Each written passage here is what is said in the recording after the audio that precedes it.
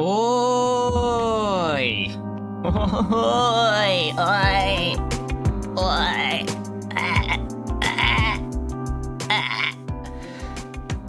Hello.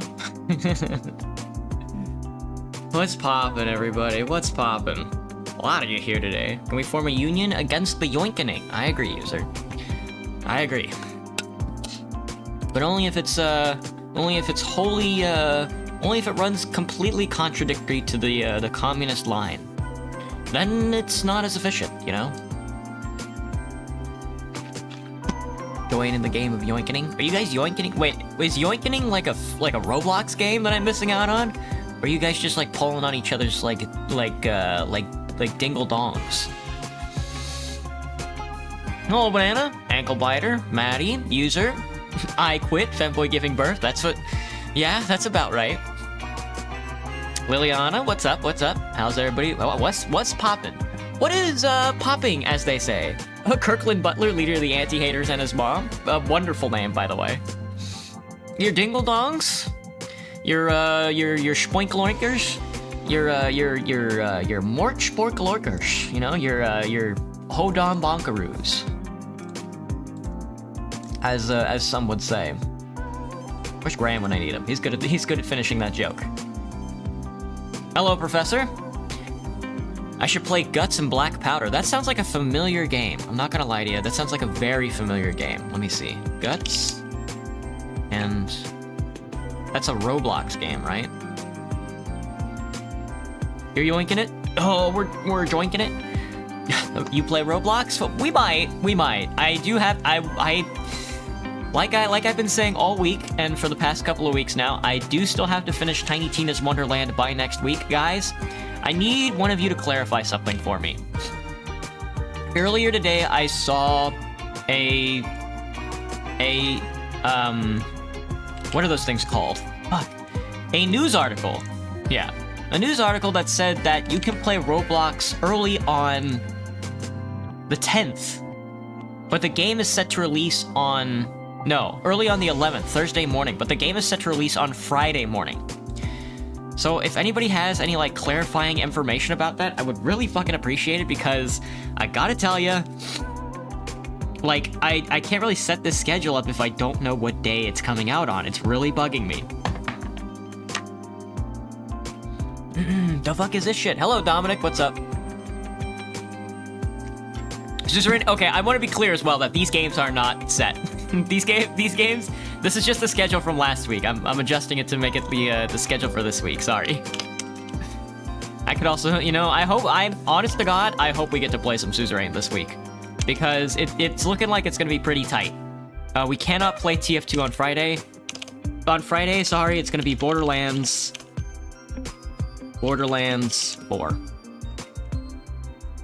And Thursday, again, I'm not sure, but I keep seeing something that says that Thursday, they're coming out with Borderlands 4, and I don't know. I don't know when they're actually dropping it. On Steam, it says they're dropping, like, I click on the game and it says, oh, the game is releasing on September the 12th, 2025, and that's on a Friday. But every article is just like, oh, they're actually dropping it on the 12th, or on the 11th. I'm like, wah. Forgot what a news article was? I'm stupid! Hello, Crystal. You just watched my Dubai chocolate short, Quasar? How'd you enjoy it? Yeah, okay, so the thing is, I don't know when to put TF2 Friday, because we have to play TF2 every week. There is no ifs, ands, or buts about it. We're playing TF2 no matter what.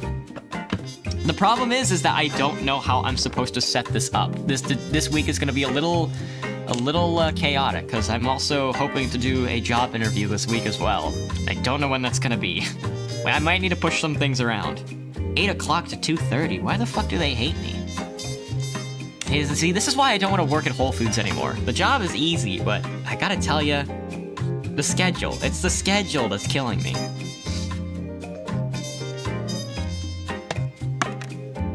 Just saw an ad on YouTube say jacking it on Cornhub. Me too, Maddie. I'm also hoping to do a little jacking off on my Cornhub today. TF2 Monday, Banana? Oh, but do you guys really want an 8 o'clock? You don't want it to be like an all-day affair? TF2 Wednesday? TF Tuesday? Oh fuck, that's all 3 days.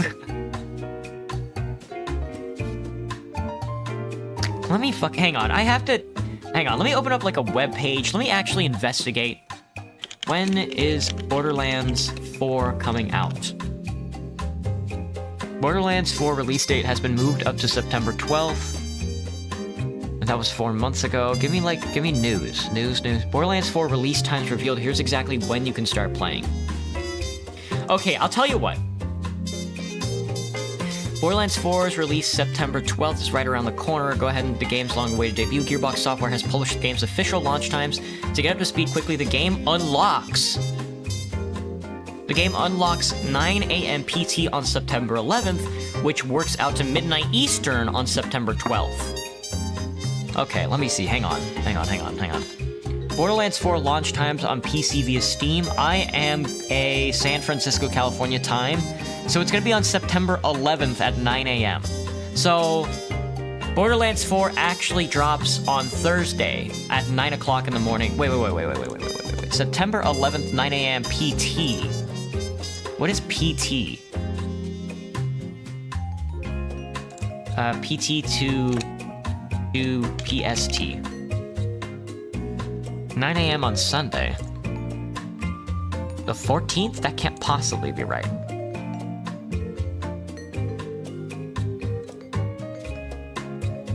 PT and PST are the same time zone? PT is Pacific time, -8. Pacific Standard Time is -8. Okay, so that's what we want. So it actually drops on Thursday in the morning at 9 a.m. Okay, so we're gonna push it back a day then. Okay, never mind. I guess we're gonna be able to do TF2 Friday. I don't know why they're being like it's actually gonna drop on the 12th on Steam, but then in everybody else is telling me that it's gonna drop on Thursday?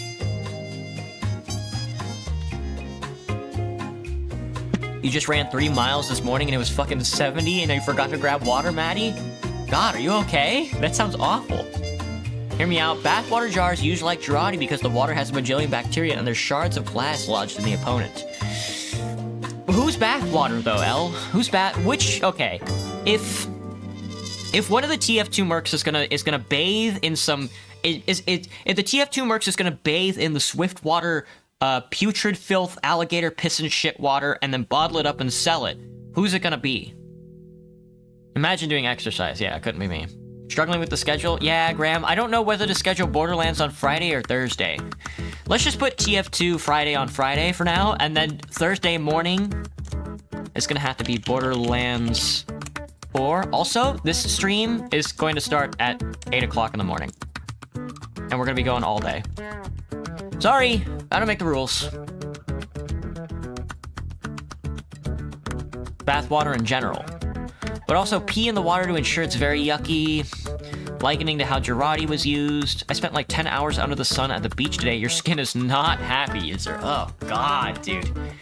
I remember when I was younger, my parents did like get me to wear sunscreen once in a while when I did go out. But I never reapplied because I didn't like the idea of applying sunscreen because I was a little kid, you know? And man, I really wish I did. I don't have any long-term negative effects, I think, but dude, your skin getting red and like getting a sunburn and peeling and getting the chance of like cancer and all the other effects that go with it. It's not worth it. It's not worth it. Just apply sunscreen. They even make, like, the thing with sunscreen now is that they make really strong sunscreen in an aerosolized form now. Even like 90 SPF you can get in an aerosolized version. It doesn't have to be like a paste. Teddy, do you mind if I call you that? You from San Francisco? I am not L. I am from... You're referring... Wait, L, are you calling me Teddy? That's very funny. No, I'm from Texas, but I live in Washington State. I live in Seattle. I'm from San Antonio, but I live in Seattle. It's time! Hunter, buddy, old pal. Hunter, buddy, old pal. What's the deal? Roblox? Hello, Liliana. Maybe. We'll see. Hi, Banana. No need to get more depressed. Yeah, for real. Alright, this is tough. Guys, this is tough. This is very tough. Instead of 8 o'clock a.m., it's gonna have to be... Okay, if I get to sleep early enough on Wednesday night... Alright, if we stream till 9 and I go to sleep 10 o'clock that night, and I wake up 10, 11, 12, 1, 2, 3, 4, 5, 6. Okay, that'll be 8 hours of sleep. So the stream is gonna start at 7. It'll either start, okay, if I'm up early enough, it'll either start at 6 or 7. The stream is either going to start at 6 or 7 a.m. That's a bit messy, but... Ew, the master of Oreos. That's what I'm talking. That's what I'm thinking. Bills versus Ravens, you're so excited. Is that today, Hunter? Hello, Derek. Welcome back, man. Welcome back. Sorry I never get to catch your hellos. By the time I look at TikTok chat again, I just never pay attention. Also, your chats never appear in my multicast for some reason. All right, now the problem is what we're gonna do for the rest of the stream, because we still need to finish the main campaign for Tiny Tina's Wonderland, and then we still need to do the DLCs. I don't know how I'm going to do those. I don't know what days, because I am gonna play them. Honestly, I would like to play Roblox this week, and I would love, if I can, to get a run of Suzerain in. So we might be multi-streaming on, like, Wednesday.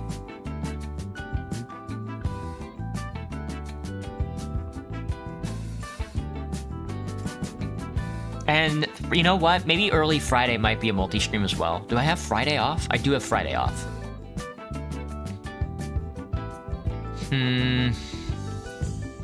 But if I'm streaming Friday morning, it would probably be Borderlands 4. Damn it. I don't want to do double multi-streams this week. I'm already exhausted as it is. Oh, shit. I still want my weekend, because work is so boringly monotonous, it makes me exhausted. Oh, let me think. Guys, what am I gonna do? This is, like, tough. This might be one of the toughest schedules I've ever made. I should play Mic Up on Roblox. I don't know if I can do... What's Mic Up? Do I have to sing? If so, I can do it. I can sing while crying at the same time. I wish I was an eagle. God, I'm good at being an owl. Fuck. I mean, okay, so tomorrow is gonna have to be Tiny Tina's Wonderland. Tiny Tina. No. We'll do Roblox tomorrow. And then Tuesday and Wednesday are gonna be Tiny Tina's Wonderland. And then hopefully we can get those games done in 8 hours. Oh, maybe not, though.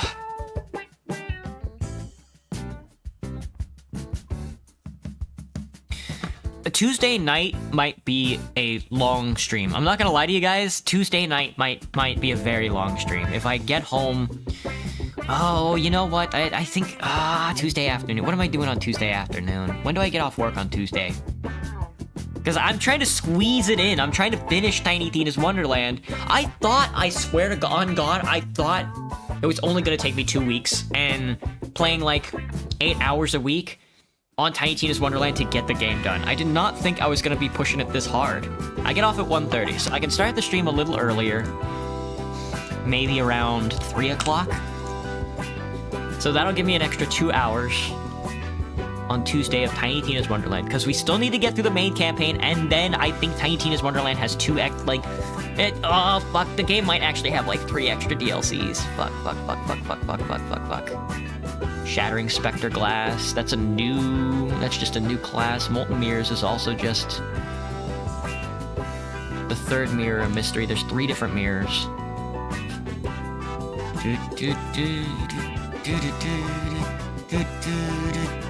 4 replayable dungeons featuring new boss encounters. That's what we don't care about. Multi-class combinations. Now, I know the game has some... I just don't know how many DLCs it has. We'll have to look the next time we're in the game. We'll have to go to there's like a DLC area. Who do I think will win? The Bills or the Ravens? See, Hunter, that's a tough ask. I don't know how well the Bills are doing this year. What? Let me check. Let me check the scores. Because from what you've been telling me, the Ravens are doing pretty good this year. So, Buffalo Bills. What conference are they in? I want to see how they're doing overall. Yeah, give me the standing. The Bills have... Oh, we just started the season. Okay, the Bills haven't played a single game yet. The AFC East, and everybody is... The Patriots, the Jets, and the Dolphins are all 0-1. That's kind of funny. Let me see. Chargers, Raiders, Broncos are starting off strong.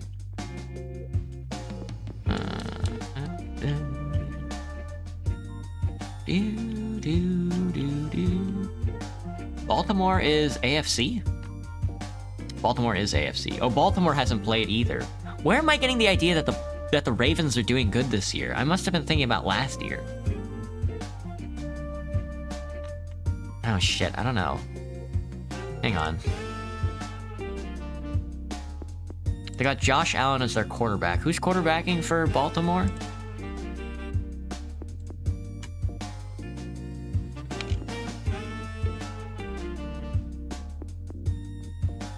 Lamar Jackson. I'm gonna go with the Ravens.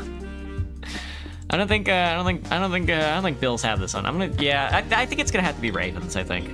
Though I'll put that I'm gonna go Ravens. Ravens maybe like a 60% chance of winning. I think. And if they do win, it's probably not gonna be by much. It's probably gonna be... I don't know how their defense is doing, but it's probably gonna be like a point separation by like a touchdown or two. It's probably gonna be a point separation by like 2 or 3 kickoffs. Maybe not a full touchdown. Your earbuds are tangled again, Graham? Couldn't be me, dude. Could not be me. Hello, Gotcha Twins! Mic up is mic up, Banana? Fascinating. Fascinating. It's just a chat room user. That's interesting. If I am gonna do like a Roblox like microphone game, it'll have to be offline. I don't mind playing with you guys. It'll have to be offline because I don't want to turn multiplayer microphone on while I'm on stream. The Lions lost to the Packers today, Catnap. I mean, Detroit was doing okay like a couple years ago, but I think it petered out. Same thing with the Browns. What do I feel about long streams, Graham? I haven't done a long stream since I haven't done a long stream in like 4 months, since like January or February. It's gonna be tough. I'll tell you that much, Graham. It's gonna be tough. I think I'm gonna have to like prepare like some snacks or order out or something like that. Because there's no way I'm going to get up to cook. I'm just going to be sitting at my computer playing Borderlands 4 all day. Hello, Uwu. What's up?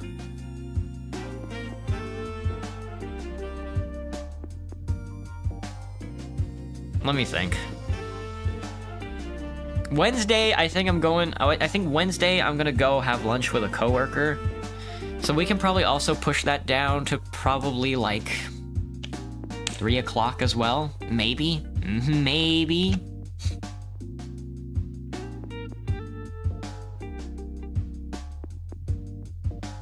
Yeah. And then Wednesday morning I can do it as well.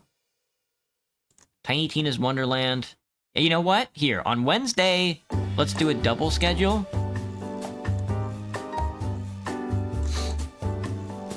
And schedule 1 needs to be just title only.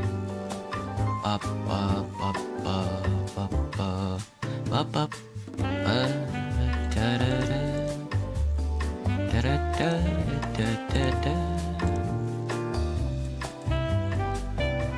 we go, and then this is gonna have to be 10? That's okay, well 10's not a bad time, but I think I'm gonna crunch that down to probably like 8 a.m. 8 a.m. Pacific Standard Time.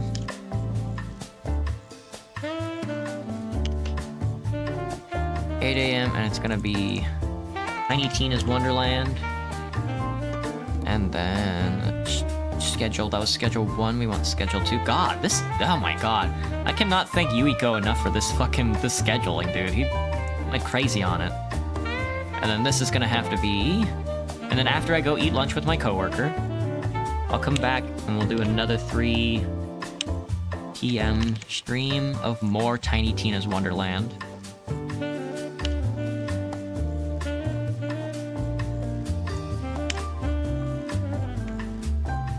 Hello, Mona.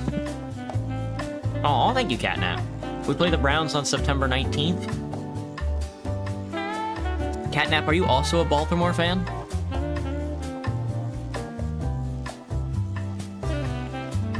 Can't even stay the entirety of your streams throughout the week because of work user? Ah, don't worry about it, man. Don't worry, one of these days I'm gonna complete the Enderal video. I promise you the Enderal video is coming soon. I finished all the editing for it. I finished all the funny little memes and all the little circuits. I just have to write a script. I have to finish the script and then I just have to voice it. It's gonna be done soon. After, if I just get my ass in gear, you know? You came to watch because your girlfriend is gone? This is so sad. This is so sad. You did have a 5-hour stream 2 weeks ago? True, Banana. True. Kawaii! Hello, Bruno. What's up? You're new here? Oh, don't worry about it. First, it was the college fund he gambled away, then the milk money until he finally gambled me away. Hello, Salty. How's it going, man? What's poppin'? Won't even be there for the first stream on Wednesday, Banana? That's very funny. Who will show up? Oh, goodness. Who will show up on Monday for Roblox? I wonder. How do I feel about TF2 and TF2? There was a period there where they were comrades in arms, but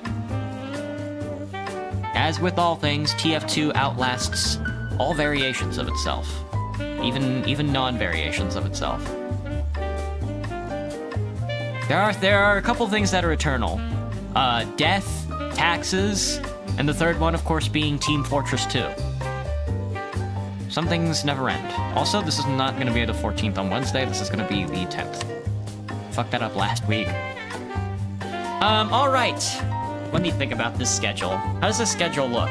I know you guys probably aren't happy with how many Tiny Tina's Wonderland we're playing this week, but I promise you, it's just in preparation for Borderlands 4. I'll bring Suzerain back around one of these days. But tomorrow it's gonna be Roblox, Tuesday, Tiny Tina's Wonderland, Wednesday, Tiny Tina's Wonderland twice. Thursday's Borderlands 4.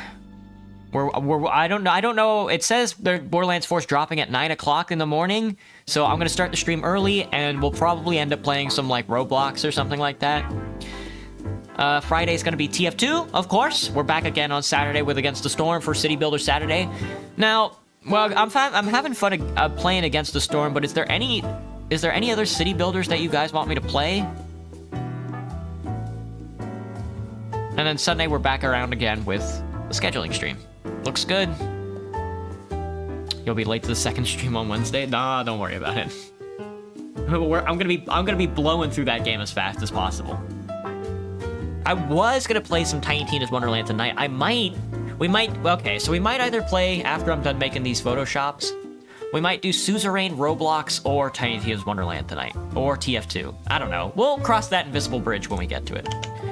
But honestly, I'm pretty okay with this schedule, so I'm gonna get this out of my system while I still can, while I'm still breathing.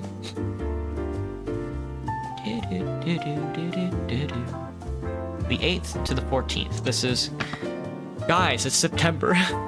It's September. Play Roblox Scary Games, Mona? Guys, I don't know how to tell you this. October is next month. I promise you we're gonna get in some horror games, some Roblox horror games. I can assure you it's gonna be spooky. Just let me collect myself before I have to piss myself live on stream. I'm no good with scary games. Please just give me one more month. It's not a city builder, but what do you think about a park builder? Oh, do you want me to play Parkitect again, Graham? Oh, unless you're talking about Water Park Simulator. How is that game? I think I saw a little bit of Saba playing Water Park Simulator, but I don't know how to feel about it. September the 8th to September 14th, 2025, lads. The year is coming to a close. I think we're at the end of the third quarter. I hope everybody got their pay stubs in. Let's see. Now let's start making some thumbnails. The first thumbnail this week is going to be Roblox. Let me think. Hello, Mizuki. What's up? I enjoyed making like a simple gradient item, and I enjoyed the wackiness of last week. But I kind of just want to level off on the thumbnails for now. Just make some more of the classic, like the classic VTuber style of thumbnail, where it's just like their fucking big ass face plastered over what they're doing. VTuber thumbnails. I think this week I'm gonna lean back into the regular style of VTuber thumbnails, where it's just their big ass dumb face over like a big block of text and then whatever happening in the background. Do do do do do. Do do do do. Do do do do do do do. Do do do. Do do do do do. Do do do. Do do do do do do da. Guys, it's hot in my apartment. Fuck, hang on, let me check it. Let me look at the temperature. No, what the fuck? No, I don't get it. It's 71 in my apartment. I keep that. I hate it.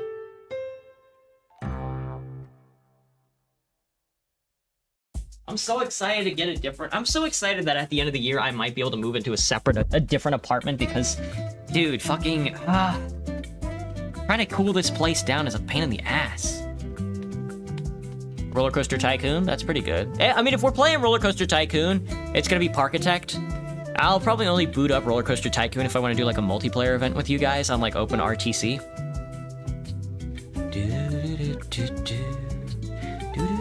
I still remember you panicking at Alien Isolation. I wish, Graham, I'm not gonna lie, I wish I had my hand... I was so scared at that game that I did not get any clips for it to make a YouTube short for it. It sucked. I was like, oh, I could just make a ton of YouTube shorts of me being scared, but I was so frozen by playing the game that I couldn't get my hand off the keyboard. Scary now. No, we're so close, Mona. We're so close to October. Just... Let me be a regular femboy for one more month, please. A solid 20 degrees until tomorrow, which will be 31. Jesus. Well, I'm ready for it to cool down here in Seattle. Let me check at the temperature since I'm talking about it.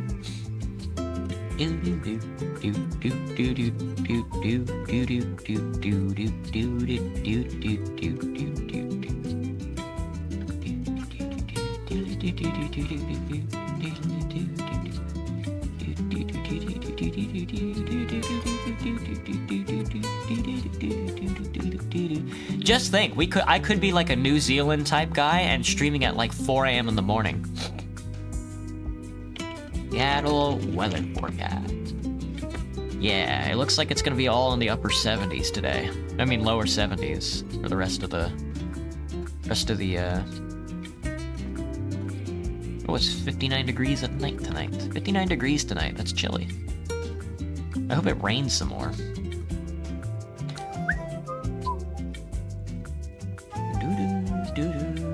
You still get some clips if you rewatch your own stream? Ugh, Graham. The problem is with that, I used to do that, where I would just take a whole stream and watch through the stream and then pick out the best moments.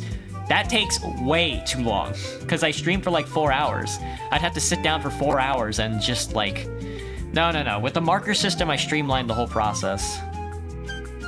1 hour horror game per Roblox stream to prepare myself for October. Nah, I'll just let it hit me like a truck. But we're making a Roblox thumbnail. Let's see. Let me get a... That's research logs, that's music, that's my schedule. This is thumbnails.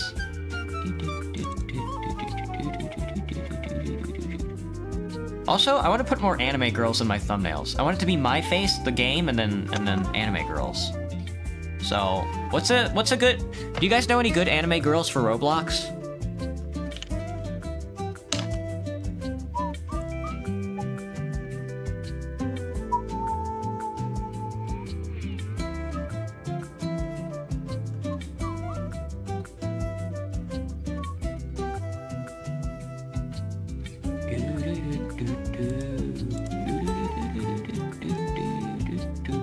Get Roblox now. Get Roblox now or you'll die.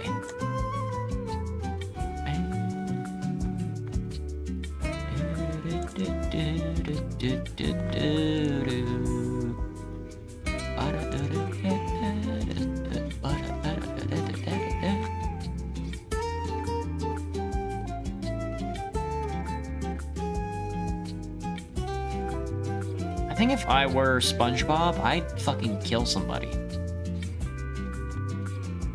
Roblox Pop Arts.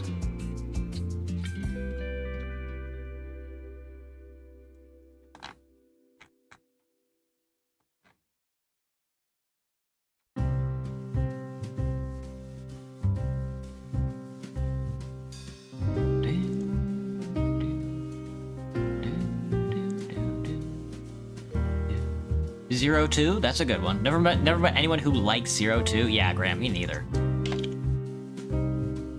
I don't know anybody who likes 02. She was like the face of like every anime girl that ever existed for a while. And I'm just like, I don't know. No thanks. It's just, I don't know. For me, there's something about like skin tight suits where I'm like, that's not that attractive. I like clothing that's like form-fitting, don't get me wrong, but like skin-tight suits? That seems kind of a bit too much.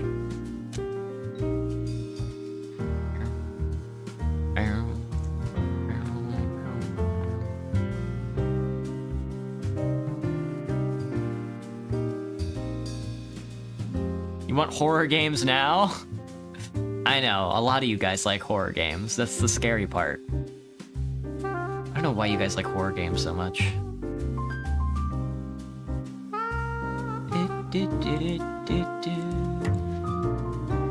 Oh, gimme. Thank you.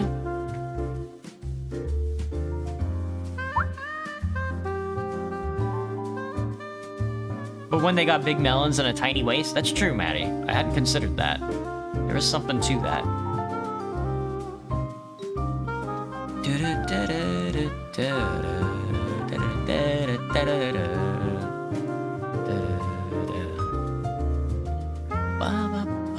I need a new emote. Hang on.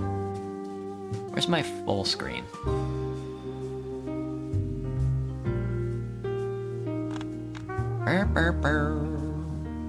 Alright, how about, I want another one with my full hat on, like this.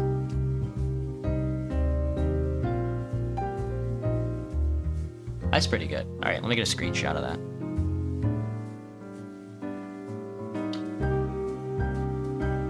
I don't actually have to be on the screen. I don't know why I'm on that screen. I wish I had big melons and a tiny waist. I was talking to my coworker about estrogen the other day, because I was like, oh, I could take some estrogen. That would, that wouldn't be a problem. I'm not trans or anything.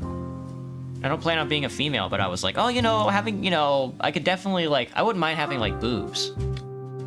Like, I would be cute with A cups, I think. Take a screenshot.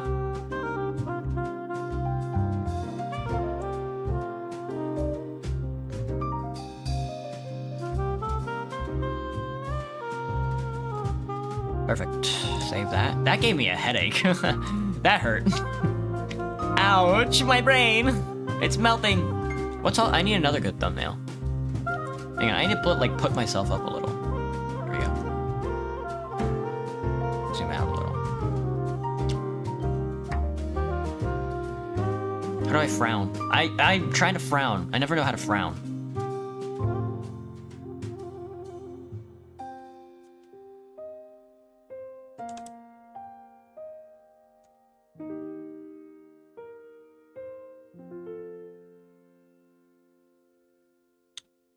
Alright, let me adjust my hoodie.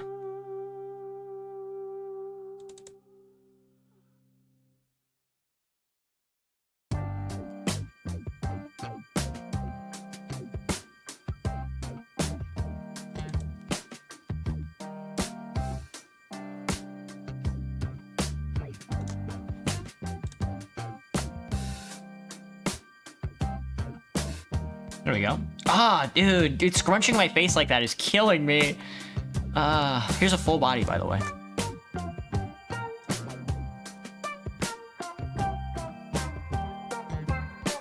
His hands do be loose. Gay, gay, gay. No? I would never.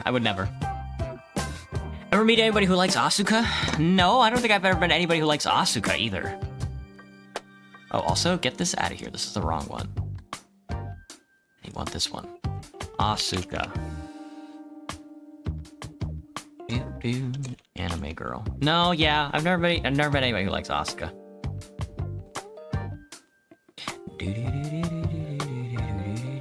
You look like a kid? Well, I am like 27. German 985 build? Nuh-uh. No? I'm gonna fucking bite you. It's weird when I show my body. Okay. You've convinced me. Let me put myself back. Here, you can look at my feet. Look at my Rubik's Cubes. Oh, it looks like I'm doing a VTuber reveal. Here's my body. Here's my hip ratio. Here are my feet. Here's my chest with my big boobs. Let me wiggle it back and forth.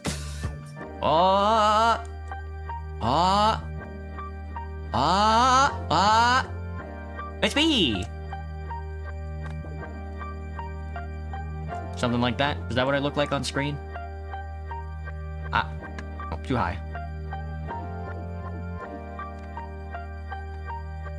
Like that? Yeah, something like that. Maybe a little smaller. Over to the left a little. Oh, I fucked up my avatar placement. I got this down so perfect. That's fine. Real height, by the way. I should play Guts and Black Powder. I still have no idea what that is. That's a Roblox instance, right? Oh, let me get these, I got I made new emotes. Let me go find them. Pictures, screenshots. Oh, are these all new ones?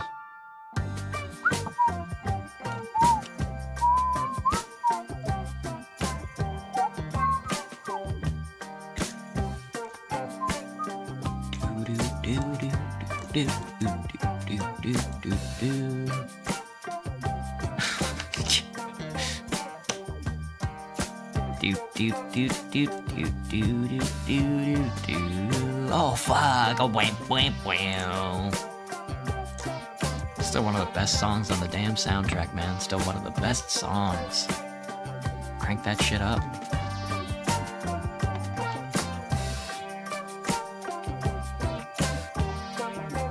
How do they do it? How do VTubers make thumbnails? They put their big ass stupid faces right in the middle of the damn screen sometimes, off to the side. They put their big dumb stupid faces off to the side on the screen, and they make themselves covering up all the text that they wrote. Yeah, to the background of the thing that they want to be talking about. God, it's silly. All right, we also need an anime girl. I was thinking starting out the week with a little Miku, but if you guys want something more cringe, that's fine. You know any more characters other than the popular ones? It's gonna mess with your OCD. Why am I looking down? I'm staring at your peanuts. I'm staring at your Dubai chocolate shake. You should use that red arrow plus circle combo, slap some dumb JPEG over the circle. Yeah, user probably. Tedo? Well, yeah, you got my ass. It's Tedo pair. Tedo, Fumo.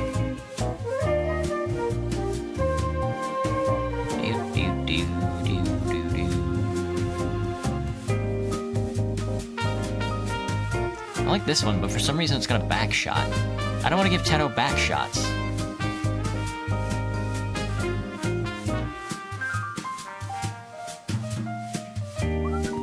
Alright, we're gonna do the one that's like a sideways picture of her. Because that's honestly kind of funny. Do I have an anime girl folder? I do now.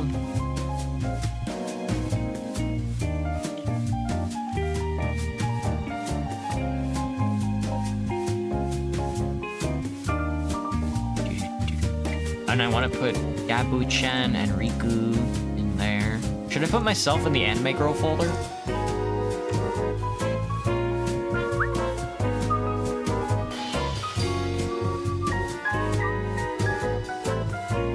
Where is this tool? I've never used a tool ever. Thank you, Tedo, for being as simple as you are. Is that good? No. Your face is like being collected up by the morass.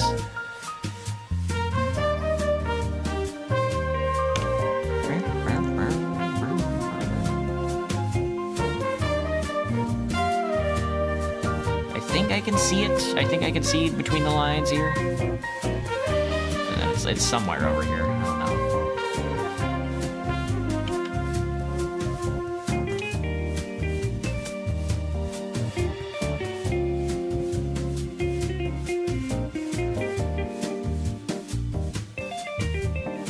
What's he looking at? Should use the red area. Yeah.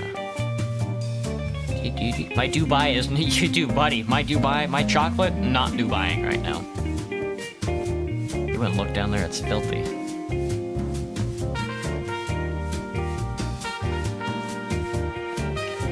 Roblox. Yeah, you'd never know it. You'd never know that that's exactly what I'm playing. Is it alt? It is alt.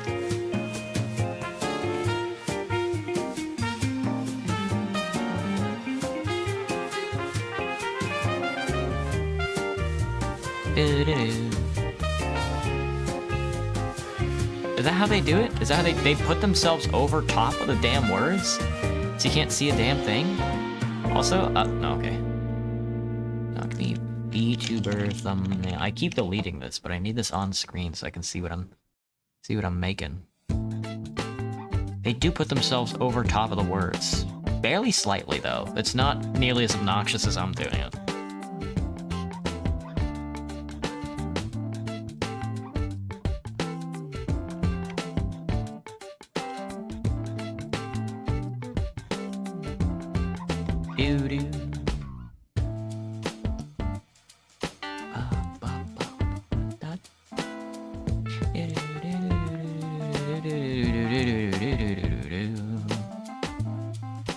What do I think about the Vocaloid cast? I think they're very cute. Miku, Tedo, and what's her name? The blonde one?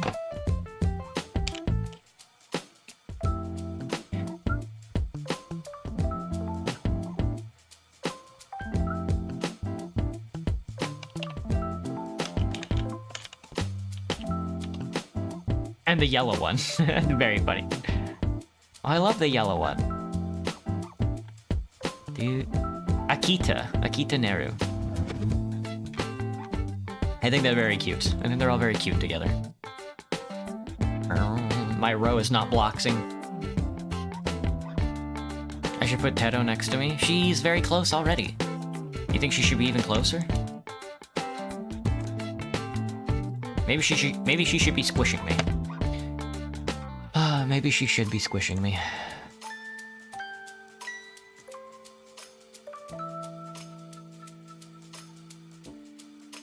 I mean, the outline is good, it's just this color is kind of not where it's at right now. Give me a gradient, probably, then. Oh, we're back to doing fucking gradients. Ugh. Have I learned anything in these past couple of months about making thumbnails or editing or like color theory or doing anything really? And the answer is no. Nope, nope, nope. I will never learn. I will never learn what people want to see. There is only Teto. And that's honestly all I need.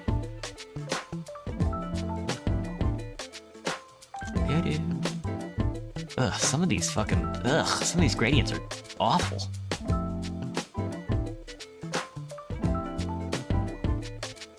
I'm sure some of these gradients would look a lot better elsewhere, but I just can't find anything that sits in contrast enough to the background of Roblox. I mean, is it even possible to find something that contrasts Roblox? It's literally the epitome of high contrast, so. I should mirror Teto so it's facing me. I'd rather look at her butt.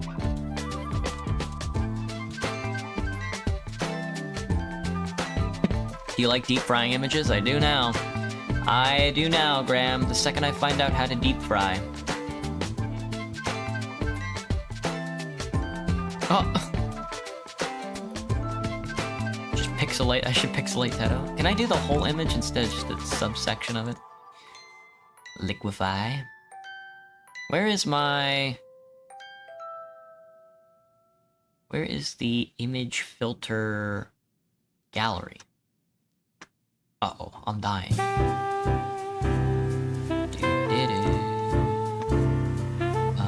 I'd have to combine everything and then add FX. Or can I just select everything? Convert 4 smart filters? Oh, I combined everything into one. Okay, well, I guess I hope I'm set with that because that's what we're working with.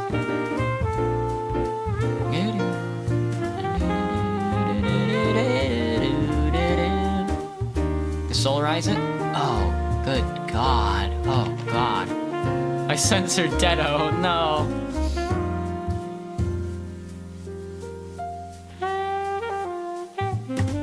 I got health bars and blackberry Dr. Pepper. Oh, how is the blackberry Dr. Pepper? What does that taste like? Because I keep seeing, every time I go to Target, sorry, I saw Heath bars and I said Target. Every time I go to Target, I see it right next to, because I bought the strawberry cream Dr. Pepper, and it was okay. But I really want to try I want to try the blackberry Dr. Pepper, but I can't justify buying a whole fucking case of soda. Extrude and emboss? That's impressive. Really adjust the height, huh?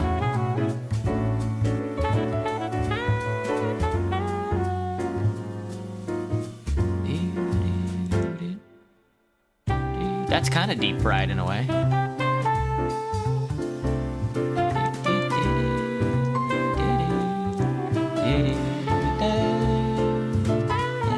That was a little too much though.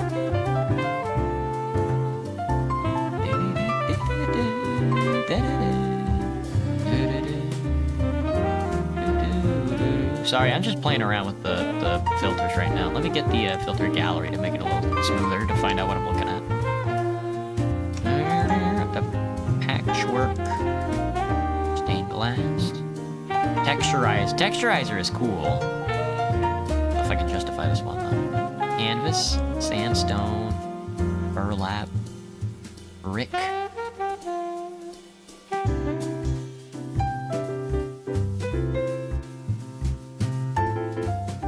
Well, you can change where the light's coming from.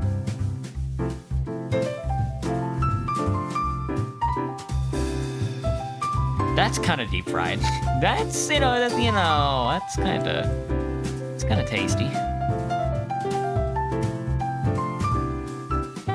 Oh, I don't want that to be up.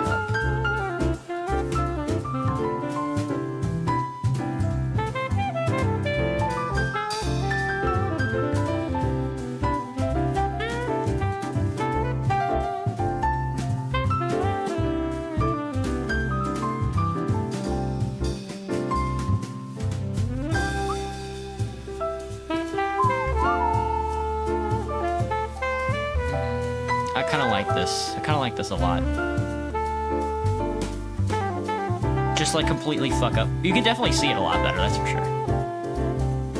It tastes like grape. Interesting.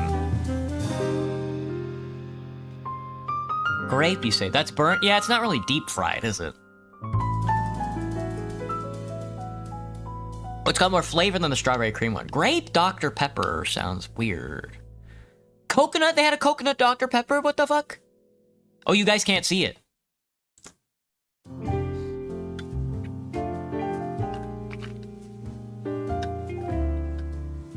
Don't have any of the fun Dr. Pepper over there. You hate Dr. Pepper banana? Happens to the best of us. It happens to the best of us. You just have to learn to live with yourself, you know? Some of us, you know, some of us have like the easy path in life where our tastes are just aligned with God and heaven. But for guys like you, you know, you have to try a little harder. 2.5 megabytes, these nuts. It's a bit too sugary. That's all soda. Pictures. Not thumbnails, edits. This is gonna be September.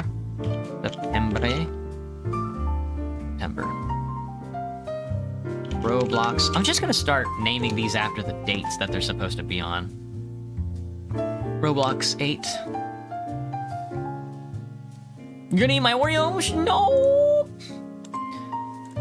We're Tiny Tina's. I'm tinying my Tina Wonderland. I'm tying my Wonderland's Tina. I think I have already the flat, now that I think about it. Do I? HIJKLNOPQRST TI-84. I'm winning the TI-84. I do not have the thumbnail. Okay, I thought I did. Never mind. Tiny Tina's Wonderland.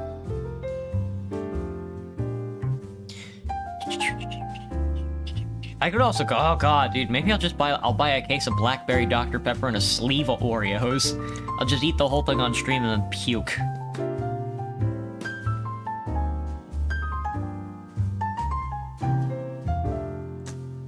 How do VTubers like to do that thing where they have like an image of the game that doesn't have the title on it, and then they write the title on it later. They don't use the title itself. The title card itself, rather. They like to blur it out. It's very obnoxious. I hate it. We should go to my YouTube. Probably the best reference. Oh, I'm getting AI. Oh, I'm getting AI TF2 videos now. Also, I'm ready for the second season of Dungeons, Drive-Ins, and Dines.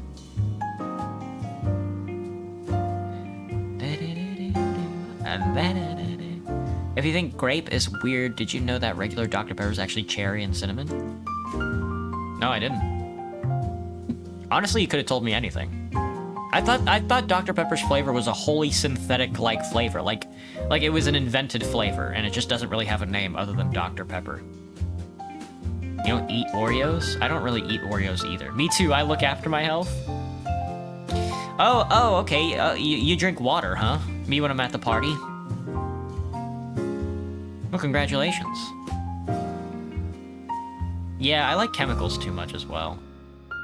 Let's get peggled. Yeah, they like doing this. VTubers like doing this thing where they get a blurred image of the game and then they write the title of the game over it. It's fucking obnoxious. Because half the screen is their face, and then the other half the screen is the game. I guess I have to fall in line, huh?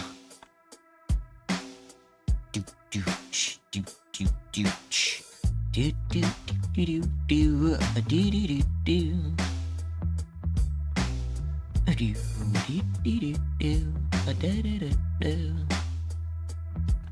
Should I do that? I'm kind of on the fence right now, because that's clearly what VTubers do. But should I make my thumbnails look like... I still don't really have a designated thumbnail style yet.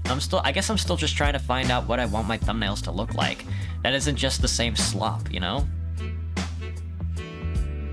There was this tabby cat outside my yard, always just walks around like he owns the place. Same. I mean, I do that and I'm not a cat, so. You thought OG Dr. Pepper was just medicine flavored? Ugh. Cherry, cinnamon, and cola flavored. Well, cola is also a synthetic flavor. It's invented. I should make my thumbnails different from the rest of them. I know, but I don't really know how. 20 flavors of Dr. Pepper? That's kind of lowballing. Isn't there like 3 million flavors of fucking Coca-Cola?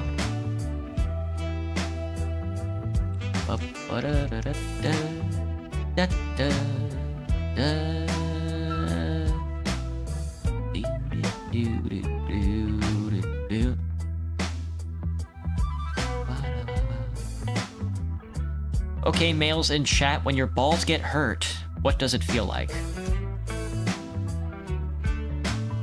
Oh, sorry, that was an Anna Alouette clip.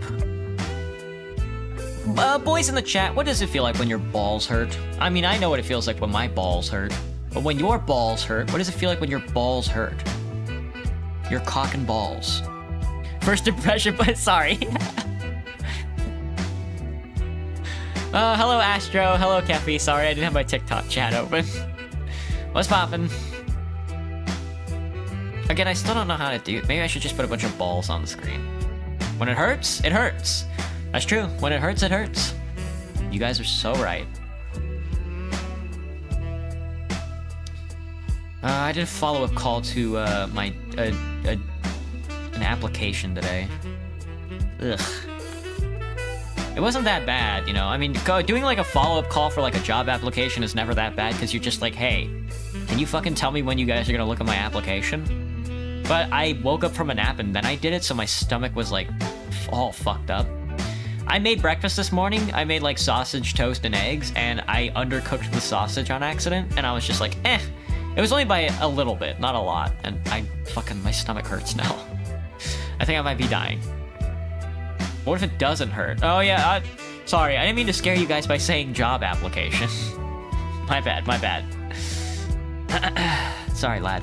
It's not even October yet, and yeah, who's the scary one here? Who's the one doing the scary stuff here?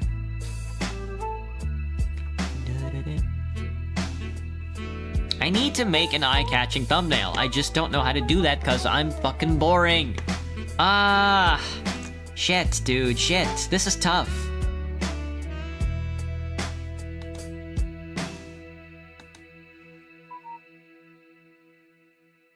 You eat for breakfast what you eat in an entire day, user? Well, I haven't eaten anything else today.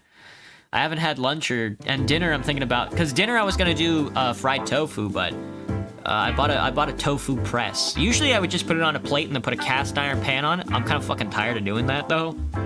So I just bought a tofu press. Who else here hates sugary coffee but loves sugary syrup water? I don't drink coffee at all. I'm not really a coffee drinker.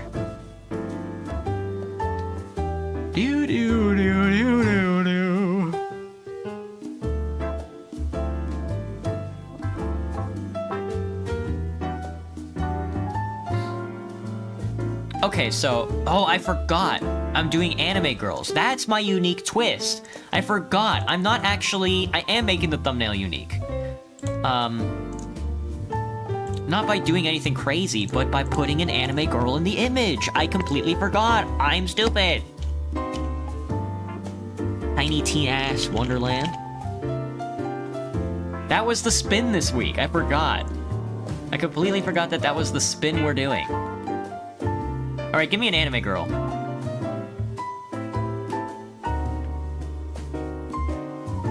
I need 3, by the way. I'm doing 3 of these thumbnails. It's gonna be 3 different Tiny Tina's Wonderland thumbnails, so I need 3 different anime women.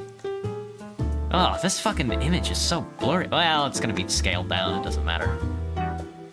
How convenient, that's what I'm thinking.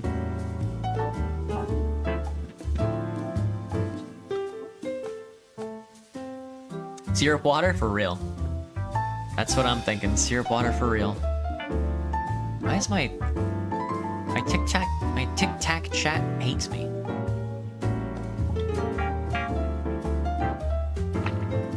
Hola, amigos. Hey, Spider. Basically a latte. I mean, I was talking with a coworker about this the other day, and it was just like, I don't really get people who buy a coffee and then dump a bunch of sugar and creamer into it. You know, it's basically just like a milkshake at that point, and they wonder where all their extra calories are coming from. It's just like, yeah, you put like a full milkshake in your coffee. Right. I'm scared of making my face big, you know? But my face has to be big. There's just nothing else for it. What is an anime girl? I mean, you know, it can either be an anime girl or an anime boy. An anime femboy, if you will. An anime girl who has a penis. You can't watch my stream, sleep for 2 hours, and go to work if I don't drink coffee, user? That's very funny. Well, it's not that I don't get caffeine in my system. I just, instead of drinking coffee, I eat Cliff Bars that have caffeine in them. We're suffering and being tired? I've been crashing out these past couple of days. Do an anime girl from Kawaii Neko Girls? A Vocaloid with the yellow hair? Yeah, I don't remember her name, user. I never remember. Miku Hatsune? Fine, we'll do Miku again. Fine, if I have to, I'll do Miku. You've convinced me. Oh, I've got Rice Shower as well. I think on the next one we'll do Rice Shower. Oh, I also have Haru Rara. Shit. I already have a and I have Bourbon and Megumin. Fuck, I already have a collection of anime women. My collection of anime women only grows stronger. My collection of anime women only grows stronger.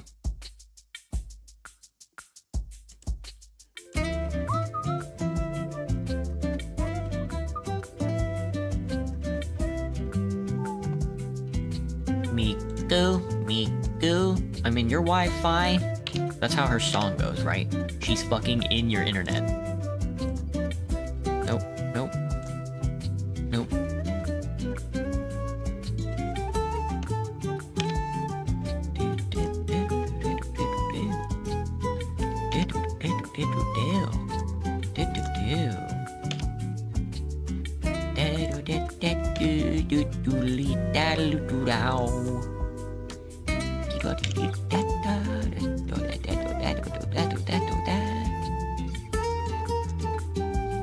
Can you FOMO? Do Momo? Inaru? Tato?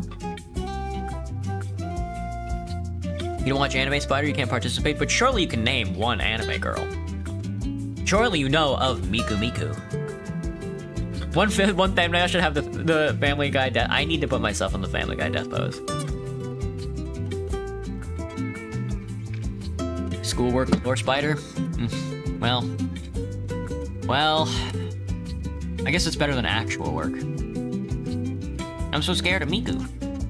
Alright, let me stroke this. Let me stroke this before I die. No, we don't want to give Miku her own colors. That would defeat the point. Oh, I don't like that black, though.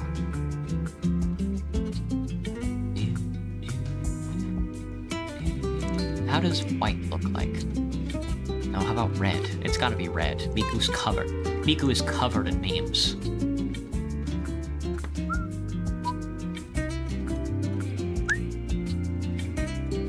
If she's red, then I'm blue. Dabu dee, dabu die, and all that.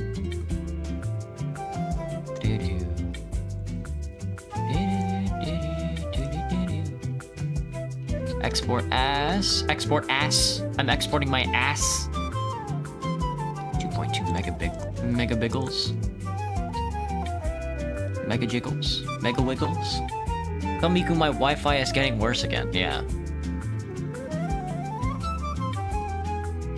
Sick the week before last. Yikes. Miku! Do I watch Russian Badgergram? I do not. I get him popping up in my feeds once in a while. His videos are very high effort, but I think his editing style is kind of grating. Well, maybe not his editing style. Well, maybe it isn't. I think the way that he does stuff is kind of grating. It's the way he covers stuff, the way he animates, the way he tells a story, kind of gets on my nerves. I think I'm just jealous, to be honest with you. I hope it is, at least. I don't want to, like, actually critique the way he does things. What am I doing? Thumbnails. It's not like I have any room to speak, because I'm still just, like, a small dude, but... This is Tiny Tina's Wonderland, September 10th.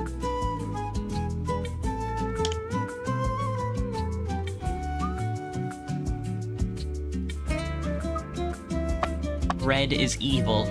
Blue is good and red is evil.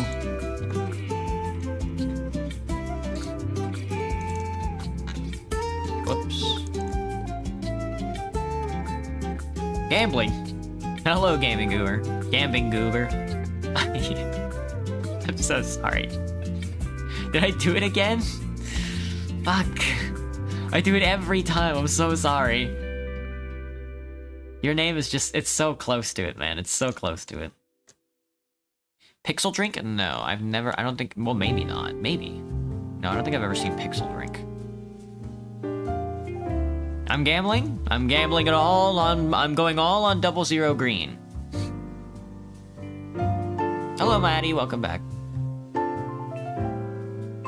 Just asking for the sake of asking. What's my favorite clip of Russian Badger?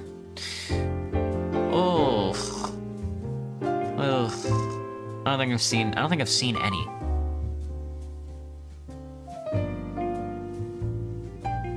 That's just your nickname at this point, gambling? Gambing Goober? Well, happens to the best of us. I need an emote.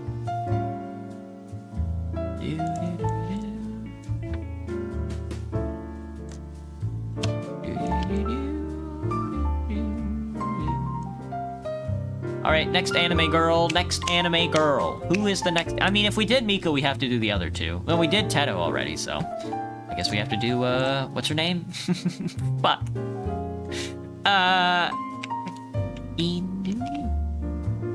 No, that's a brand of dog food. Miku, Teto, Naru. It's fucking Naru. It's Naru. Her name is Naru. Naru. N-E-R-U. It's Naru. It's Naru. She's the cutest of the three, and I cannot remember her name for the life of me. Oh, we also need it to be a plot. Naru. What? Naru. Umo.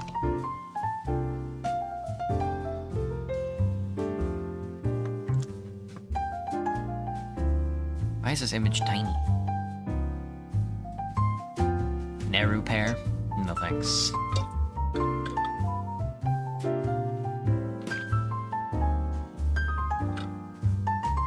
Ow. You have a dare, Catnap? What is it? What do you call normal? Oh god. Oh goodness. Oh goodness gracious. Oh god.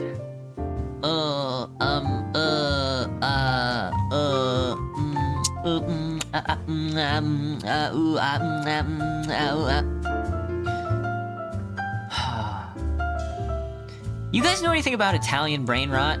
I don't fucking get any of that shit. Am I stupid? Anime girl. Naru Funmo. Eat my keyboard? No, dude, this thing is expensive. Got anything else I could eat? Like a penis or a Dubai chocolate shake or something? I can do that.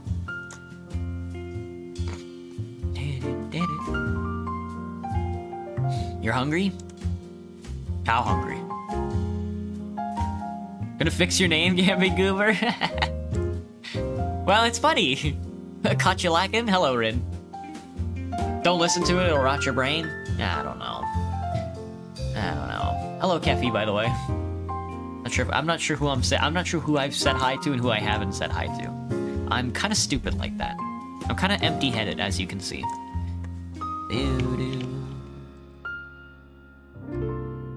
The Gambling Goober. That looks a lot better, Goober.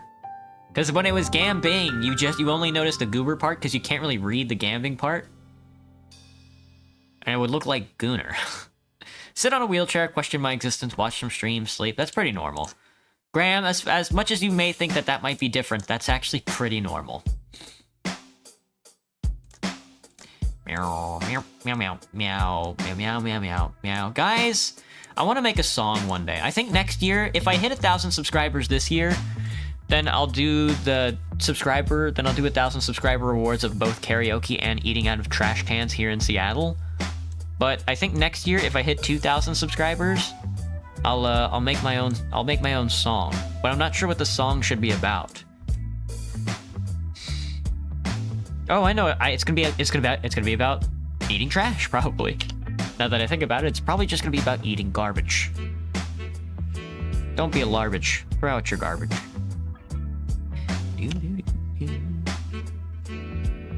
I fucking deleted her foot. Come on, girl. I need you to have the other foot. Now the shoe is on the other hoof. As Twilight Sparkle might say. Probably not. I don't think Twilight Sparkle would say that. Twilight would never say that. She'd say something like books. But she would never say, I'm gonna goon. That's totally out of character. Is eating trash a new sport? I'm trying to make it into a sport. My monitor? No, my keyboard's more expensive than my monitor. My monitors are just cheap, shitty, like Amazon monitors. My keyboard is a DaVinci full size. Minimal story underneath. With Italian brain rot, what you see is what you get. Minimal story? That's fucking lame, Spider. Is it really? Because there's all kinds of unique, like, animal photoshops that they have, and they all look really fun. But, I guess it is just a bunch of fucking animals with a bunch of shitty photoshops, huh? Lame, dude, lame. Stroke me, doctor, stroke me.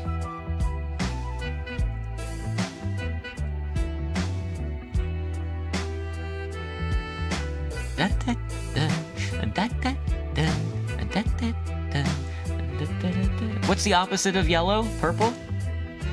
No, that's orange. No, yeah, it's purple.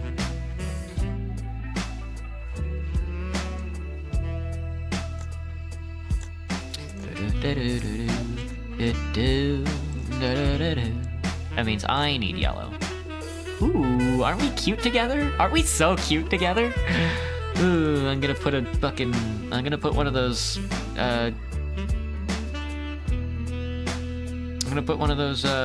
jerk-off devices inside the plush. Do not the Naru.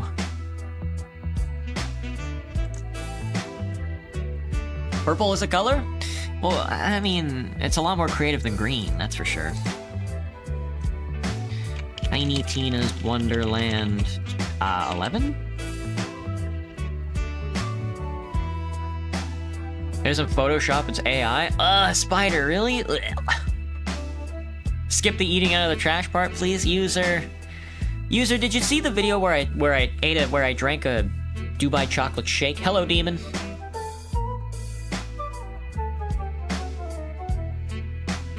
I should do a split image where it's half your face and half the Vocaloid's face. Ooh, I like that one. We'll do that for the final because we have to make another Tiny Tina's Wonderland. We'll do it with all three of them. It'll be like a triple split. Now that I'll know who fixed my name as someone who probably none of my friends have heard of. Well, happens to the best of us.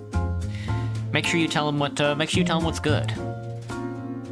Can't believe he would say that. For real, Graham, what the hell, man? Green Kaziota? He's dead, dude. He died. He dies in like the 7th episode. No. He dies in like the 5th episode. No. Yeah, no. I don't remember. Do I like when Soldier TF2 becomes a robot? Yes, Graham, I love when Soldier TF2 tries to steal American jobs. That's the best part. Alright, so that's a good idea, so I'm gonna do all three of them. I need a fat fucking Teto face. Teto Umo. I need her to be looking straight on, looking straight at me, ready to kill.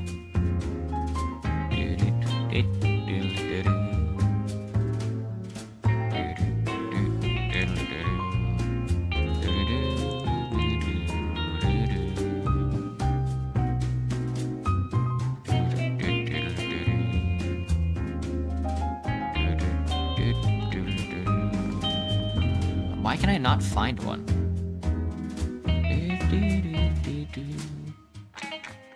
You know, I don't want to do the 3 Vocaloids. I'm gonna do the classic Fumo.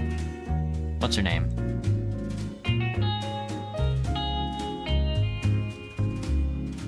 Who's the original Fumo?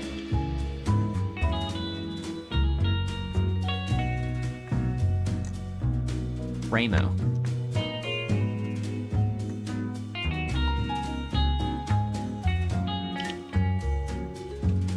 Reimu Fumo. Pear Teto? Oh, Pear Teto is good though. Am I gonna play Silk Song? No, I have not even played the original Hollow Knight. Also, not my kind of game. I heard that too, user. I heard Silk Song wasn't what it, you know, didn't live up to. I heard Silk Song, wouldn't you fucking believe it that Silk Song didn't live up to the hype? Who would have thought?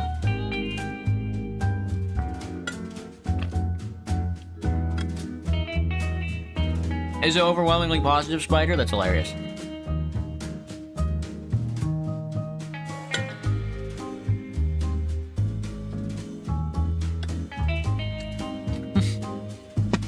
Instead of just replace my model with Miku. I should, but I'm not going to. Instead, I'm going to use Reimu. Reimu, and then myself.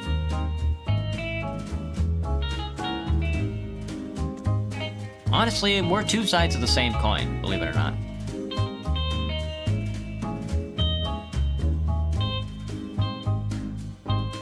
Are all of these thumbnails are just Fumos? Okay, well, all of the thumbnails are just gonna be Fumos. Fuck.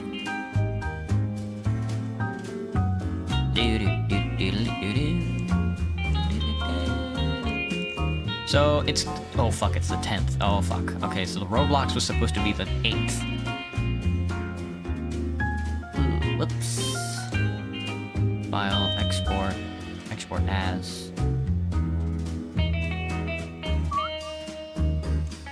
Export as, pictures, thumbnails, edit. This is Roblox. Oh no, it's in August. No, it's September. Oh no. It is already Roblox 8. What is this one then? Is this 9? Hang on, let me export you. 8-9 789. Oh shit.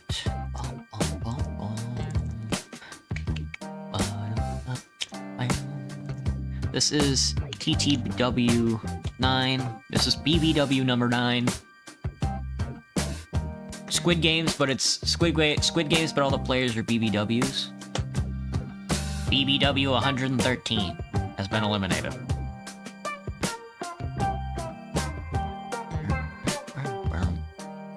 Your phone's about to die, Marty. Rest in peace. Couldn't be me. Clean. Tight. Septiembre. TTW 10. I think it's gonna be TTW 10 and TTW 10.1. Right? It's gonna be okay. Woo, I'm stupid. Silk Song fans hated Deadpool.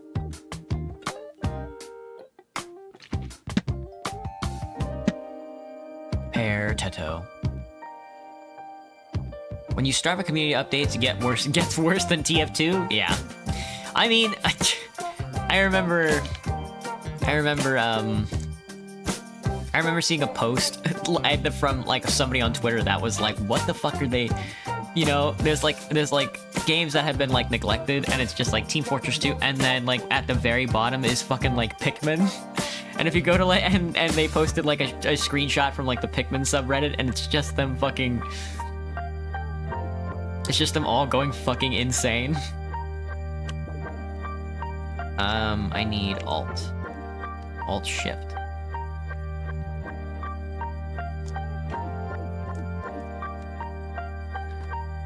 Control T, Alt Shift down a little so I can edit you.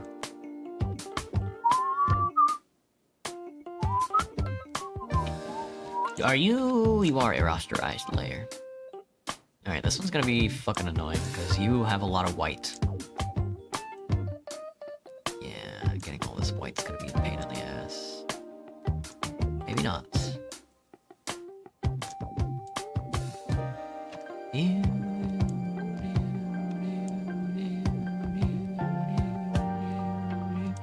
Like this arm? Like, are you joking?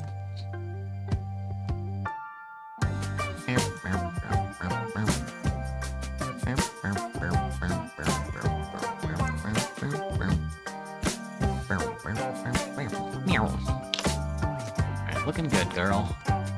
I'm not too... well, maybe I should be. I was gonna say, maybe I should be a little worried about this little white space. Here it comes, here it comes!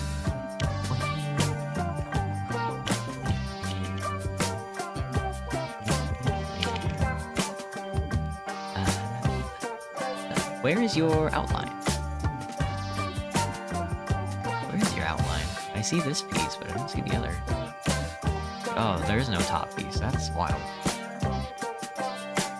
Okay.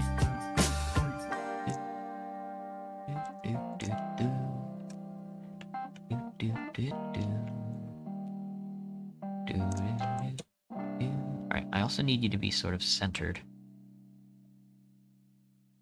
Like right there, girl. Thank you, girl. You the best, girl. Alright,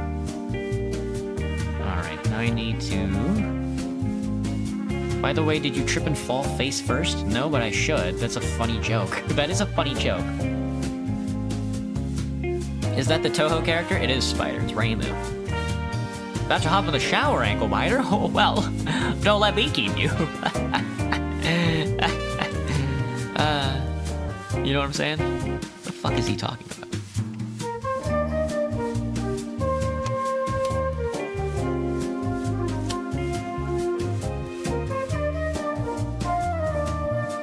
I peed my lifelong I peed my lifelong's best friend's bed and we haven't talked since we were like 8? That's so cool. One time I got invited over to a friend's house and I am so used to like dry environments that my nuts and balls and bladder are like adjusted to that. And his mom put on a what's it called? What's 1920 divided by 2? Put on a humidifier. And I peed on his couch. And before anybody woke up, I flipped the couch over, and I blamed it, and when they found out, I blamed it on, because I had a big, like, piss spot on my shorts, and I didn't have a second pair, so I had to borrow my friend's shorts, but he was awake at the time, so I was like, hey, let me borrow your shorts, and he did, and as an excuse, I was like, his dog pissed on me. Now, I'm gonna be honest, I don't think anybody believed me. 960. That's half? Are you fucking kidding me? That is half. What AIDS, dude? AIDS.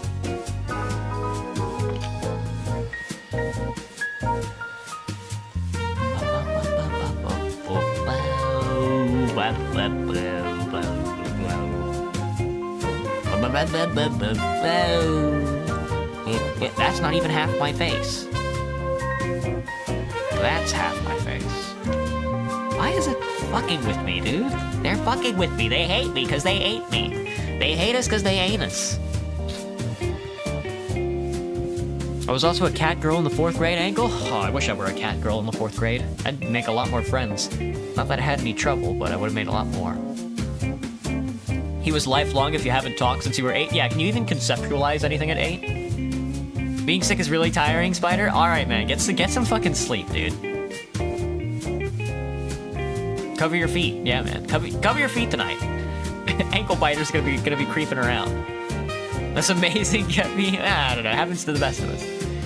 You would never tell your most embarrassing moment? I wish I had more embarrassing moments to tell you guys. It's just that I'm not a very embarrassing person, sadly. I mean, the thing is that I'm more than anything, I just need to go outside more, because I'm completely okay with telling you guys some really embarrassing shit. The problem is that I never go outside, so I have nothing to say. That's the big problem with me. Alright, Tedo's gonna be on that side. Never mind.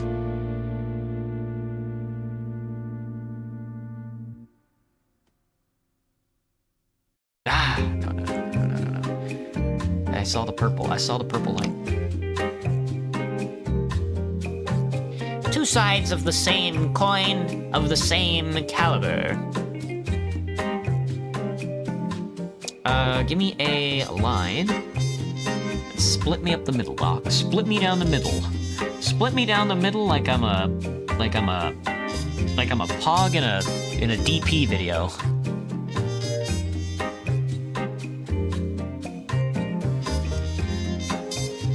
Yeah, like that, and then no fill. Give me black and increase the 14 points. Martin Luther's 14 points. Yeah, something like that.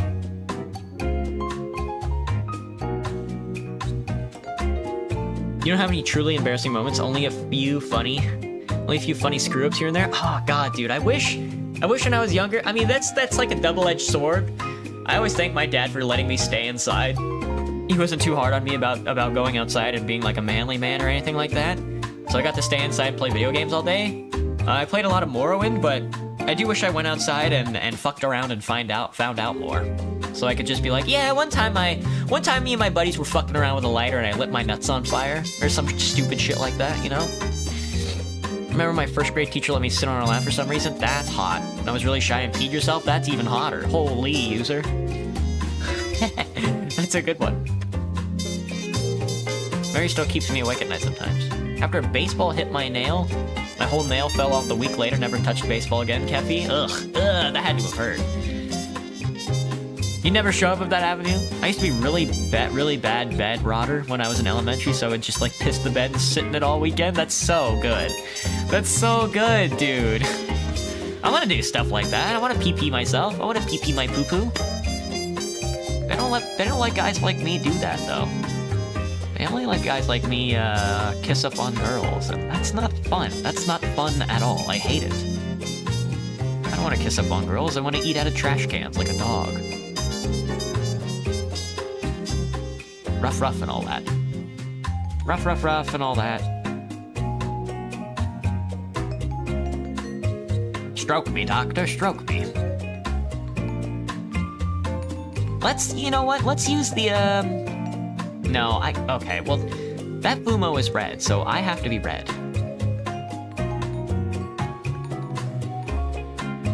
And since you're red, I guess, since I'm red, you would have to be purple.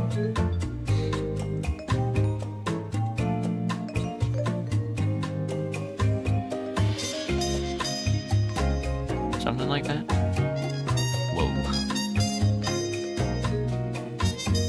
Nah, that's too close. That's too close, Doctor. Doctor, it's too close. Where's Dr. House when you need him? If you guys could suck off Dr. House, would you do it?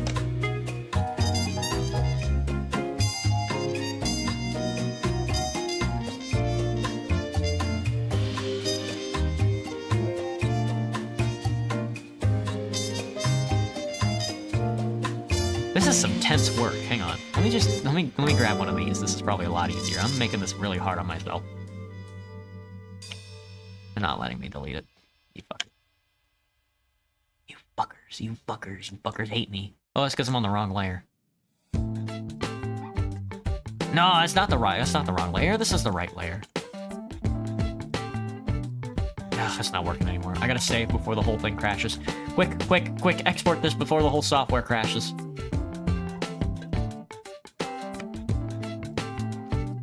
Only for bread? Sure. 100%, you're 100% slurping Dr. House. He's gonna be whimpering. Dude.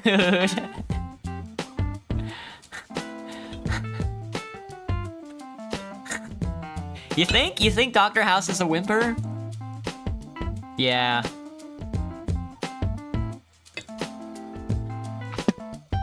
STTW 10.2. TTW 10.2. You don't see the excitement?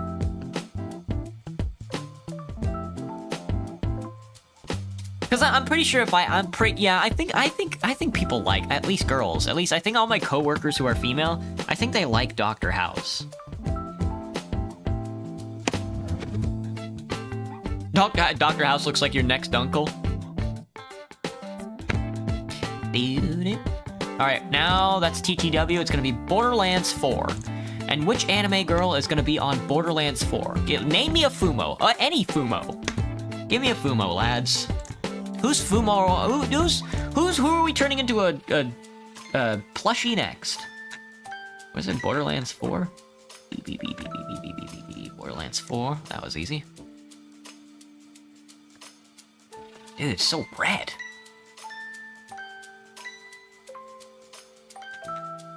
Oh, Boker the Rook. Bochi-kun. Bochi-kun. Bochi-Fumo. Bochi-kun. Bochi the Fumo. Should I get all four? Should I get all four of Kesuko Band? Kesoku Band? This looks like a Weezer cover. The fuck? Yeah? Okay, I'll use the thing that looks like a cover. Kesoku Band. Fumo. Boker. Bochi, you can call me Bochi. Blue, pink hair, blue eyes hiding in your,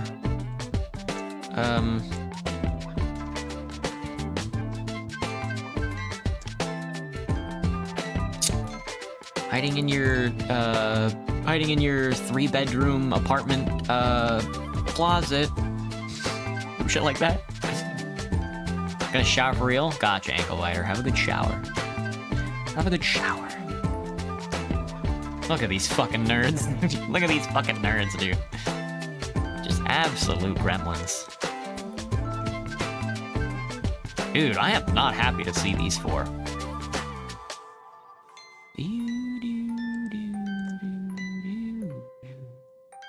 There's gotta be a black. You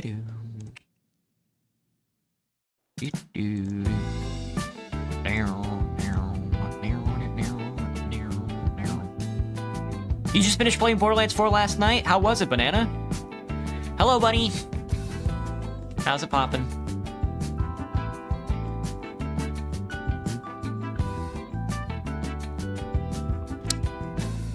Okay, that was a good one.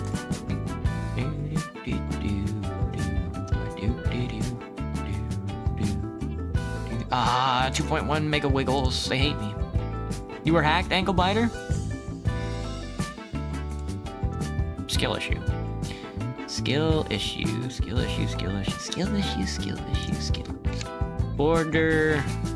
Borderlands 4.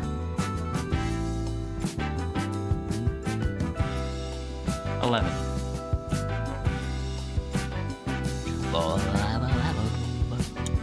Is it, Borderlands 4 is on the 11th. TF2 is gonna be on Friday. You love to see it. Shoot, I have to go poop. Oh no, dude. I didn't see what you said before. I'm gonna rub my tummy. Until I puke. You guys ever rub your tummy till you puke? Well, don't worry about it. All right, I'm gonna go sit on the toilet until one of those Australian toilet spiders like crawls up my anus and then bites and then lays its eggs in my stomach or something. All right, BRB.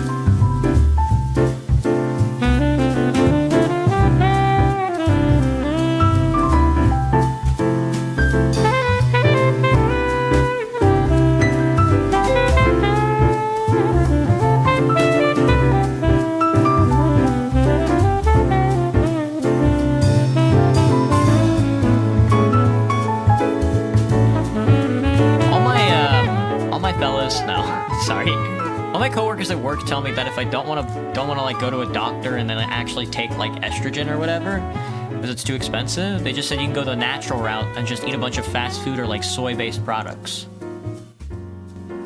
I was like, damn, the conservatives were right.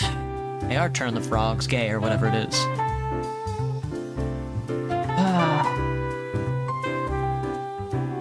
Right in front of my mom. Right in front of my mom.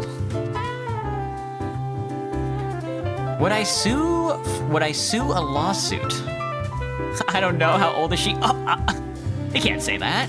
He killed that guy. What are we doing? Team Fortress 2. Ban, yeah. Really drink that? The Dubai chocolate shake? I did. It was so okay. You guys ever have the Dubai chocolate shake from Shake Shack TM? Very mediocre. Oh, anyway, give me a Fumo. If you don't give me a Fumo, I'll fucking die. Oh, also, it's gonna be Lush Bowl again.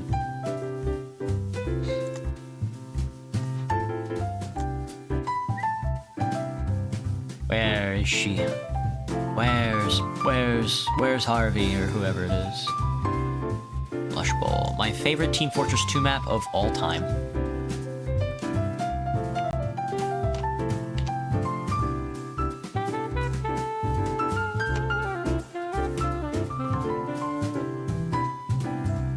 Blur it.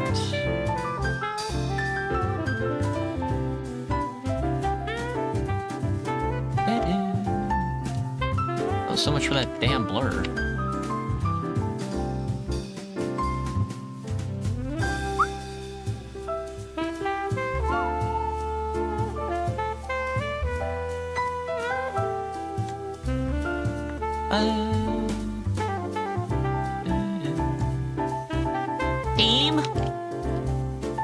Team Fortress 2.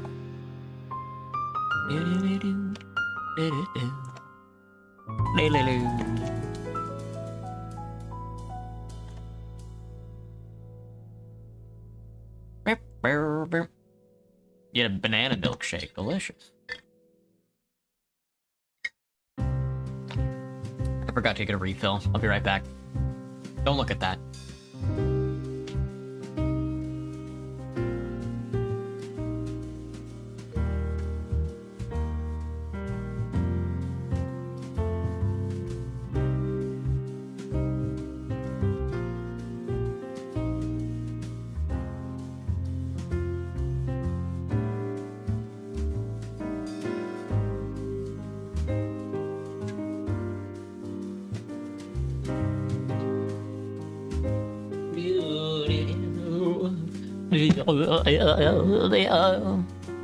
Do I like Sawmill? Ah. Oh, capture the... Wait. Capture the flag Sawmill, not King of the Hill Sawmill, Graham? Interesting. Capture the flag Sawmill. Wow. Capture the flag Sawmill is an ancient map. No. Am I thinking of Sawmill or Lumberyard? TF2 Sawmill. No, yeah, TF2. Oh my god, dude. Capture the flag Sawmill I have not played in forever. Wow, I'm so used to when I play Sawmill, I'm so used to King of the Hill on Sawmill. Jesus. Hit me like a truck with that one, buddy.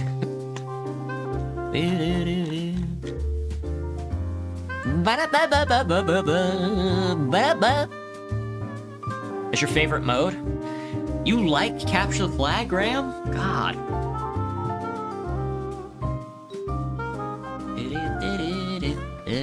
I was gonna make fun of you, but maybe later. I'll think about it.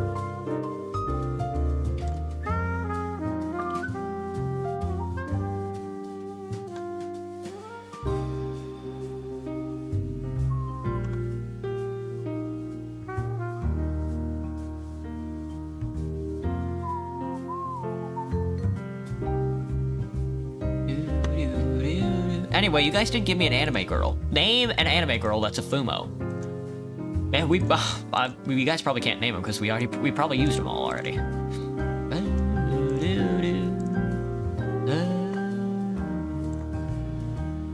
I mean, this has to be red and blue. I mean, if I'm picking a team, it's gonna be blue. Alright, let me see if the Scout has a Fumo. EF2 Scout Fumo.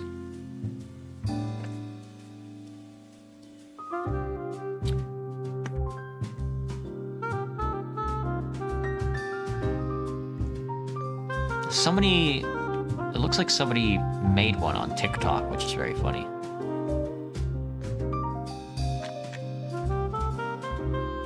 Cheerno Fumo Scout is very funny. Is that a mod? Do you know how to whistle? Wait, Banana, can you guys hear me whistle when I whistle? It doesn't seem like it pops up on the Streamlabs.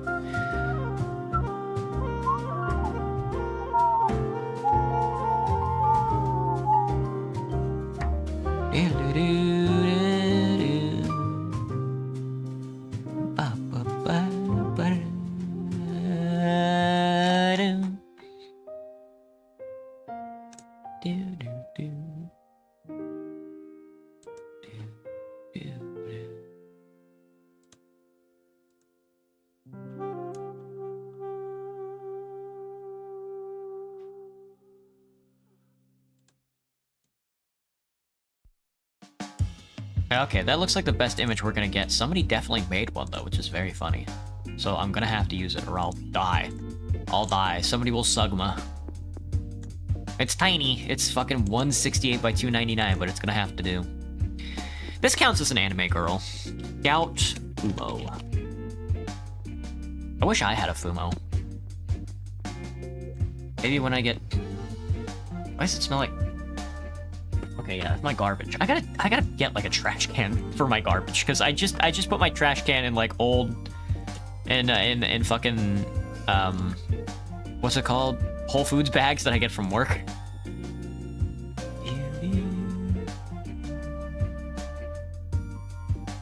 Audible enough? You thought it froze.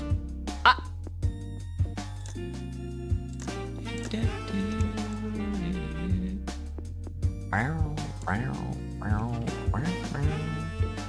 Stop with the arms. It's always the arms. Arms and armor and all that. I gotta sneeze. I gotta sneeze, dude.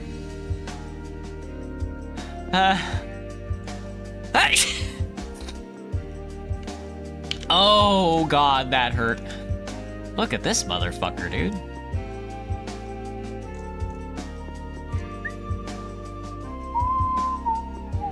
And this is clearly a Red Scout.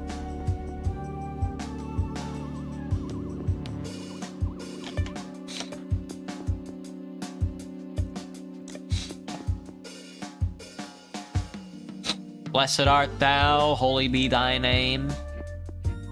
Anybody know that whole saying? This is TF212. Right? Please tell me I'm correct. This is TF212. All right, and then it's gonna be Against the Storm. Now, what's a good Fumo for Against the Storm?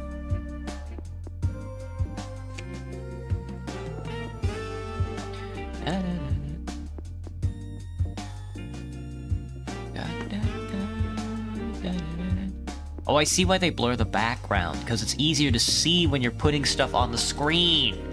That's why my thumbnails suck so much.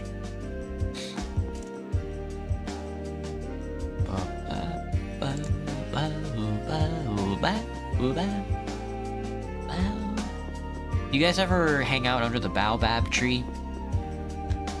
Honestly, couldn't be me.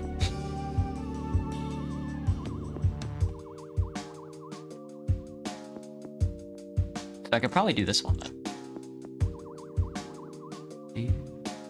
That's a web P. They hate me. They hate us because they hate us.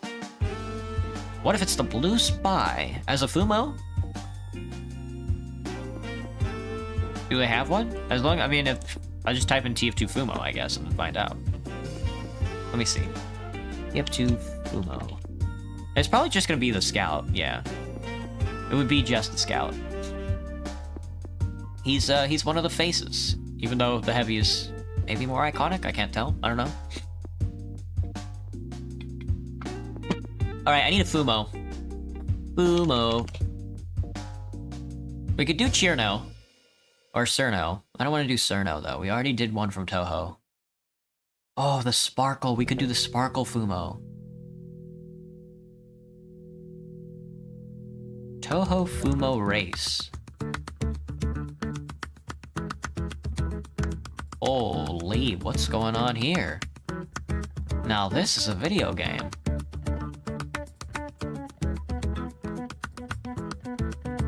Shada Online one day ago. Nice. We'll have to play this one day.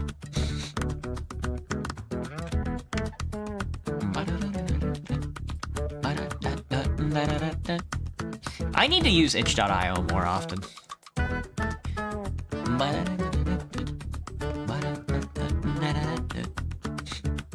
I'll make a short on it. Would I let a monkey perform heart surgery on me? Yeah, Banana. As long as he's doing that thing, you know how it's just like monkeys banging on typewriters and then eventually one of them's gonna bang out Hamlet? As long as it's like that, where they're just fucking like smashing their fists into my chest. Is it a non-invasive surgery or is it like open heart surgery? As long as it's open heart surgery, then I'm like, okay, let's do it.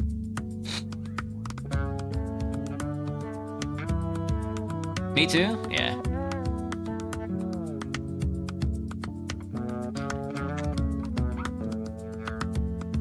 There's a Fumo racing game. I have to play it. Oh god, I might do that tonight to make a short out of it. I have so many things I have to make, but that one's too good. Patchouli. A Fumo of... oh,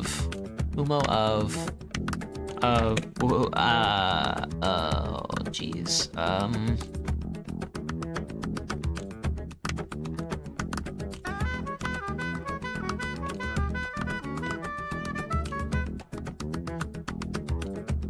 I don't know. Fumo of... Oh, sorry this is stumping me so hard.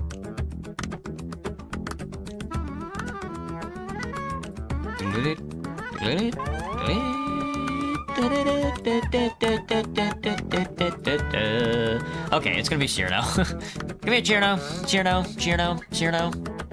Whatever your dumb, dumb name is. Your dumb, fucking, stupid, dumb. Let me see. You're washing your hair? Couldn't be me. Cyrano Fumo. This was supposed to be anime girls, dude. Hello, Easy.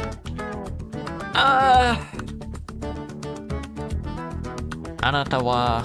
Oh, I don't know that kanji. Demasu ka? Sumimasen. Sumimasen. Sumimasen. Nihongo desu ka? Nihongo desu wa.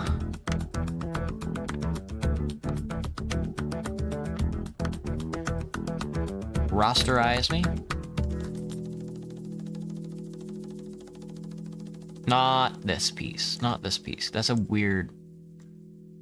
No, it's the whole head? Are you joking? Why?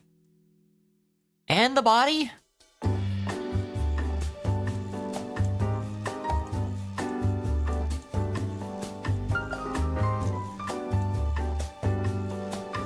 This is fine. Good. Excellent. Delete. I should sing like right now. Hello, honey love. What's poppin'?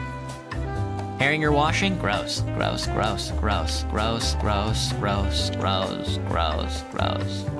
This isn't working. Why isn't this working? My eraser.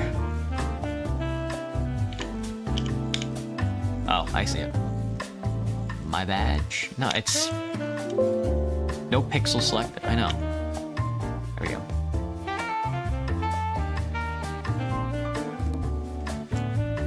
Somebody's gonna come along and correct me in that one. One day somebody's gonna come along and correct me because I'm doing that completely incorrect. You're probably wondering why he looks like that.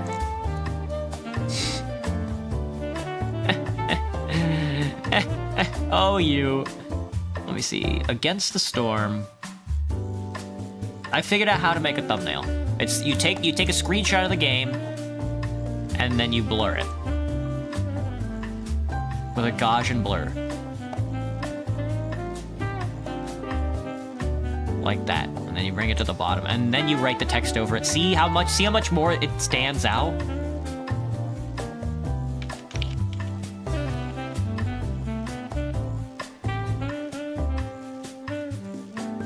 Now the problem is text. I'm no good at text.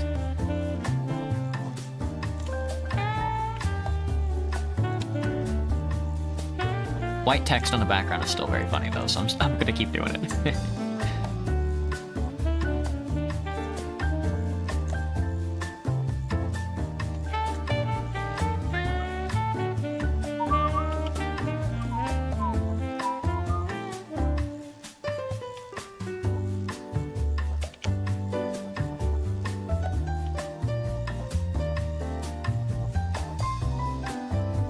Oh, Baltimore 20, Buffalo 13. What quarter are they in, Hunter? What quarter are they in?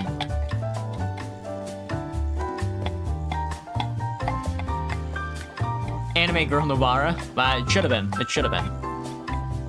Hungry break? Ooh, what you getting, user? It's halftime! I knew it! See, I knew both teams' defenses weren't gonna be up to par. I knew their offenses were just gonna be crushing right through it. And see how close the game is? I guarantee you... No, maybe not, I'm not going to guarantee you, but I'm pretty sure that by the end of the match, it's going to be close. No clothes? Oh. No pants?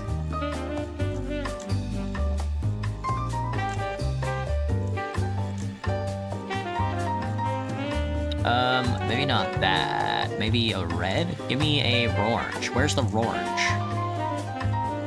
And then turn off the reverse.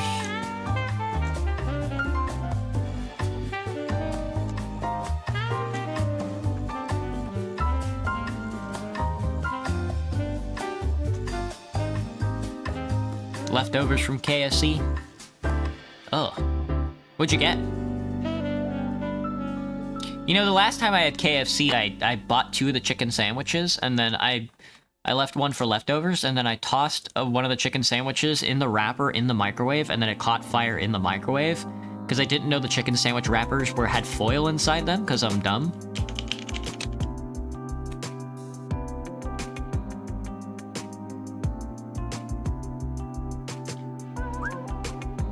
Against the storm, talking, scheduling, writing. Alright, I need another Fumo! Who's got a Fumo? And the background of this one is probably gonna be, let's do, not a Denny's. Oh, well, since we're talking about it, how about a KFC? KFC. Restaurant. Excellent. Here's an excellent picture of a KFC. KFC.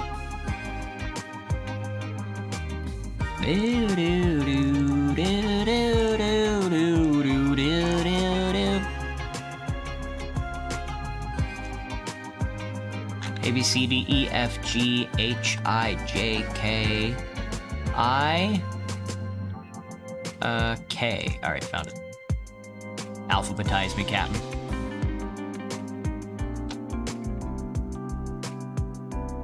Halftime is over, they're in the third. Excellent. Who has the ball?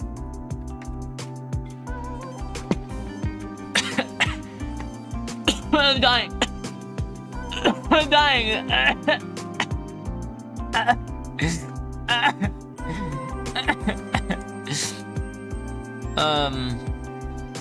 You caught fire the first time you used a barbecue? That's very funny. So buckets, am I right? Laugh track SFX, yeah. Baltimore has the ball. See what I'm saying? They got this. They got it under control. It's just gonna be a little scary tight, is all.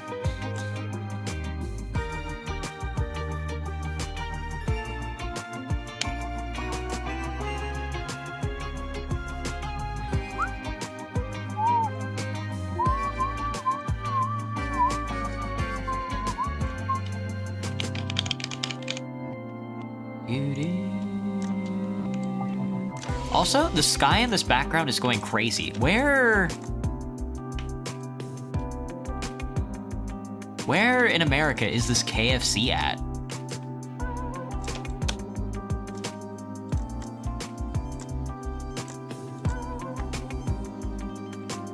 Oh, yeah, give me black. No color, no color. You guys pick an anime girl yet?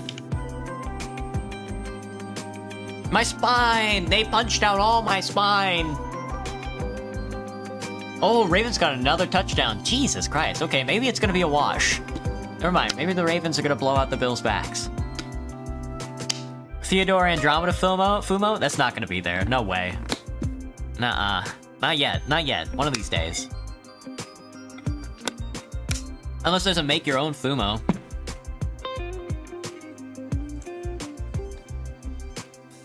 Make your own Fumo.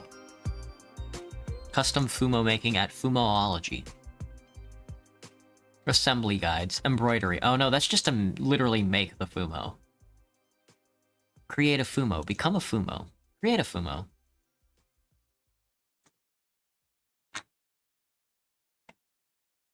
Others like you wooed Sameko Saba. I'm not. Get me out of fandom.wiki. Oh, I crashed my computer.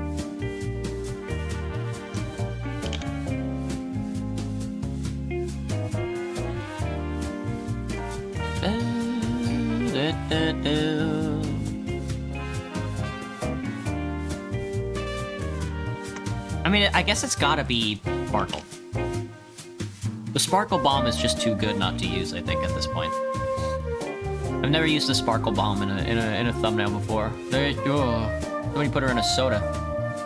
They were selling. No, they are selling the Fumo. It's $100 to buy the Sparkle doll. Fuck you! Fuck you! Fuck you! Fuck you! Fuck you! Fuck you! Fuck you! Fuck you! Fuck you! 30 cents. It sits at 30 centimeters. How high is 30 centimeters? 30 cm to inches. It's 11 inches. It's not even a foot big. Where's my damn...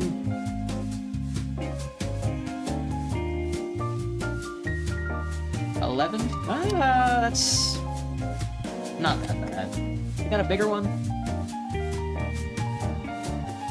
You won't type an anime girl? I don't want to drop $100 on this fucking Sparkle doll.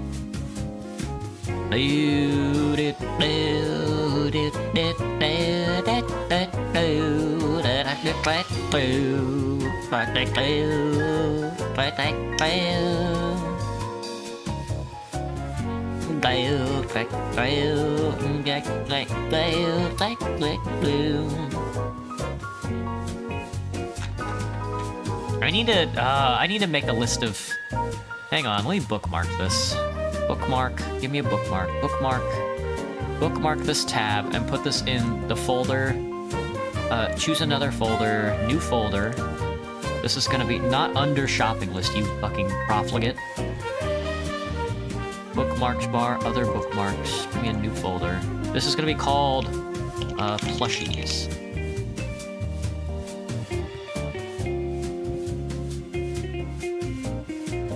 Put it in other bookmarks. Put it in... It doesn't matter. Plushies. This is Sparkle Fumo. Save. There we go. You had one, but it's embarrassing? Ever sleep on top of your shoulder and wake up feeling like shit? No, I sleep on a bed. It conforms to my body, not the other way around. I'm not insane.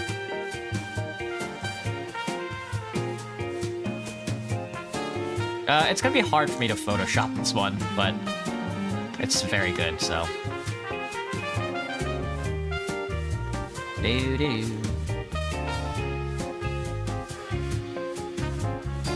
PNG, give me a PNG. Anime girl, Sparkle Fumo. Sparkle Fumo.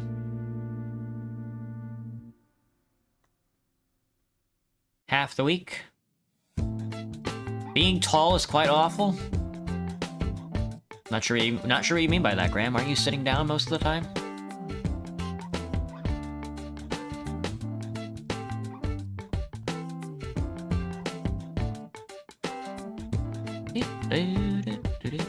You are rosterized, aren't you? You are now.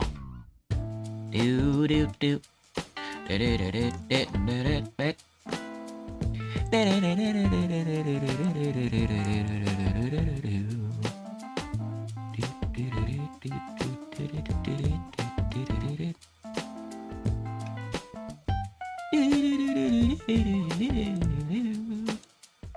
So good, dude. He hits that fucking jazz chord like crazy.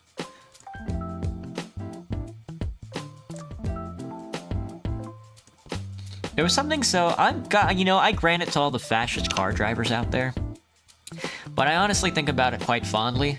Driving out to Seattle, when I decided to leave my home late last year, was actually kind of a freeing experience, you know? Being out on the road and then seeing all the highways and byways and shit like that was something very cool, I must admit.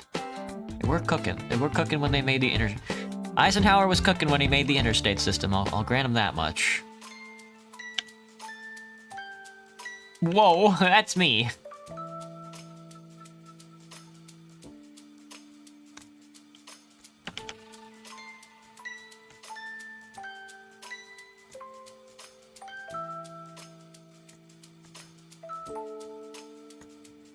Stroke me, doctor. Too much.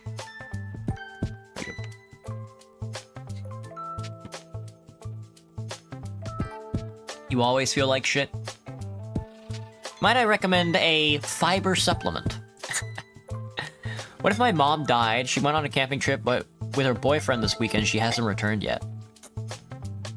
Well, just think, ankle biter, maybe you'll inherit something good.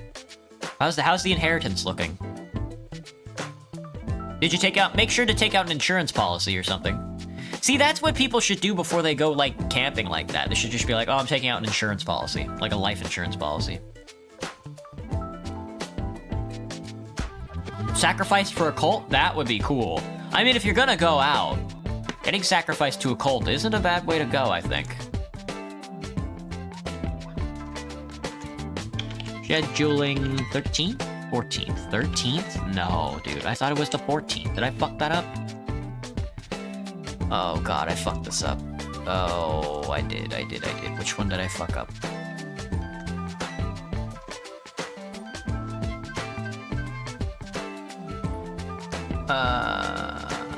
Who's Against the Storm is supposed to be 13. TF2 is supposed to be...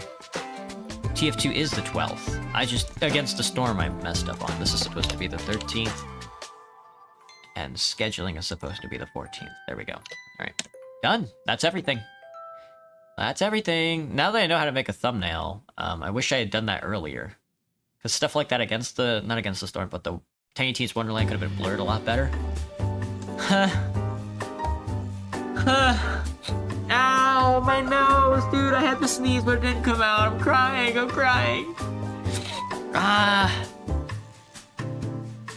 Or poor? Couldn't be me. 67. I'm not that old. I've seen this situation before.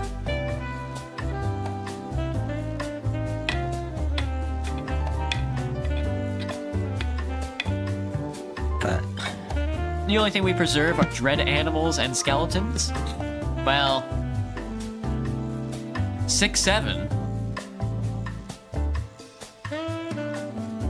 Oh, that's like a TikTok meme, right? Oh, anyway, the thumbnail making is done. Honestly, I really like these thumbnails. I really like these thumbnails a lot. I like how it's just my face, the thing we're doing, and then a Fumo. I like this a lot, so I think we're gonna start doing this. Not just the Fumos, but like anime girls or whatever. All right, that's done. That's thumbnails. That's the schedule. Now we hit now I need to take a break. I need to take a real quick break, and then I'll be back with a video game. Ooh. Let me zoom myself in a little more, actually.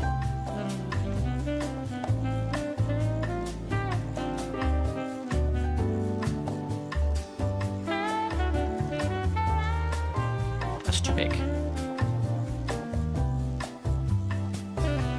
I'm slowly sinking downward. Peak Photoshop.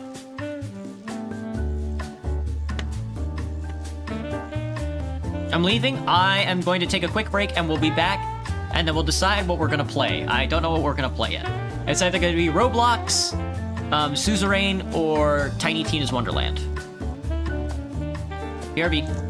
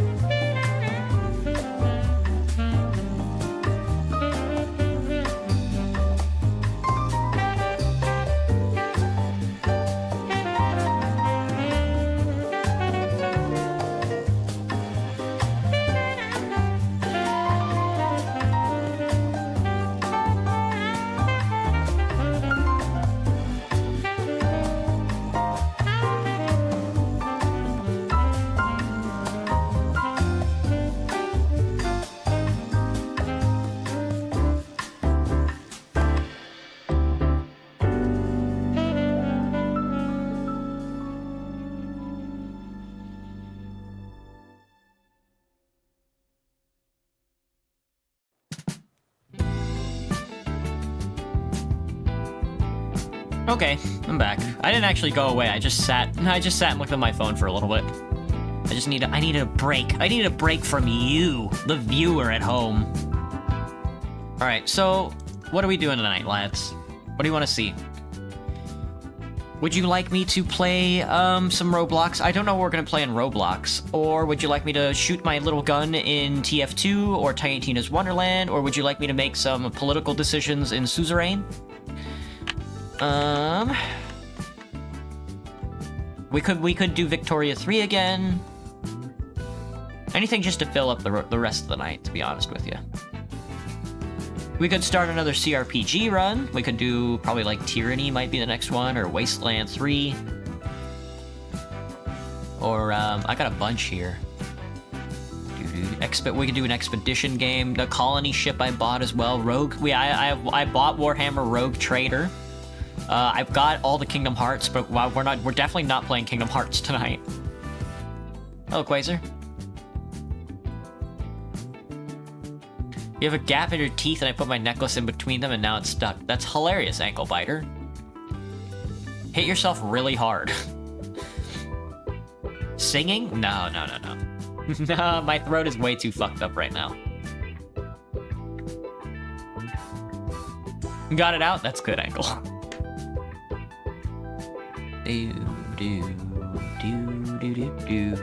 If you guys don't pick anything, I'm probably just gonna play Suzerain.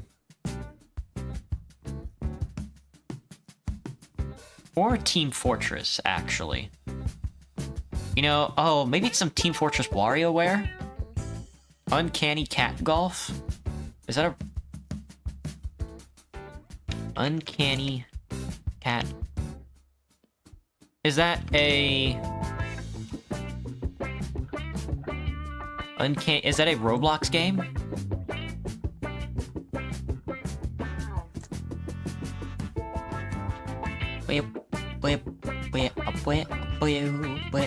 Death Run? We on Death Run. Uncanny Cat Golf. Let me see. Oh, delete that page up. I want the Fumo. I want the Fumo Mario Kart. Uncanny Cat Golf. It's on itch.io. It looks... Wow, this looks very funny. Not really my style of game, but it definitely looks funny. I kind of want to play the Fumo racing game. I do need to play more itch.io games. Alright, I'm just gonna play Suzerain. Sorry. Death Run was a good suggestion though, Graham. You really tempted me with that one, but I'm just gonna finish out the night with some Suzerain. Because we're not gonna be able to play Suzerain this week because we're gonna be grinding away at everything else that's gonna be happening this week, so.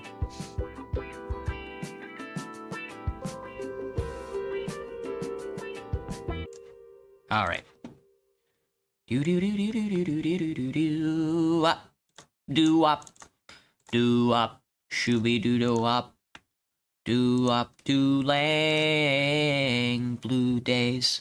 Black nights. Do up do lang. I look into the sky. The love you need ain't gonna see it through. And I wonder why. The little things you planned ain't coming true. Oh, telephone line. Give me some time. I'm living in twilight. Lads. Oh, lads. You know what time it is. We're gonna be leading Swordland into a new future. Into one that swords can be proud to live in. One where the wretched bloods are not invading our homeland. One where the overarching nemesis of Rumburg cannot threaten our borders, and one where the Contanian Security Pact can prosper under a new ideology. One that brings about an egalitarian society of sexism and equality. That's right, communism. Hear ye, hear ye. Pound, pound, pound, pound. Order in the court. It's time to be misogynistic. FC Anrika wins and Swordish National Liege. Hegel would take, he's right. Hegel would take all the necessary steps. He's right. But let's see what it's time for a fiscal review. We're going to review the Treasury adjustment. Now, we're not too deep into debt right now as far as the government budget goes, but, as a state, as a, modern state, we are going to eat up this budget. Not a problem, I think. As the Ministry of Economy conducted the term's fiscal review, the latest calculations revealed a shortfall in the government's financial position. Whether due to economic shifts, policy burdens, or unforeseen expenses, the final balance has fallen below projections. The government must now determine how to address the deficit before closing the books. I can absorb the deficit. Yeah, that's easy. I'll absorb that deficit, no problem. Responsible planning in times of deficit. A deficit requires responsible measures prioritizing national interests over short-term concerns. President Rain will ensure prudent adjustments that uphold stability, addressing the deficit without measured reforms. Government policies lead to fiscal ruin. A deficit is yet another indictment of a government's economic failures. Literally, no, it's not. I don't know how to tell you guys this. If you're a deficit hawk, just kill yourself. Just jump out a window. What am I supposed to say to you, dude? Every modern state runs a deficit. That's how you get stuff done. There's nothing else for it. Regardless. More politicals. More politics. More politics. More politics. Gotcha, Banana. Have a good one. Let's see. Let's make the end of the day at the house. Ooh. Now, I think this is as far as I've gotten. I think I got here and then died on all of my runs. I'm not sure, though. It was raining as Sergey dropped me off at home after yet another grueling day of work. A guard held an umbrella over my head as I walked from the car to my front door. Inside the house was completely dark. No, never mind. I don't think so. I don't remember where I died on my other runs. I flipped on the light in the kitchen to find a note from Monica. She'd gone to visit her parents for the night, bringing Diana along with her. They'd left me some food I could reheat for dinner. I took the pot out of the fridge. It was filled with an unidentifiable grayish-looking stew. Evidently, my wife was still upset with me. Let's order a pizza. I called Sergey and asked him to pick up a pizza for dinner. While I was waiting for him, I went into the living room to fix myself a drink. Suddenly the phone rang. I ran back into the kitchen and answered it. Frank's voice was on the other end. Oh, I thought Mom would pick up. Sorry, you're stuck with your old man. I didn't mean it that way. I just figured you'd be working. There was a long silence. I got that record you sent me. Not bad for old folks music. Glad you liked it. How's Uncle Peter doing? Same as ever. Say hi to him for me. So how's school? Made any new friends yet? A few. They've really helped me understand the culture here. How'd you find the land of socialism, kid? I mean, they're obviously doing something, right? You must think so too, or you wouldn't have made that deal with Boggs Land. An astute observation. Maybe you're learning something over there after all. Oh, I am. My head's been stuffed with Sortish propaganda since the day I was born. Right now, I feel like I'm thinking clearly for the first time.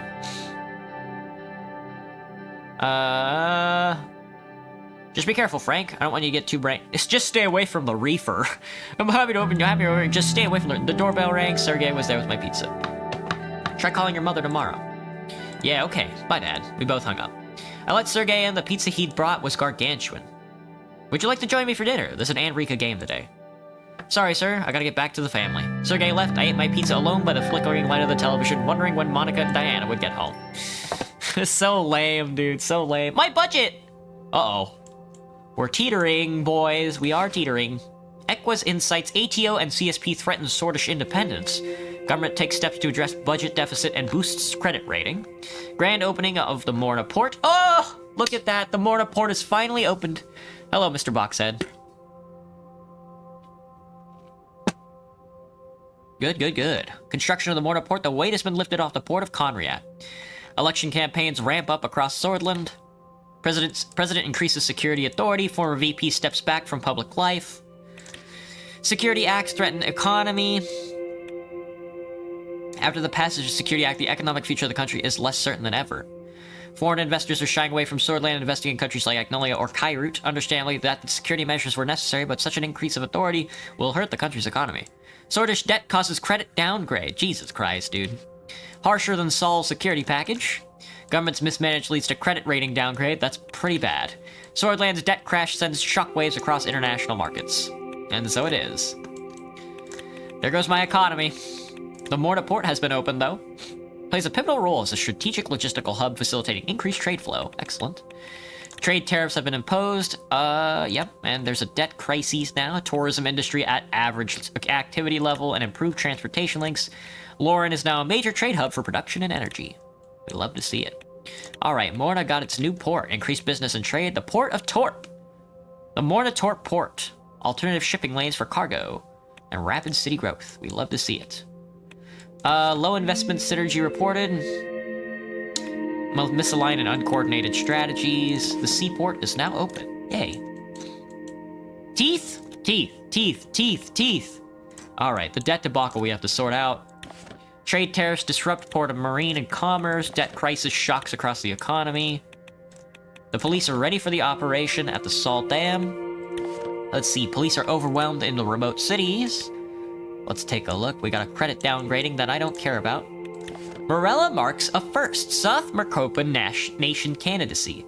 The Republic of Morella, a progressively governed nation in South Marcopa, has been accepted as a candidate for the membership of the CSP. This marks a historic moment, as in the first time the pact was considered a South Marcopan nation, signaling a significant expansion in geopolitical reach. Morella's candidacy is expected to serve as a strategic counterbalance to Lesbia's alignment with the ATO, further influencing the region's balance of power. The announcement emphasized that Morella's application process will evaluate its alignment with the pact's ideological and operational principles. If successful, this membership could pave the way for stronger political and economic ties, reinforcing the bloc's vision for South Marcopa and advancing collective regional stability under its framework. So, Morella, the Republic of Morella joined, which I think is down here. Yeah, there's Morella.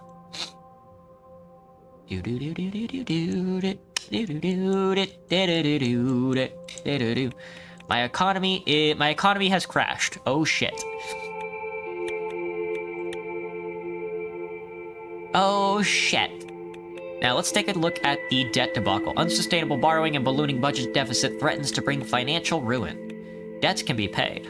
The mounting government budget deficit and unsustainable borrowing have led to concerns among investors. Happens to the best of us. Not much to do for it. Teeth? Teeth. Let's take a look at the Human Dignity Bill. The Human Dignity Bill has been presented to the Assembly to address unintended consequences of the 23 Legal Transactions Act. Section 1 of the HDB revises and amends Section 3 of the 23 Act, which provides which previously permitted transactions involving non-registered businesses as other entities, including individuals, to be legalized if proper documentation was submitted to the financial authority. The HDB specifically nullifies the legality of such transactions if they pertain to activities that violate public morality. Section 2 addresses the loophole inadvertently created by the 23 Act, which allowed for the unregulated continuation of prostitution. The section of HDB explicitly declares prostitution an illegal activity regardless of whether it occurs within a registered or non-registered entity, thereby reinforcing our dedication to preserving societal decency and moral standards. Section 3 outlines penalties for violations of the bill's provision. It classifies prostitution as an illegal offense to subjects to penalties including fines, imprisonment, or both. I'm gonna veto this because I want prostitution to be legal. Okay, they're not gonna like that. Protect sordid sex workers. I will never. Let's see, the CFA. Children for Future Act. The continuation of efforts to promote social progress and upliftment, the Parliament introduces the Children for Future Act. This act focuses on providing tangible support to families in need. The particular attention to the welfare of children. Section 1 of the CFA outlines a direct financial support mechanism for families not falling within the medium or high-income tax brackets. The state will issue a fixed payment for every child in these families, offering much-needed financial relief and ensuring that the welfare of the child is not compromised due to economic circumstances. Section 2 of the CFA unlocks additional state support specifically aimed at the children of unemployed families. It provides financing for each children's education and any special healthcare needs needed may arise. The proactive approach aims to create a safety net for most of the vulnerable, ensuring that every child, regardless of their family employment status, has access to education and healthcare, and we will sign that one. There we go. Sign 10 bills. Excellent. Alright, let's not crash off. Let's not... veto cause -1 budget? Ah! Never, never, never. You will ultimate jelk everywhere? Damn, Wazer. You thought this was a scheduling stream? Me when I show up late? Couldn't be me. Couldn't be me. We're already 2 hours in. Come on. That was the first half of the stream. Children are the future. We'll sign that bill, no problem. That bill won't be a problem for us. Children's benefits, yes. But we still want prostitution to be legal. We don't want prostitution to be unregulated. We want it to be legal so we can tax it. Discussion with Internal Affairs. A storm was on the horizon outside my window. The mood in the office was equally dark, and a storm of a different kind of brewing was inside. I straightened myself on the sofa and looked at Carl, who was sitting on the couch across from me, ready to give me the report from the Sol Dam. Sir, all the rebels were eliminated immediately after the 0 casualties from our security forces. Wow. Also, one of the rebels who died at the operation was identified by their current leader. We'll soon eradicate their group completely, Mr. President. Have no worries. At this very moment, our special teams are raiding numerous suspected BFF hideouts to find the smaller groups before they reorganize. Great work, Carl. Thank you, sir. Was there anything else? That's all for now, sir. I'll get going. He stood up, bowed, and left the room. Wow, dude, we fucking... Oh, dude, we cracked that fucking... That BFF fucking terrorist agency down with a lot of them, dude. That wasn't a problem at all. That was easy pickings. Astord has Rumberg Plain in our airspace. We won't put up with that. It's time for war, lads. It's time. Bloodish protests, immediate BFF threat eliminated. Nice, nice, nice, nice. Rich and Standard rates of Swordland D. The Rich and Standard, one of the most prestigious credit ratings agencies of the world, has officially decided to downgrade the rating of Swordland from B- to a D-. Arcasia's dual approach to refugees, Volgsland blockades, Helluland. Let's see. Fund the political youth group. Ooh. Fund the Red Youth, of course. That's -2, which is crazy. We are at a very big deficit. Red Youth membership doubles. Red Youth promises to protect the ballots of the USP. The Fair Luxury Tax. Okay. In the endeavor to enhance the equity and taxation system and augment tax revenues, the Grand National Assembly introduces the Fair Luxury Tax Act. This act proposes an amendment to Section 4 5 of the tax code of 1949. It's either 4 or 6. Section 1 of the FLTA determines a 15% tax rate on luxury goods as categorized by the Ministry of Economy. The definition of luxury goods under this act includes, but is not limited to, jewelry, furs, sports cars, yachts, private planes. The implementation of this tax is intended to ensure that those with the means to purchase such items contribute proportionally to the state's revenue. Oh, gotcha, Banana. Have a good one. Hello, Arlene. Welcome back. The Section 2 of the FLTA establishes a 10% estate tax applicable in situations of purchase, sale, and property transfer, particularly in case of inheritance. This measure seeks to promote fairness in the tax system, ensuring that the significant wealth transfers contribute appropriately to the state's revenue while also deterring large-scale wealth accumulation, and we will sign that one. That saves our budget just a smidge. Increased luxury price goods. An alcohol tax. Yes, yes, we're bringing the revenue back. Bringing the revenue back in. Hate the feeling of coconut butter in your mouth, but you want clean teeth? Coconut butter, again, is still insane to me, Ankle Biter. Are you just, like, not a fluoride user?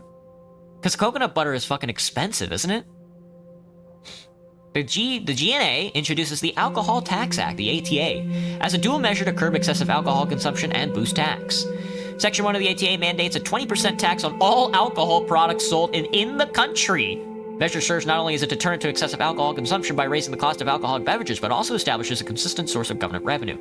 Section 2 of the ATA promotes domestic industry by making local alcohol production destined for export exempt from the aforementioned taxation. This provision seeks to bolster the competitiveness of local producers in the international market while maintaining the aim of reducing domestic alcohol consumption. Section 3 of the ATA applies a 25% import tax on foreign alcohol products, and we will sign that one. We're back up to -2. Reign to put a lid on alcohol consumption. Luxury is now taxable. That's right. That's right, boys. Alcohol consumption reduced.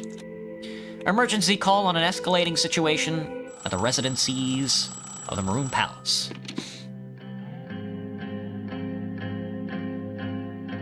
I was woken in the middle of the night by a call from the Ministry of Defense. Due to the sensitivity of the information, I had to urgently be briefed in person. I put my clothes on as fast as I could. I rushed downstairs and opened the door. Sergei was waiting for me. Mr. President, this way to the car, please. We got into the car and made our way to the Ministry of Defense building without a word. I arrived and was directed downstairs. I came to a set of large doors and quickly read the signs above them. The sign read, War Room. The dimly lit room was filled with cutting-edge equipment, latest video screens, long-range radio electronics, and other devices used for communication, presentation, and planning. The centerpiece of the room was a large round table with a coat of arms of Swordland engraved on it. David, Lucian, Vulcan, and Yosef were already deep in discussion. Mr. Lensea, I advised caution. Going to war wouldn't help anyone. We must maintain peace in Swordland and Eastern Merkova at all costs. What do you expect us to do? Sit around and do nothing? They are testing us. We must respond immediately, otherwise they will think we are weak. Status report, now. Mr. President, thank you for coming at this late hour. There is a situation. Vulcan, please go ahead and provide your report. Mr. President, approximately 20 minutes ago, Rumberg downed one of our planes with anti-aircraft fire from the ground. The pilot was declared KIA. The last recorded position of the plane was inside Swedish airspace. General Kruger, I mean no offense, but we are absolutely sure that that is the case. Are you sure this happened within our borders? No offense taken here at the locations of the map that reported from the airbase. He pointed at several markers on the map. To answer your question, yes, we are absolutely sure. You can see here on the map that the plane was down approximately 10 kilometers inside our borders. We have calculated the trajectory of the gunfire. They started firing when our planes was within our border. The plane was down near Helgen. How dare they? That's an attack against our sovereignty, and it is. It is an attack. Lads, it's time for war. How dare they? That's an attack against our sovereignty. Mr. President, I must insist we remain calm. We must maintain peace. I agree. They are trying to lure us into a trap. We have enough military power to contest against the violation of international law. We should attack and down one of their planes in retaliation. Otherwise, we will look weak and it will lead to more casualties. We can't look weak. If we appear weak, they will jump at the opportunity. We must order a military retaliation immediately. I agree with the General. Mr. President, our army is ready to do whatever it takes to protect Swordland.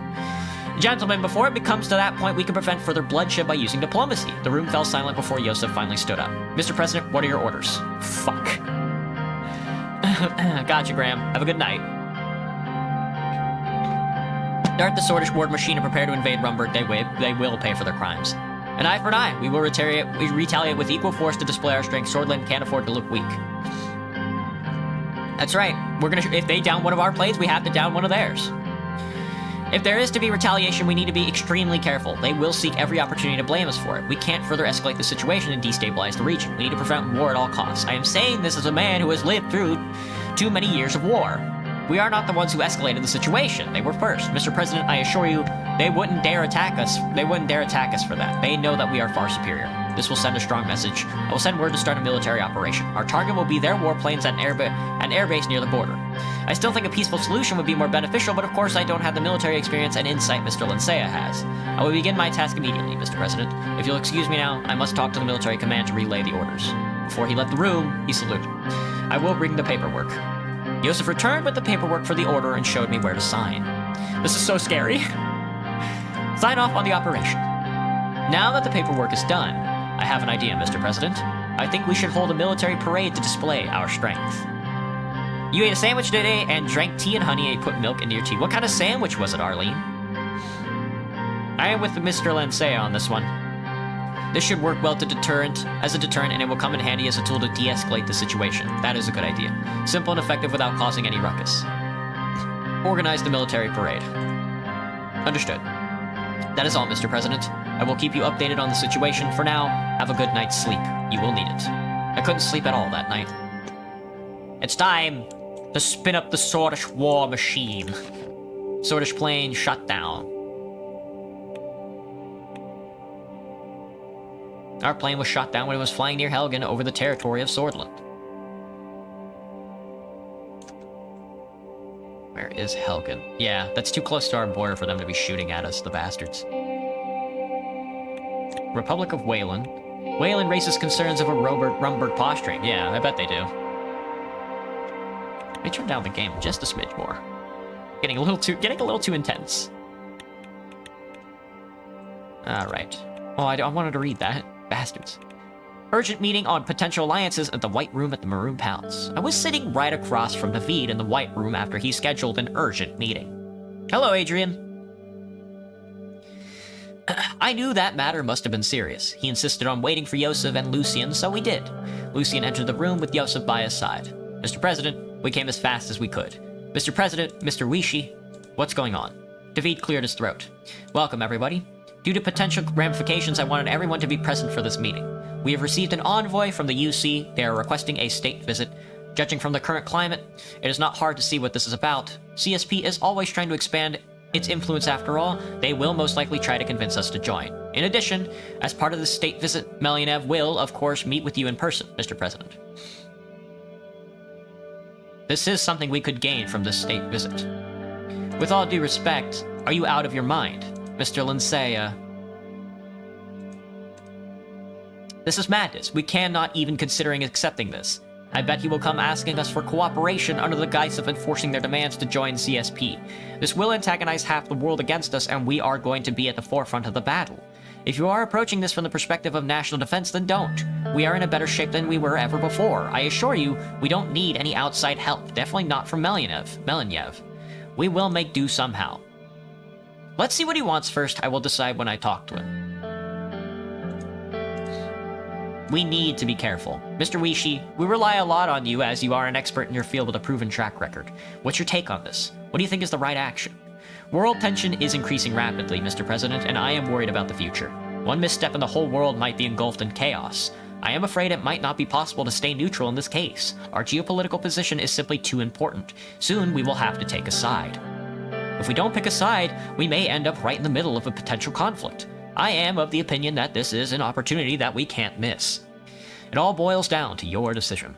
But I say we should at least listen to what Melyanev has to say. Lucien, thoughts? We heard our experts. You are the one who has to decide, sir. Very well, accept their offer. I will send the response immediately. Then there is a tiny detail we need to get it over with. How should we welcome their delegation? A military parade is in order. We need them to see our might. As you wish. I have taken a note. I think that is all for today. Thank you all for attending. As we dispersed, the world map hanging on the wall in the room caught my attention. I walked over to it. How often are the lines on the world map redrawn over the recent decades? What about the future? It was a meep. Meep moop. Meep moop meep. It was a sandwich with turkey and cheese and what appears to be bok choy and sauce. Delicious. I'm not sure about the bok choy on the sandwich, but it was a blockade at Helluland. Very funny. Let's see. Corruption, limited security powers, which is not good for us. Gates of the Maroon Palace, the state visit with Chairman Melnyev. A comrade. The door of the pitch-black sedan opened and flashes went off. The famous ideologue and CSP leader, Leon Melnyev, came out of the car smiling and waving at the enormous crowd that gathered. It was not every day the chairman of the UC came to visit Swordland. He was wearing his usual political uniform, grayish-green trousers, and a simple tunic with a soft green, turned-down collar. A maroon carpet stretched from the vehicle to the palace, lined with Sortish troops. Warplanes flew above our heads, painting the sky with the colors of the Sortish flag. As soon as Leon Melnyev stepped onto the carpet, all the soldiers performed a hard salute. Celebratory gunshots were fired, trumpets started playing a Sortish march. Monica and I walked over to meet him in the middle. Finally, I was within reach of one of the most powerful men in the world. We looked at each other and shook hands. It's really good to see you, Chairman. You are very kind, Mr. Rain. He turned to Monica and shook her hand. It's nice to meet you, Miss Rain. Likewise, Chairman Melnyev, welcome to Swordland. On the way to the entrance, we stopped in front of General Vulcan, who was in charge of the troops. Melnyev smiled and saluted Vulcan and the soldiers. They saluted back. As soon as our inspection finished, we entered the palace. I was meaning to spell a word, but couldn't find to spell it. It was hard to spell. Well, yeah, words are hard. I don't think your army needs to put on such airs in the midst of a burgeoning global conflict. War is not show business. He looked at me with an expressionless face. As I was trying to formulate a response, he placed his hand on my shoulder and laughed. I tried to laugh with him. We started walking towards the reception hall in the palace. Our path was cleared of people at once. He looked at the extraordinary interior design of the Maroon Palace. Statues, paintings, and various ornaments filled both sides of the corridor. What a palace! He pointed at one of the statues in the corner as we walked. It was a white marble sculptured representation of Albert Renan, founder of Renan aristocracy.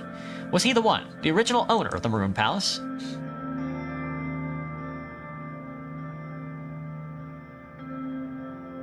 Yes, it was built as his summer residence. I thought when Saul came to power, he worked towards removing the Republic's connection to its feudal past. It is interesting that he removed the images of the last kings, but not his older figures. Was he fond of the aristocracy or the man?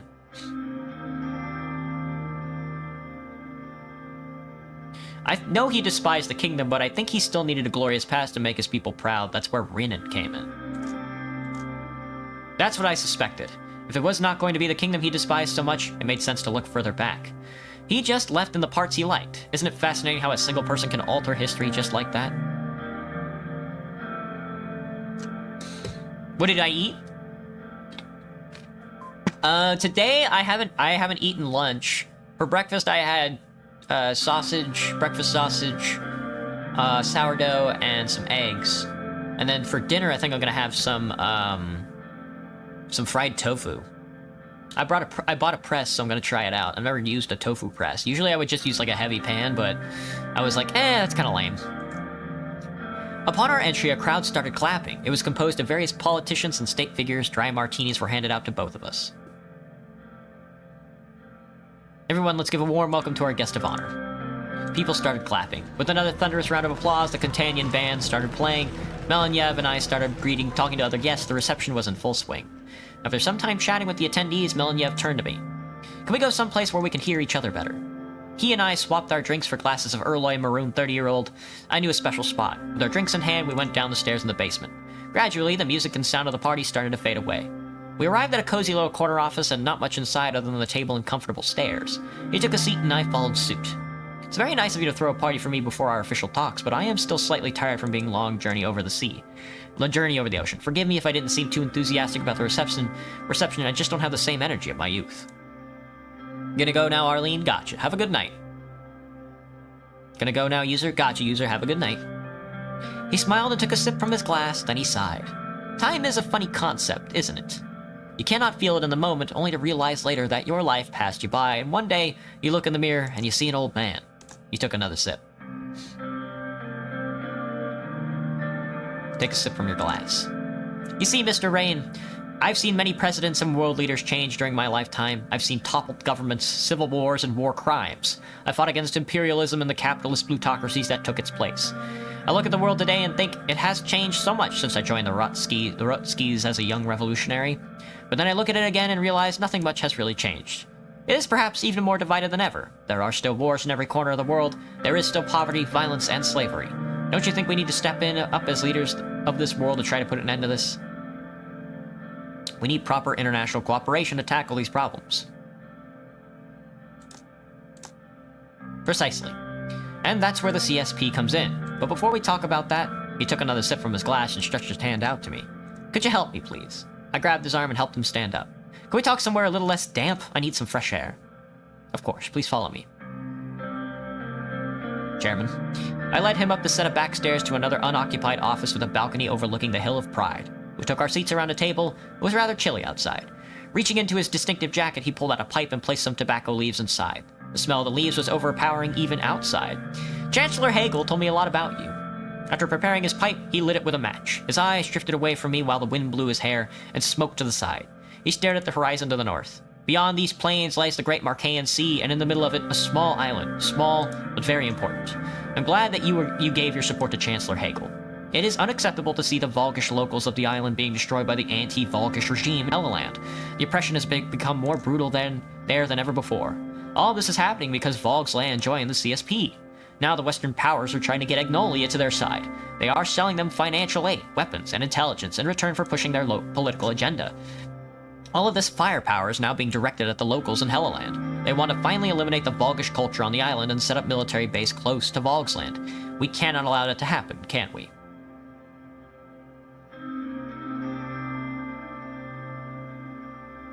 Yes, I am behind Volg's land in this conflict. That's good to hear. If we let them get away with what they're doing in Helluland, they'll do a lot more. Whether they are Volgs, Agnolians, or Catanians who are being killed, it doesn't matter.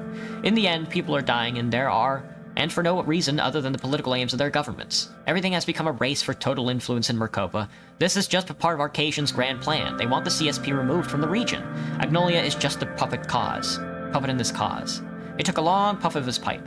United Contania will never allow Arcasia to install weapons so close to Volg's land, nor let them harass CSP ships. They can't be given control of the Marcaean Sea. Helluland cannot fall. You're right, Chairman. We can't let Western powers take control. Exactly. He took another puff and started coughing heavily. One of his bodyguards dressed in full military uniform rushed towards us with a bottle of water. Thank you, Mikhail, but I am fine. The guard bowed in respect as Melyanev drank his bottle. He left the balcony with quick steps. So, where were we? Ah yes, Swordland's future in the CSP. He cleaned the burnt tobacco residue from his pipe and refilled it. You know, we formed the CSP only in reaction to ATO. Their aim in the beginning was to stop us from uniting the entire continent under socialism. They failed, and now they're more scared than ever. That's why they're growing more and more aggressive. Today, you need the CSP in order to survive against the economic power of the West. United Contania is willing to give everything it has to help others in their fight against Western dominance. That's why I have you here, Chairman. He lit his pipe and took a puff. The wind pushed all the smoke in my face. Without us, Arcasia would dominate the world. The Arcasian lira is already crippling other economies while they reap the benefits. Yet they claim they're the bringers of freedom. Absurd.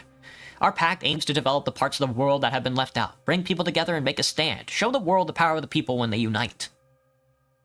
So hereby, I extend an invitation to Swordland. I want you to stand with us.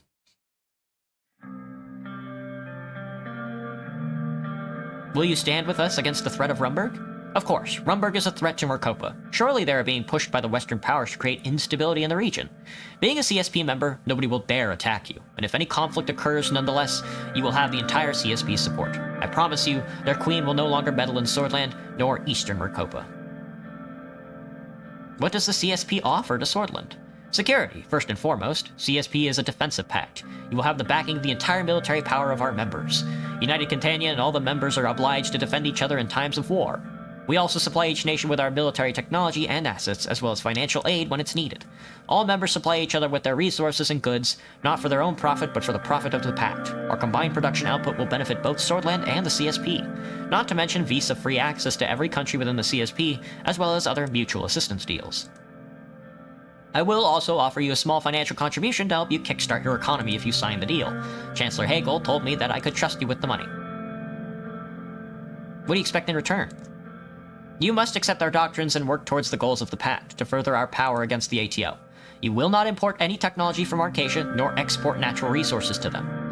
And finally, we want you to allow us to build a missile defense system in Duru Island, which will protect both Swordland and the CSP from the threat of the ATO. It's a deal, Chairman.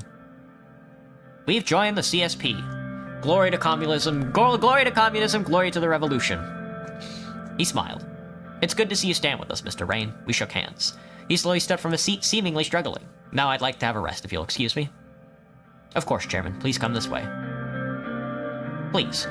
I led him back inside. We joined. Now we have to be very careful because I think Yosef probably wants to assassinate us for this. We might be assassinated. Administration announces Swordland CSP membership. Swordland joins the CSP. That was quick.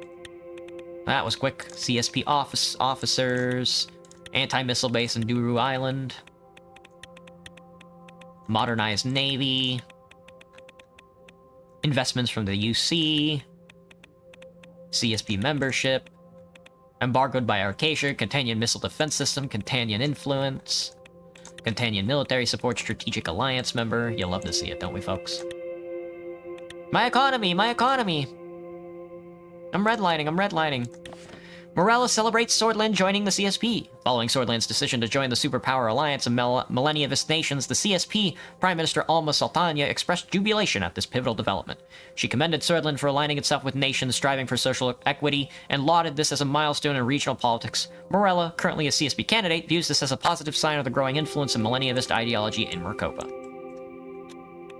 The CSP Alliance welcomes Swordland to the pack. The CSP Alliance proudly welcomes Swordland into its ranks, marking an important shift in the balance of power in Eastern Maricopa region.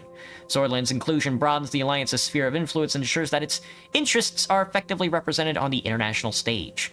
This partnership reinforces the CSP's dedication to cooperative security and enhances the collective determination of its member nations. As the Alliance expands, so does its ability to shape the regional geopolitical landscape in a positive direction, showcasing the strength of solidarity and collaboration in advancing shared strategic powers. Nice. Gotcha, Banana. The call of Evelyn Vector, residence of the President of Swordland and Wholesword. Midnight. I was in the living room watching the tail end of the news report when I heard the phone ring. I sighed and walked over to the phone, wondering who it could be at this late. I picked it up. Hello, who is this? I heard a soft voice from the other end. Hello, Anton? This is Evelyn. Sorry for calling so late. Is something wrong? Yes, no, I don't know, actually. Alright, let's talk. The thing is, I was supposed to meet with Peter today to hand him the signed divorce papers, but he didn't come to our designated meeting point. I figured he might have been too drunk to remember, so I went to the apartment he was been renting, but he hasn't been there either. I asked around, the landlord, the neighbors, his friends. No one knows where he is. Trust me, Anton, I couldn't be more excited to be rid of this man, but I can't close off this chapter of my life without his cooperation. I'm sure he'll turn up. I don't know, Anton. He was in bad shape after the press conference. Can't you get your police contacts to look into this, just to be on the safe side? Alright, if it'll give you peace of mind, I will. Thanks, Anton, that'd be great. Sorry about what happened between the two of you. Thanks, I guess. Her voice sounded tired. Get some sleep, Evelyn. Goodbye. The line dropped. As I put down the phone, Monica sleepily approached with a glass of water in her hand. Who's that? Is everything alright? It was Evelyn. She said Peter was missing. Missing? Drowning his sorrows, I wager. I'm surprised she still cares about him. She was a good influence on him. For a while, she made her way upstairs. Call Carl to ask about Pete. I picked up the phone and dialed Carl's number. The phone rang for only a few seconds. Yes, Mr. President. Sorry for calling this late. Not a problem, sir. I only sleep for 3 15-minute intervals per night. Yes. What can I do? I need you to find someone. As you wish. I heard the faint rustling of a notepad being opened. Who do you want to find? Who do you want found? Peter. Peter Vector, the ex-vice president. As you command. I will report my findings shortly. Thank you for your help as always. Have a good night. He hung up, I put away the phone and went down to the bedroom to get some sleep. As I was eating breakfast the next morning, the phone rang. Wow, okay, we're going day to day. You look like a mummy right now, ankle biter? Dang. I picked it up. It was Carl. Oh, does your skin prune like really bad when you take a shower? Mine prunes pretty bad. Morning, Carl. This isn't easy for me to say. I have some unfortunate news regarding Mr. Vector. His wedding ring, a half-empty bottle of pills, and a handwritten note were found on a bridge overlooking the Unger River. We surmised that he took his own life. Ugh, I was afraid of that. I'm sorry for your loss, sir. Would you like to break the news to Miss Vectorn, or... Can you call Evelyn and tell her? I'm not sure I'm up to the task. Right away, sir. Carl hung up. With a heavy heart, I started thinking about what I would say to Monica. My fit is so cute. Aw, thank you, Rain. Thank you, Rainy. Rain? Sorry, I'm bad with names. You have a face mask on, Anglebiter. Nice. Nice. I need to start doing better skincare myself. I'm not very good with it. Former Vice President's suicide has been confirmed. Peter Vectorn commits suicide.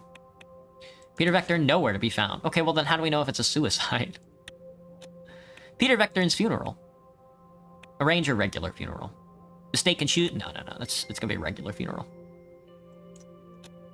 Funeral for Peter Vectorn. Our convoy pulled up to the gates of the public cemetery in Erlery, Peter's hometown. Monica and Diana were beside me in the car. The news of Peter's death had hit Frank especially hard. Rather than attending the funeral, he had taken a few days off from school to have time to himself. Monica looked numb and empty. Diana appeared to be deep in thought. But how did Uncle Peter die? Why won't anyone tell me? Monica looked like she was about to cry. It doesn't matter, sweetheart. She turned her head to look out the window, hiding her tears. Hugged Diana. I wrapped an arm around my daughter. Papa, tell me the truth. You'll understand when you're older. That's not fair. I'm almost 12. He's right. The driver rolled down the window. We have arrived, Mr. President. My deepest condolences. I know you and Mr. Vectorn were very close. Thank you, Sergei. Sergei went outside and opened a door. As soon as we stepped out, camera flashes went off. Evelyn Vectorn was waiting for us. Upon seeing her, Monica ran up to her and they hugged. Evelyn, I'm so sorry. How are you holding up? So. It's hard to play the bereaved widow knowing the kind of man he really was. But still, we were married for almost 20 years, Monica. Damn. The way he died, it's just too sudden. They hugged once again. Evelyn wiped her tears and patted Deanna on the head before they turned to me. Hug her. I hugged her. She took my hand in hers and she pulled back. I know there's nothing either of us could have done, but I still can't help feeling responsible for this. It's not your fault, Evelyn. Evelyn swallowed hard, her eyes filled with resolve. Alright, let's go. The four of us, Evelyn, Monica, and Diana, and I, took our places in front of Vectorn's family plot. The crowd was sparse. Peter hadn't had many friends left by the end. His father and brothers lifted the coffin on their shoulders and brought it to the grave. The priest completed his ceremony. It was time for me to make a speech. Today we mourn Peter Vectorn, the 4th Vice President of Swordland, and a true sword who strived to achieve the best for his country. Very successful statement with whom I worked very closely. My brother. Our bond was not bound by blood, it was something stronger. It was a bond of friendship and camaraderie. God's word says no man can be perfect, and Peter was certainly no exception. Despite his unconscionable actions towards the very end of his life, I chose to remember him as he was. We did not always see eye to eye. I owe Peter everything. I wouldn't be president if not for him.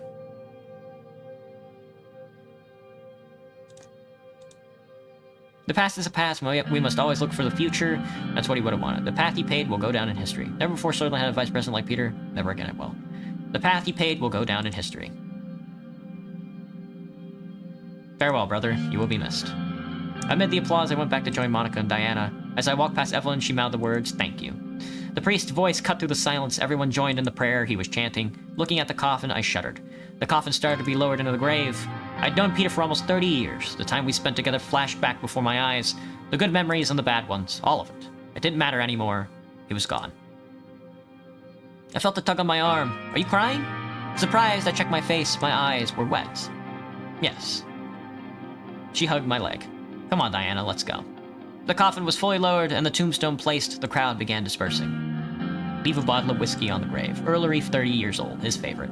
I stayed there by myself for another half an hour. The sun finally set after painting the sky blood red. A true comrade. Vice President's private funeral has been held. Late night at the Rain household. Let's see. Will I die? Now, more than anything, I think usually after this I die. Yosef usually does like a coup, but we'll see. It was late at night when I exited Sergei's car, walked through the gates of the presidential complex, and unlocked my front door. Monica and I weren't speaking much at all these days. I've been spending more and more time in the office just to avoid the chilly atmosphere that awaited me at home. The lights in the kitchen were still on. I walked in to find Monica sitting alone at the table, pouring the dregs of a bottle of cabbage into her glass. Well, if it isn't the savior of swordish women, our knight in shining armor. I think I know what this is about. Very perceptive, Mr. President. Kiara called me and told me what happened with her women's rights bill because she knew I'd want to know. This would never have happened if you'd supported her. Just wasn't the right time. That's bullshit, Monica hiccuped. This was my big chance, the one thing I'd wanted to do since before I even met you, and you, Anton Rain, you ruined it.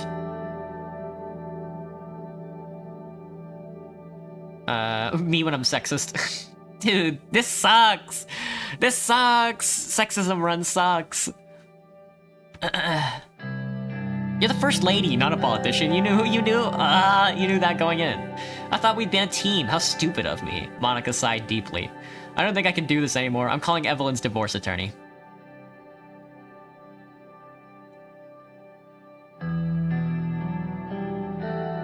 Wait, please, you wouldn't dare. Go on then. It's been over between us for a long time.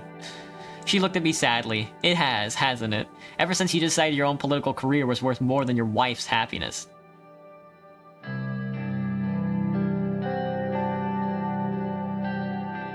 It was more complicated than that. I know, but in the end, the outcome is the same. I'm calling the lawyer tomorrow. We can take a few weeks to tell Diana. I'll respect your wishes. Monica looked at me for a long moment. I wish it hadn't come to this, Anton. Screw you. I've been a horrible husband and father. I'm taking Diana in the hotel tonight. I think it's for the best that we don't see each other for a while. With one last regretful look at me, Monica trudged upstairs to get Diana. After they left, I sat there in the kitchen for a long time, replaying my 20-year marriage over and over in my head. All things must come to an end. Break up with Monica. Oh, dude, it's so fucking cringe. Dude. Rumburgian plane shot. Josef Lindsay reports the Rumburgian warplane was shot down by anti-aircraft upon violating the Swedish airspace. According to the report to the General Staff, the plane was flying over the town of Helgen inside Swedish borders and did not retreat upon warning. Excellent. A one-on-one interview from Kai Root. Gallade organized an interview for the presidency on an internationally renowned one-on-one. The famous journalist Sacker will be asking the questions. Blech. Lame. Kai Root sucks, dude. Swordland's largest military parade ever. Keebner condemns the BFF terror. First family to divorce. Excellent. Monica Rain files for divorce. Presidential family shattered. WPB record membership numbers. Swordland shoots down Rumburg warplane in retaliation. Which is more important, the war or my divorce? We'll find out. Volkslandian Navy spotted in full force in Helleland. Median investment synergy observed. Moderate level investment synergy is being observed across several sectors. Election speech at the USP HQ. The CSP launches a unified intelligence agency. In a move that marks a significant milestone in collective... Ah, my body, it's on fire! What happened, Banana? What happened? Establishment of the Complex Unified Intelligence Network, the QUIN. This unprecedented network consolidates the intelligence capabilities of all CSP member nations, enabling a high level of operational synergy and facilitating seamless information sharing among the Alliance members. QUIN's establishment demonstrates the Alliance commitment to a unified front in the face of evolving security challenges. By promoting transparency and the cooperation among its member states, QUIN stands as a robust and resilient counterweight to threats that could potentially compromise the collective security of the CSP. Lesbia deploys military to Swordish border. Let's see. The ATO demands transit rights from the Confederacy of Yark Tralis. Your mom, dude. Your mom. Volksland has some stuff going on with it. Trade agreement and an alliance. The coal trade. Helleland operation has been signaled. All Swedish civilian vessels have retreated from the potential conflict zone. Several Swedish ships and planes will continue their trips around the island and will share intelligence with the Volkslanders. How's my economy shaping? Oh, we're back up. Election speech at the USP headquarters. Don't mind me just being silly. Oh, gotcha. He's on fire! The sun was starting to peek through the blinds of my suite at the Grand Chariot Hotel in Anrica. I hadn't slept at all that night. I was too busy thinking about how I would rally my party's conservative base at today's election kickoff. I was just pulling on my clothes when two soft, sharp knocks at the door. Lucian. Good morning, sir. Good morning, Lucian. Lucian sat down in the suite's office chair and pulled a piece of paper from his jacket pocket. I just thought I'd drop up some talking points for the speech today. Just like old times. Indeed, 4 long years ago. Ready to hit the campaign trail again? I'm ready if you are, Mr. President. I'll see you at the rally. I almost forgot. The Archpriest of Dare couldn't be present today, but wanted to relay a message of support to you and your family.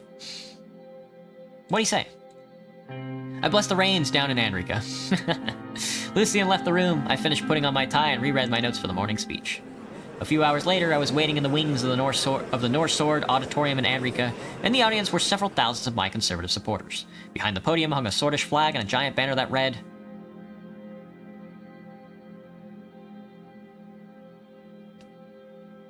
"For a united Swordland." Andrika Mayor Curtin Lest made a few brief introductory comments. It was hard to forget how the Benfey event went down. Albin gave a short speech introducing me, then it was my turn. I stepped behind the podium and took a deep breath. Sons and daughters of Swordland. Past 3.5 years have seen our country tested again and again.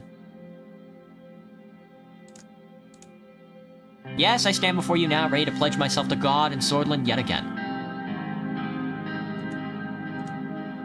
With my re-election, I will finish pulling Swordland's economy from the depths of recession.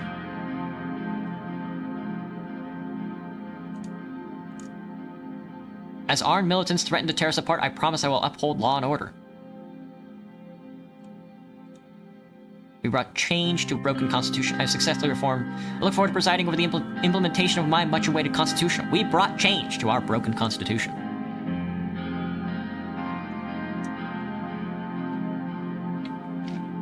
You at your mom's house and she isn't dead? That's a good angle. I will continue to root out corruption and wrongdoing even within the institution we hold dear. I remain committed to stamping out the corruption that has plagued Swordish corporations for far too long. Thunderous applause erupted. Swordland has changed, but the USP remains as strong as ever. There has been tremendous progress made in the term, and more is to come.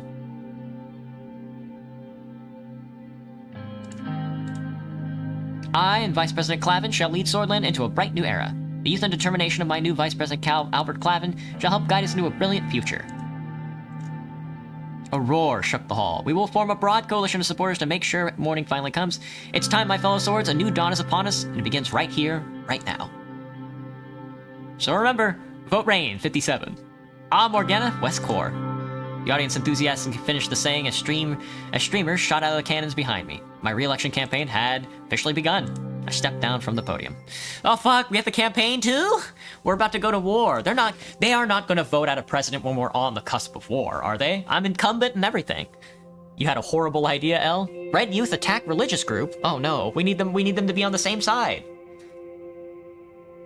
Then perhaps God has no place in their world. It seems that the organization has finally revealed itself to be a satanic cult fighting God himself. Red Youth drives CSP and WPB recruitment. Swordish Navy prepares for naval drill amid rising regional tensions.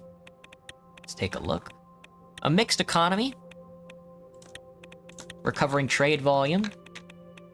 And Lauren Rust Belt. Fringe. Funding disruptions in welfare. That's no good. Let's take a look. Swordish Navy conducts drill among rising tensions. Police receive support from the Red Youth. Yes! Good, good, good. The Catanian Security... The CSP announces Universal Minority Rights Convention. Uh-oh. Uh-oh. First long-range bombers deployment, a defining moment for the ATO. The development and operational deployment of the first long-range bombers has marked a significant milestone in its military capabilities.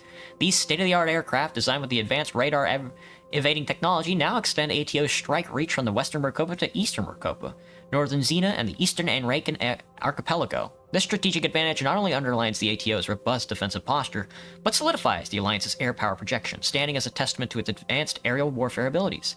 Furthermore, the deployment of these bombers serves as a deterrent to potential adversaries, showcasing ATO's readiness to counteract any offensive actions that threaten its collective security. The initiative sends a strong message to the international community about the dedication of the Alliance to maintaining peace and stability in the areas of influence. Let's see. Red Youth disperse other protesters. Nice. A briefing on the current economic situation. It's grim.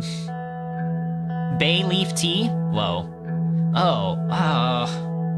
Bay leaf tea, huh? I don't know about that. Isn't it more of like a savory... Isn't bay leaf like a savory addition? That would be interesting.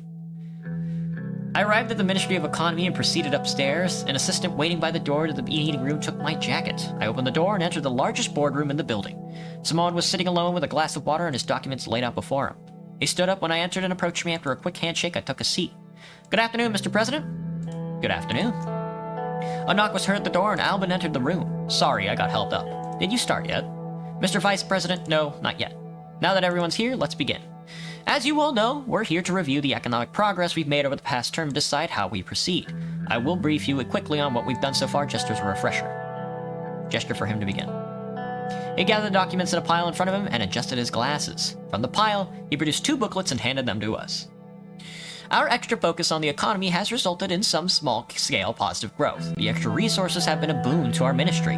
It would be great if we followed up on this focus during our next term. Let's take a deep dive in the details now. Please turn to page 5. A nice, juicy, cheesy beef burger, but once you take a bite out of it, it's actually cake. That's just like the mid-2000s meme culture, where everything is just cake. But the bubbles are actually black marbles. Ugh. Just like, you suck one up the straw and it hits you in the back of the neck. Let's start off with our economy plan. I'd like to say we're on track, but unfortunately I cannot, for our decisions so far have not been in line with our initial intention for a planned economy. Looks like we're going for a mixed approach instead, something between a planned and market economy. It's unfortunate that we could not follow through. I blame the circumstances. Yes, circumstances have certainly changed since your term began. Just pointing out the facts here. Let's move on with the report. Please turn to page 16. Titled Status of Trade and the Effects of a Foreign Policy. I'm happy to say that our trade has increased since the beginning of our term. We're on the right path. More trade means a more vibrant economy, which means unbridled economic development. For better or far worse, Swordland is becoming quite reliant on foreign economies. I don't see what's so wrong with that. The world is moving towards globalization. We might as well get a head start. Exactly, this isn't necessarily a negative. I don't see what's wrong with a little extra reliance on our allies and neighbors. We will have to carefully consider this matter during our second term. Please turn to page 17. In our attempt to repair Swordland's economic system, we went for a mixed approach. We tried to cater to the needs of both businesses and Swordfish citizens. It's been a delicate balance. Thankfully, living standards are steadily increasing. We've been receiving fewer and fewer complaints about our welfare system. That's terrific, both for the people of Swordland and for our re-election prospects. Exactly. Some of our industries have also been knocked down to their knees by our recent taxations. The demand for these goods have decreased drastically, which led to businesses in these industries being shut down. Some people are calling the government out for infringing on their personal liberty. Apparently, some even filed lawsuits saying the taxes violate their human dignity. Their lawyers argued for them that they need it for mental health treatment. Now, page 34. Lamau. Do I have a phone? I do have a phone, Hunter. I have a Samsung. One of the newer ones. Ones with like a pen. Deep fried brand new PC components on a stick. Tasty. Me when I'm eating microphone chips. Look at the Baltimore Ravens score. Alright, let me check out the game. I turned to page 34. Let me see. Ravens-Bills game. 40-25 in the last quarter, in the last 5. Okay. So I was wrong. I thought the game was going to be a lot closer than it was. This game is like a blowout. Like half-half. Like a half split there. Damn. Got my ass. I follow sports? Not really, L. Hunter mostly keeps me in the know with sports. Our production rate has gone down since the beginning of our term. We're at a low point right now. We need to fix that as soon as possible. Of course. I'll note that down. Moving on to logistics. Our situation has improved above and beyond our expectations. Our infrastructure projects have paid off in the long term. Smoother commutes, easier access, faster delivery times. Everybody's happy. We are very close to the end. I want to talk about a few numbers. Please turn to page 57. I have prepared a chart. Our inflation rate is currently at a staggering 49%, way up from 10%. It might be the highest in Swordland's history. The Swordish rent has been wildly fluctuating as a result, and consumer prices have gone up, which means that Swordish citizens are angry at the government. If we're not re-elected, we can't help them. Agreed. Mr. President, do you have any questions so far? What's our debt situation? Our debt is at 513 billion SR, way more than 427 billion SR at the beginning of our term. Basically, it has budged significantly down from where we started. It would still, I would still consider this as an economic loss as we inherited a recession. We essentially increased the possibility of an uncontrollable spend spiral. Due to our reckless spending in the first term, I am sorry to say that we have entered a debt crisis. According to my calculation, we won't be able to pay up our government debt without the assistance of a third party. It has even disrupted fundings to our welfare plans. Some construction projects and programs need to be put on hold because of that. How about unemployment? The unemployment rate remains steady at 16%. The stagnation is mostly due to the lack of investments in average economic planning. How about the latest numbers on our GDP? Our current GDP is at 141 billion SR, a major decrease from the 310 billion SR we had at the beginning of our term. As per the latest stat, the economy shrank 18% in the last 4 years on average. In short, we are suffering from a decreased economical capacity. Those are all the questions I had. Very well. I want to quickly heighten our budget expenditure. My numbers indicate that overall we have been generously spending our government budget. Money that is not spent is just pieces of paper, so that's good for us. Now, going into the elections and hopefully a second term, we need to decide our way forward. One thing is clear, we need a bigger budget. We shouldn't start our next term with budget deficit. What should we do, Mr. President? Any ideas? We'll take an international loan from the MFI. This will pose quite a risk to the reputation of our administration, but it can be done. I'll get right on it after this meeting. Now that that's out of the way, during our first term, we have faced many challenges in the midst of a recession. We've worked hard to fight against the odds, but it was not enough. Smallin paused to wipe his glasses. He swallowed before continuing. Mr. President, you may have surmised from the numbers I have given you that the economy has worsened considerably over the course of our administration. I want to prepare you for the truth. This is no longer a mere recession. We've entered a period that historians might reasonably defer to as a sortish Great Depression. We've broken our promises and failed our people. My only hope is that the future generations will be able to forgive us when they look back. I don't see how. I really don't see how at all. The San Francisco Giants blew a series against the St. Louis Cardinals, 2-1 Cardinals. Damn. You gonna go to sleep? Night, ankle biter. Thanks for popping in.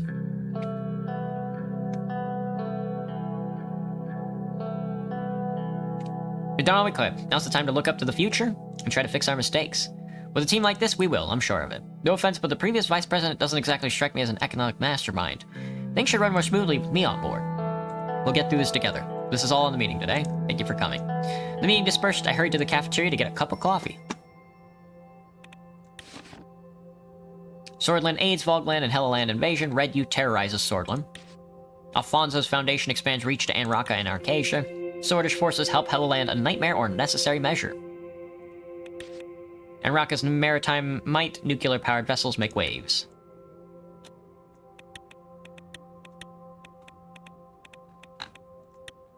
International MFI loan. We're just not going to pay that back, by the way. Economic stagnation in Grooney. Red Youth AIDS election campaign. Moorbell soon to be a ghost town, which is very funny. The HOS AIDS in the election campaign. We're definitely going to be elected next year. Increased crime and racial violence plague Sarna. Tons of salmon left rotting in storage. PFJP Richter slogan, victory for everybody. Scheduled television interview. Ooh. You made 3 videos today, L? 1 is memes, 2 is War Crimes, 3 is a music video. Wow. Dang. What hard at work. Takes me forever to make a video. The Mako crew had just finished their preparations for the interview. Lucian stopped me on my way out to the balcony of the Blue Mansion where the filming crew is standing ready. Are you ready for the interview, sir? Yes. Good. I've done my best to make this happen. This is very important for our administration. The crew is prepared to start filming. Mr. Sacker is excited to interview you. As I explained before, it would be bad press to decline this offer. They are the most prestigious interview group in the world. And they are from Kairut. The country is known for its neutrality. I don't think there would be too much pressure. I hope so, Lucian. I walked to the balcony and sat on a seat prepared for me directly across from Mr. Sacker. Mr. President, welcome to One-on-One. Thank you so much for taking your time to speak with us. Welcome back, Liliana. What's up? Let's begin with the latest incident between Swordland and Rumburg. An aircraft of the Swordish Air Forces was shot down by Rumburgian anti-air guns a few weeks ago. Officials from the Rumburgian government proclaimed that the aircraft was flying inside the airspace of Rumburg. Just a few days after the incidents, Swordish anti-air guns shot down a Rumburgian airplane. This time, your government proclaimed exactly the same, while the Rumburgian government insisted that the plane was inside their airspace. Many argue that this was not a coincidence and the Swordish army acted intentionally in retaliation. Did you give such an order? Our forces only acted in response to their breach of our airspace. Their claim is nonsense. Our plane was shot down inside our borders.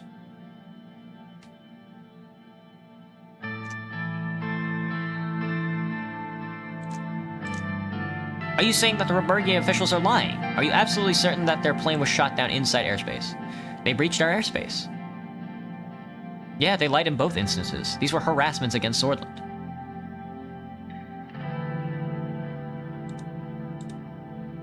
Do you believe these harassments could lead to an actual war between Swordland and Rumburg in the future? I hope not. We are willing to do what it takes to avoid conflict. This week, the United Contanian government has condemned Rumburg for their actions against Swordland. Now that Swordland is also a member of the CSP, do you think that they would deter Rumburg from creating a border conflict?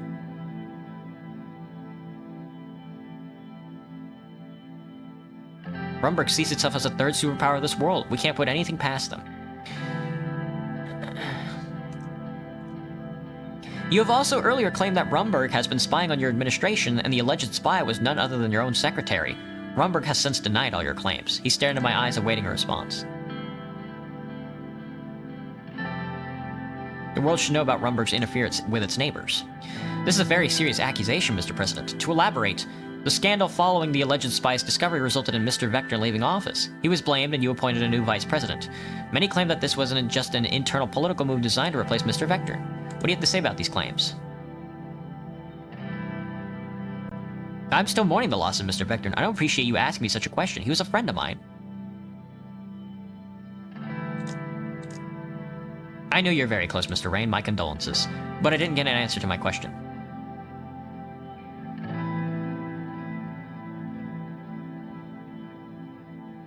The accusation is absurd. Mr. Vector was guilty for leaking classified information to a foreign spy. Snorting ashes in line? Yeah, snorting ashes in line, so good. But don't you think you were partly to blame? She was your secretary. It was going under the radar of your nose. To some extent, yes. All of our administration shares the responsibility for letting such a scandal take place. He didn't look like he was satisfied with my response. He stopped for a moment and took a brief look at his papers. Okay, let's return to your foreign policy. Let's talk about the ongoing conflict around Helluland Island. I believe Swordland is committed to stand with Volksland. In fact, you have a military alliance with them. According to reports from yesterday, the Volkslandian Navy has finally attacked the Ignolian fleet at Helluland Island. Today, Prime Minister Van Horten confirmed the invasion. He said Volkslandian troops have landed on the island. We've also received several reports claiming that there were Swordist ships and planes aiding the Volkslandian Navy. What is Swordland's role in this conflict? Will you finally admit that you're helping the invading forces?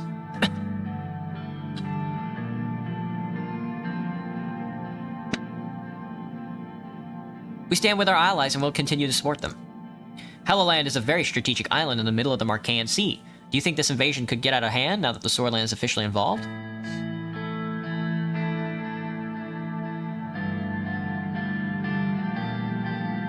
On the contrary, with the aid of Swordland, it will be swift and will end with as little bloodshed as possible. Why is it that you support Volksland's side in the conflict, Mr. President?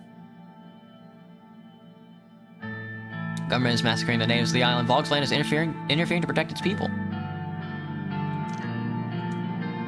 Okay, let's move on to another topic. Last year, a huge conflict took place to close the borders with Wayland.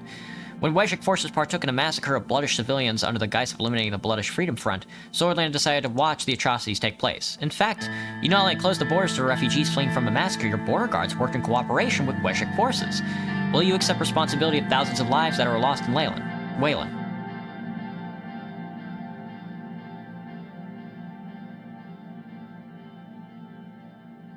It breaks my heart to see so many people die in Wayland. Could we have done something? Definitely. But the conflict had nothing to do with us.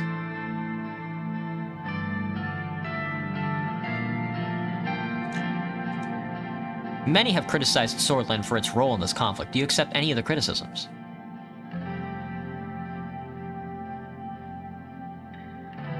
No, there's nothing wrong with protecting our country. Have I played Undertale yet? Not yet, Elle. Not yet. You could have... On the gesture of the director, he stopped before finishing the sentence. Well, it seems that's all the time we have for today. The director shouted at the crew to stop recording. We both stood up and shook hands. Thank you for your valuable time, Mr. President. It was a pleasure. Likewise, Mr. Sacker. I enjoyed it very much. Thank you for coming to Swordland. I hope to interview you again in the future. Lucian walked up to the director and started talking to him. I went inside the building. I hope that went well. I have no idea. Controversial PR visit. Ooh. CPS is a huge campaign in Morna. Swordland dependent on foreign help. Swordish Great Depression. Swordfish champions against the Rizian Giants, FC Anrika to face Real Montclar and Mokopen Cup knockouts. New forces in politics, the People's Front.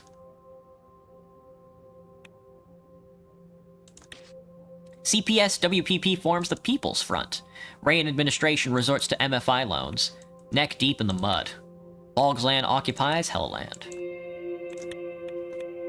Lesbia raises alert to alert level over Ravenos Island. Over Ravenos. Oh, Ravnos. Okay. Gotcha. Let's take a look. Very low public opinion. I don't know how you figure. A mere 20% of respondents expressing support. That's very funny. NFP welcomes General Ludrin's son. Monsoon becomes the new WPB leader. Monsoon Lek is the Workers' Party of Bloodia. Excellent. Monsoon might return to WPB to fill Elijah's role. WPB leader's been poisoned. Bloodish opinion is low. Of course it is. I don't care. Well... What if someone donated $3? PP? Yeah, PP. They're PPing. The fiscal downturn has resulted in the closure of numerous businesses and withdrawal from investors. Our nation will recover. That's fine. Early morning at the Rain household. Is this where I die? As usual, I woke up early in the morning. I put on my clothes and went downstairs. I made a cup of finely ground Swordfish coffee along with a slice of buttered toast and sat down in front of the TV to watch the morning news. I changed the channel to the SBC News and took a bite of my toast. I'm curious to see what President Rain's response will be. For those who are turning in late, the day is certainly going to be a rough day for the administration. We have confirmation about the certainty of these leaks. This is nothing short of a major scandal that could very well lead to the impeachment of President Rain. I froze and dropped the toast I was about to bite into. As per the recent information we've received, President Rain's name is mentioned many times in these leaks. According to the documents, she picked up the paper in front of her and started reading. President Rain bribed Clavin with the vice presidency position while the Reform Committee was in session. We have been trying to reach out to the Maroon Palace about these allegations and scandals. However, we've been unable to reach anyone yet. Turn off the TV. I buried my face in my hands. I don't care. The corruption of Rain revealed. The lies of Rain. Private meeting with Lelius Graf. The historic Graf Manor lay on the outskirts of Arvory at the end of a long, winding drive. Nearly 2 centuries old, it was as formidable as Lelius herself. Lelius had invited me for a private dinner, just the two of us. Wasn't sure of her motivations, but was happy to have an excuse to escape the chaos back in Holsword. Sergei dropped me off at the door. Knock. I used the heavy brass door knocker to signal my arrival. The butler answered and showed me into the parlor. Gus lanterns lent the wood-paneled room a cozy orange glow. Lelius was sitting on the sofa. Above her hung a nearly life-size portrait of a sallow, unhappy-looking young woman in a lace ball gown.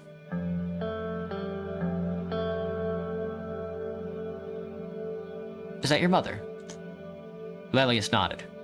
I was her only child, you know. Giving birth to me left her medically unable to conceive. My father never could forgive her for not bearing him a son, and she never forgave me. She took a measured sip of one of the 2 glasses of sparkling wine she was holding and handed me the other. Sounds like a painful childhood. The silver lining is that despite personally despising me, they felt compelled to grant me all the advantages a son would have had, including the education I needed to rise to my current position. Nice story. Why am I here? Given your current circumstances with Miss Rain, I thought you could use a home-cooked supper. The butler silently stepped into the parlor and rang a silver bell. Speaking of which, she led me into the dining room where a glittering chandelier hung from a high ceiling. Beneath it was a long table set for 2, a woman in an apron and a chef's hat.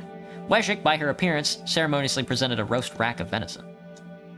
Smells delicious. The groundskeeper shot it this morning. Lelius bowed her head and said a quick prayer, then motioned for me to dig in.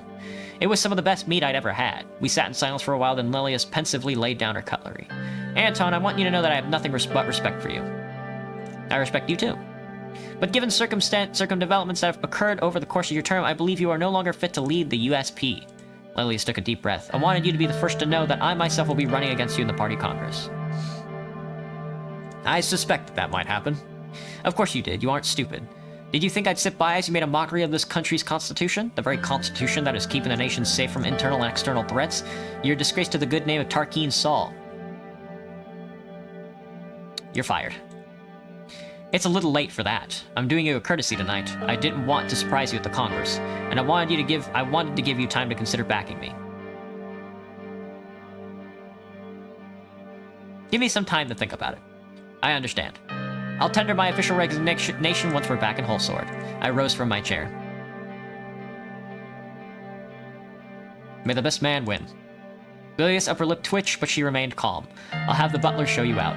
She stayed seated as her butler gently led me outside. As Sergei and I drove away, I looked in the rearview mirror and saw her silhouette in the doorway. So I was being challenged from within my own party. At least Lelius wouldn't pose much of a threat. Or so I hoped. Uh-oh. We'll see how it goes. There goes my Minister of Interior. Graf resigns, Graf throws in the towel. Indeed. CSP modernizes Navy with new ships. Yum. The WPB CPS having talks. Workers' Party of Bloodia and the Communist Party of Swordland held a meeting together. A military parade! Ooh. It was an unusual day for the residents of Holsword. Regularly used streets and avenues were blocked off by the military personnel. Many shops and cafes were closed, and once crowded stores were now empty. Instead, thousands of residents in Holsword were concentrated in one street, Victory Avenue. Stretching out through the heart of Holsword, people on both sides of the road were waving Swordish flags proudly for the military parade. I was getting prepared to embark on my trip. It was going to be a short drive down the Victory Avenue until we reached the Maroon Palace. My company for this trip was Yosef with Sergei, as usual, driving the presidential car. Yosef approached me. He was wearing his decorated ceremony outfit. He carried a sword with a goat head at the handle and his pistol by his hip. He put on his cap. Mr. President, we're almost ready. We will depart right after the tank column. Bromberg will think twice after today. They will tremble before the Swordish military might. After hearing the loud thump of a book falling down to the floor, he turned to a couple privates that were doing the preparations on the schedule and started walking in their direction. Private, can you do your job properly? I watched the young soldiers perform a lousy salute to Yosef. What is that salute, soldier? Watch! This is a real salute! He performed an excellent salute, and after scolding the privates, he walked back. It doesn't give me much confidence that our soldiers do not even know how to properly salute. I will have him educated. Sergei appeared from the entrance and joined us. Mr. President, Mr. Lincea. Sergei performed a salute to Yosef, which made Yosef smile under his mustache. At ease, Mr. Faulkner. We ready to depart yet? Yes, sir. Follow me, please. We started following Sergei through the corridors. Mr. President, have you seen the tanks? Our planes, too. Bromberg will be so scared when they see this. I sure hope so. I am sure, Mr. President. My kids were very excited to wake up today, you know, to see the planes fly. Sergei, where did you do your military service? Morna, 7th Artillery Squadron. I still talk with many of my friends from those days. The camaraderie of military is never forgotten. I'm still in touch with my friends from basic training as well. What about you, sir? Where did you serve? All over Swordland, you know. Mr. President was under my command once. Gumrin Outpost. Do you remember those days? We called him the Relentless. Yosef let out a long laugh. Good old days. We are here, sir. We exited the building and walked over to the clearance where the black Cadilla, the presidential car, was waiting. It was decorated properly for the event, and the top canopy had been removed so fat so that I could stand and wave to the people. Ever seen an actual monkey up close? No, Graham. That sounds really scary, though. Monkeys scare the hell out of me. As far as, like, animals go, monkeys for me, are very scary. They at any moment, they could just beat the shit out of you, you know? On the way to the car, generals and admirals were lined up on both sides of the carpet. The atmosphere immediately, not even at, like, the zoo, you know? I've never seen, like, a monkey up close at the zoo. The atmosphere immediately changed when those experienced men who fought many times for their country saluted me. I saluted back with respect. Spider monkeys are silly. It's just everything I hear about monkeys is how ruthless they are. Chimpanzees are always tearing off each other's faces and shit. I saluted the high-ranking military staff and attachés from the CSP. We shook hands before proceeding. I entered the car and Sergei started the engine. Yosef saluted me. We were on our way shortly. Good luck, Mr. President. The car started rolling. Even though there were many walls and trees in between the car and the crowd, I was able to hear the deafening sounds of cheering Swordish citizens. Gradually, we made our way to the starting point. A couple of old propeller planes flew above our heads, and I thought whether the planes were older than me. Loud footsteps of the marching soldiers were followed by loud noises coming from tank engines. The tanks came into my view. They were not the most modern models, however they displayed our military might. I couldn't even finish my thought, and one of the tanks broke down and had to be towed. We waited for a few minutes for the announcement. Finally, it was our turn. On both sides of the Victory Avenue, there were numerous citizens cheering my name, waving their Swordish flags. Let's salute them. Let's wave. I waved to the people. Looking at the benches where the general staff were sitting at, I saw Tarkin Saul sitting next to General Vulcan. We kept our slow, steady pace. We were almost at the Artarwishi statue several hundred meters away. A group of soldiers saluted me as we waved by. They looked proud and stout in the new infantry uniforms and with brand new rifles. We continued on as per the schedule, finally arriving at the Maroon Palace, which marked the end of the parade. People of Holsword dispersed to their homes. A clear message was sent to Rumburg by the display of our military might. We were about to see whether it would be enough or not. Yeah, after your tank breaks down. I should be concerned about chimpanzees, for real. Guess it's just you and me, Liliana? So it would seem. Alright, let's see if I die tonight. The will of the state. And so it shall be. Alright, before we start this next chapter, I am going to take a quick break and take the piss. BRB.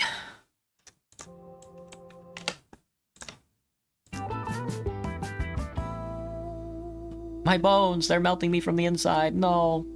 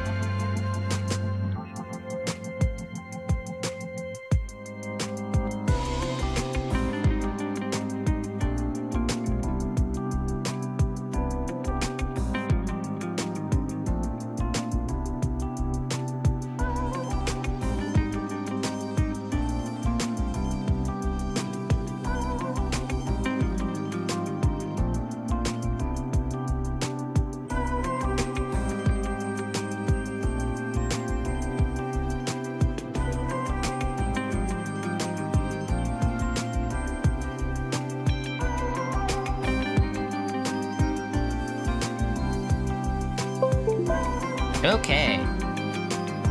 Let's get back to it. Let's see if we... the economy is not doing too tight. Yosef is probably gonna kill us. Our Minister of Interior just fucking left, and we still haven't gotten a nomination yet. World leaders to gather at Alliance of Nations. We're gonna go do the Alliance of Nations meeting. Let's take a look. Schedule for the Alliance of Nations meeting. Constantium. Gross. Let's see, what's going on with Anrika? The Markopan Champions Cup. Today, the management of FC Anrika has invited me to attend a pivotal football match. At Lucian's urging, I accepted. The team was representing Swordland in the international arena. According to Lucian, it would have been unprecedented not to put in an appearance. FC Anrika was finally in the Markopan Champions Cup, the most prestigious football tournament in the world for the first time ever. A Swordish team had managed to qualify for the knockout phase. Millions of Swordish people were waiting to watch FC Anrika compete against the legendary Rizian team Rio Monteclar. Despite all odds being stacked against the team, the mood was full of hope. A win today would bring Anrika to the quarter-final, a feat that no Swordish team had ever managed to achieve. And of course, all presidents of Swordland, current and former, were invited to watch the historic competition. I was told that both Saul and Alfonso would join me in the lounge reserved for us. How you feeling, sir? I'm fine, Lucian, thank you. We made our way towards the Maroon Stadium. The arena was situated in one of the most crowded quarters of Anrika, surrounded by dense and urban development. As we wound our way through the streets, I noticed the name Saul everywhere. Since I'd last been here, markets, restaurants, and even pubs named after the colonel had been all popped up. We just passed a pub called Alco Sol. I'm afraid we did, sir. I've heard it's part of the ad campaign for Anrika, an attempt to draw tourists, at least Saulist ones, to the city. Saul's legacy still lives on for millions, after all. Lucien's pocket radio crackled. After responding, he turned to me. Sir, the security gave us the clear and informed us that Saul was already arrived at the lounge. Good luck. I know he's quite the imposing presence. Please follow the guards to the top floor. You will be seated at the VIP lounge. Any advice before I leave? You know the guests of honor more than I do, sir. If all else fails, just focus on the match. Shouldn't be difficult. Even just the fact that you are here will surely help our campaign image. I hope so, Lucien. I followed the security. We entered beneath a giant sign that read, "Welcome to the Hall of Martyrs." You're crying, Hunter? What's up, man? Corridors inside were painted almost completely in maroon, adorning them with various depictions of the Swordish goat, numerous jerseys, awards on team photographs. On our way up, I was greeted by the president of the club. Beaming with pride, he immediately shook my hand. Behind him, Mayor Curtin Lest and Gus Manger were waiting to greet me as well. All of them had FC Anrika pins attached to their collars. Welcome to Anrika, Mr. President. You are always welcome in Anrika, and it's great to see you show support in person. Thanks for being here. This match means a lot for all us Anrikans. And all of Swordland. Their report has the Swordish team reached this stage in the Merkopen Cup.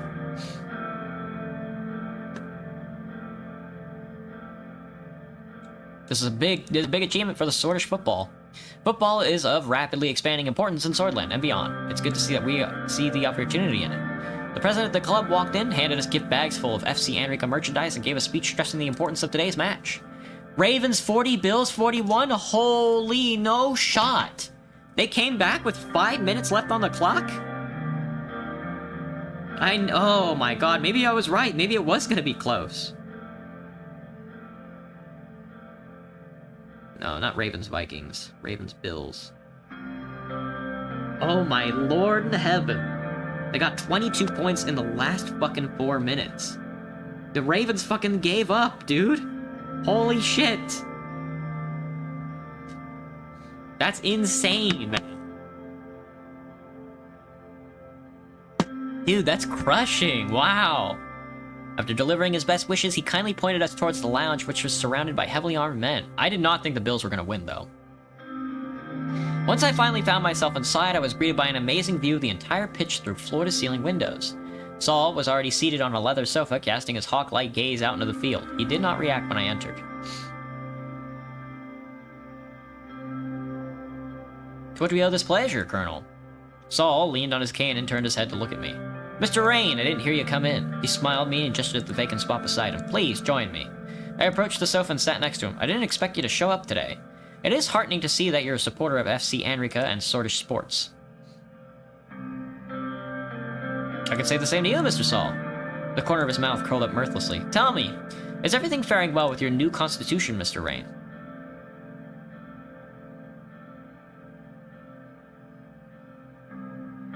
Now that we put the 29th Constitution behind us, things are only going to get better. You assume too much, he sighed. Despite all the warning signs you adamantly followed your own pig-headed vision for Swordland. You continued on the path that Alfonso started, obliterating our economy and throwing the nation into a quagmire of poverty and depression. And you're turning Swordland into a puppet for superpowers to play with. I never thought I'd live to see Swordland infected by millennialism, especially at the invitation of Swordish president. I'm warning you, Anton, the path you've chosen will only bring about exploitation and abuse.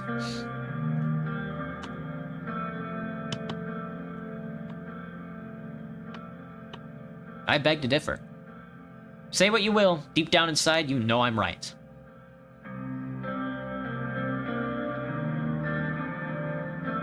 You're wrong. You still have a lot to learn. I'm willing to listen. A sudden burst of cheering from the stadium made both of us look out the window. The players had begun walking out into the field. Look, Mr. Rain, it's starting. He pointed directly at the group of FC Anrika fans who stood up holding colored boards, creating a massive illustration of Saul. Under the portrait, the bottom row of boards slowly revealed the words, "Welcome home, Colonel." Keep watching. As if plastering my name everywhere in this city wasn't enough, I suppose I'm flattered. Another group of fans raised their boards to reveal a silhouette of the famous Hall of Warriors, a Marquean-era architectural ruins in Anrika with Tarquin Saul in front of it. As the players of Real Monteclar lined up in the middle of the field, Anrika fans started chanting, "We'll eat you whole for Colonel Saul." Right after the referee signaled the start of the match, the door behind us closed with a thud. Well, Colonel, how do you feel about being Anrika's new poster boy?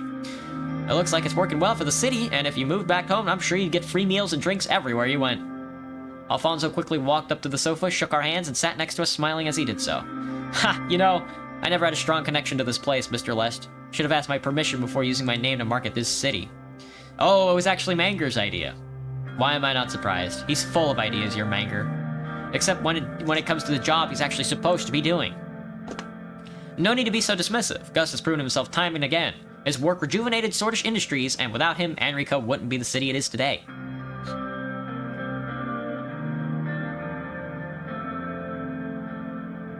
What did Gus do for Anrica?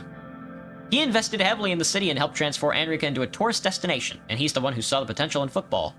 All the man's so-called accomplishments have been purely accidental. You say that, Mr. Saul, but Manger is a respectable professional who actually loves his country. More like an errand boy doing the bidding of those who line his pockets. Alfonso sighed. I don't intend to take on the role of his personal spokesman. You know... Just then, FC Anrica's star midfielder made a breakaway down the field. The crowd erupted into a cheers as the ball was passed from player to player, each touch bringing it closer to the goal. Look, we're gonna score. Too predictable, they won't make it past the other team's defense. As if on cue, Rio Monteclar's defense made a crucial block, sending the ball back down the field.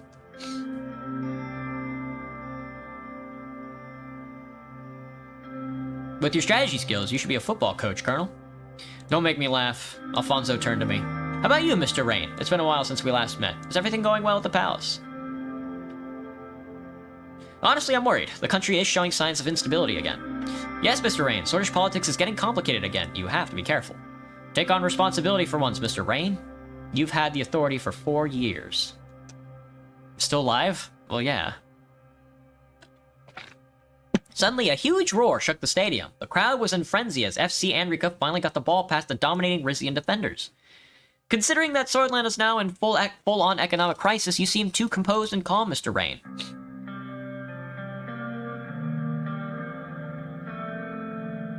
Don't worry, it's under control. Everything will fall into place soon. Just then, Monteclar's midfielders executed an incredibly fast counterattack, scoring a goal that put them ahead in just a few seconds. The Swordish side of the stadium fell completely silent. It was bad luck getting top-tier Rizian team as an opponent. I still applaud our guys for giving their best. Not even Gelsword has ever come this far in an international tournament.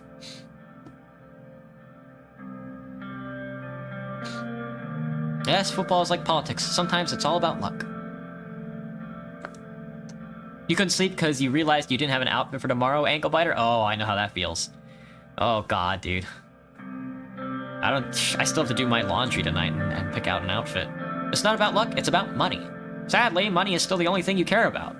The only noise that could be heard from the stadium was shouting from the Rizian side, Monteclar. All eyes were glued to the scoreboard as the new score appeared, FC Anrica 0, Monteclar 1. From that moment on, we turned our complete attention to the match in front of us. The Rizian players kept dominating the field. The referee blew the whistle. It was halftime. That was rough. We heard a noise from above us. A Zeppelin was flying over the stadium with a giant poster hanging beneath it. I noticed that it was an advertisement for the Alfonso Foundation. At the center of the poster stood Alfonso, portrayed with a warm smile and a twinkle in his eye. In his outstretched hand, he held a whimsical compass, glowing with a soft golden light. Surrounding him were people from all walks of life and cultures. The tagline, written to the elegant and uplifting typography, was prominently displayed at the bottom, Alfonso Foundation, bringing hope to those in need, one act of kindness at a time.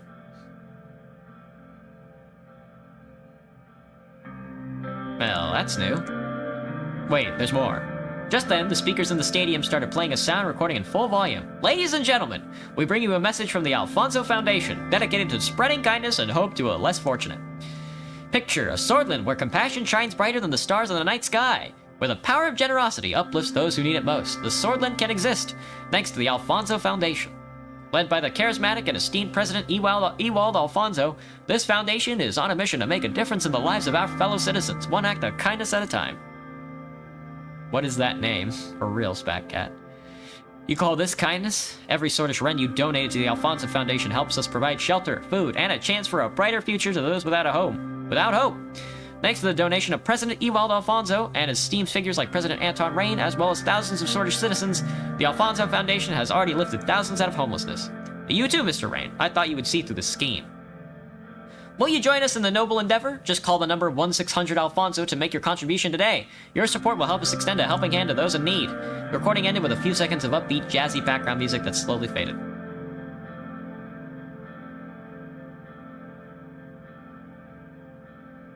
That was a little distasteful. I beg to differ. Alfonso, are you not ashamed? You had your whole term to plan affordable housing programs, instead you decided to pass the buck to Mr. Rain here? And now you're wasting your time on crap like this?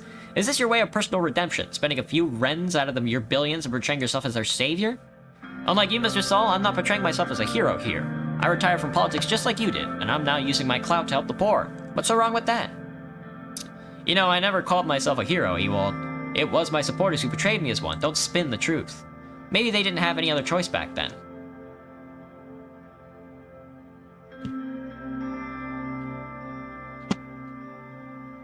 Don't comment. I kept listening. Are you still sore about the party giving you a hard time after I left? Admit it, Ewald. You never could accept being a less popular leader. You hated living under the shadow of what I built. It is true, I did hate working inside your shadow empire, but I succeeded in dismantling a lot of those obstacles you laid out for me, and opened a way for reforms, but you never let the party go free. So it was I who controlled each and every member. I was behind every problem you faced with the USP. Do you really believe that? You're the founder of the party, Mr. Saul. Don't even try to deny your influence over it. I still remember how the party became divided after you stopped supporting me. It is on them for being blind to the progress we are making.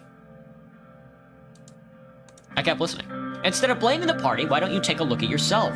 That same party voted me out of their own volition in the presence of you.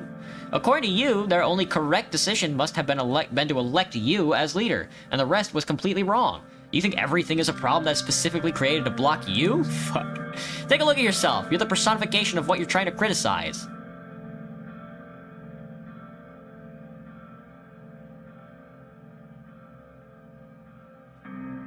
I think both of you should calm down. I agree. Suddenly, we turned our heads to the field as a massive roar shook the stadium. The second half was already in full swing, and Anrika players were aggressively attacking, weaving in and out of defenders with speed. Suddenly, the ball was passed to the famous Swordfish striker, Hakon's Ladder, who was in front of the goal. I noticed Saul shift in his seat, his gaze suddenly locked on the field.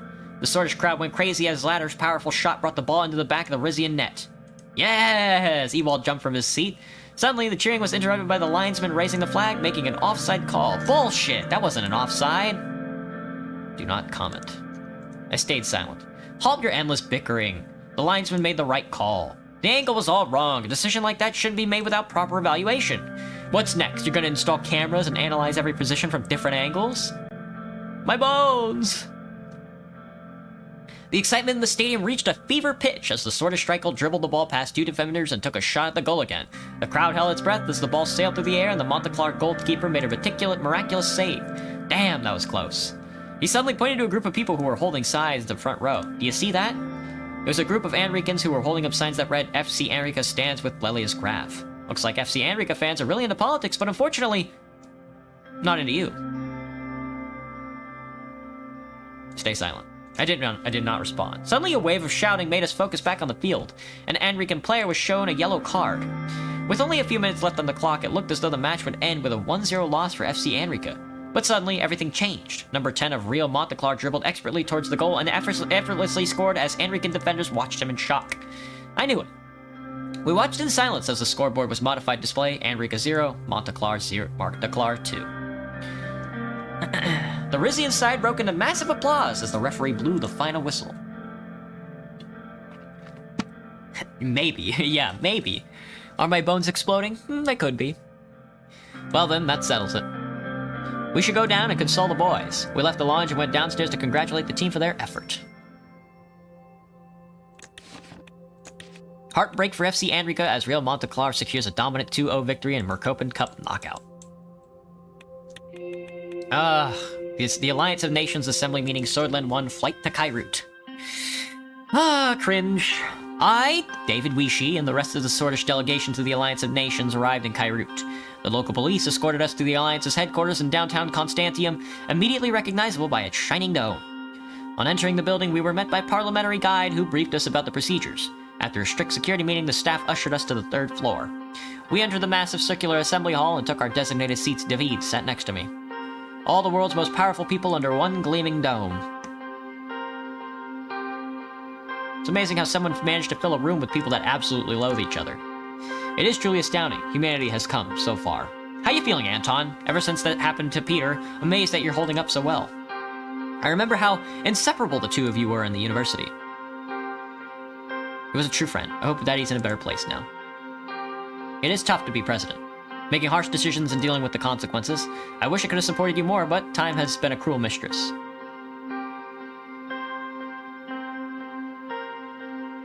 What you've done so far is more than enough. Don't treat yourself so harshly. From a distance, we could see the President of the General Assembly, Mr. Nines, approaching his designated position. Well, the session's about to start. Let's get comfortable. It's gonna be a long day. Mr. Nines, President of the Alliance of Nations.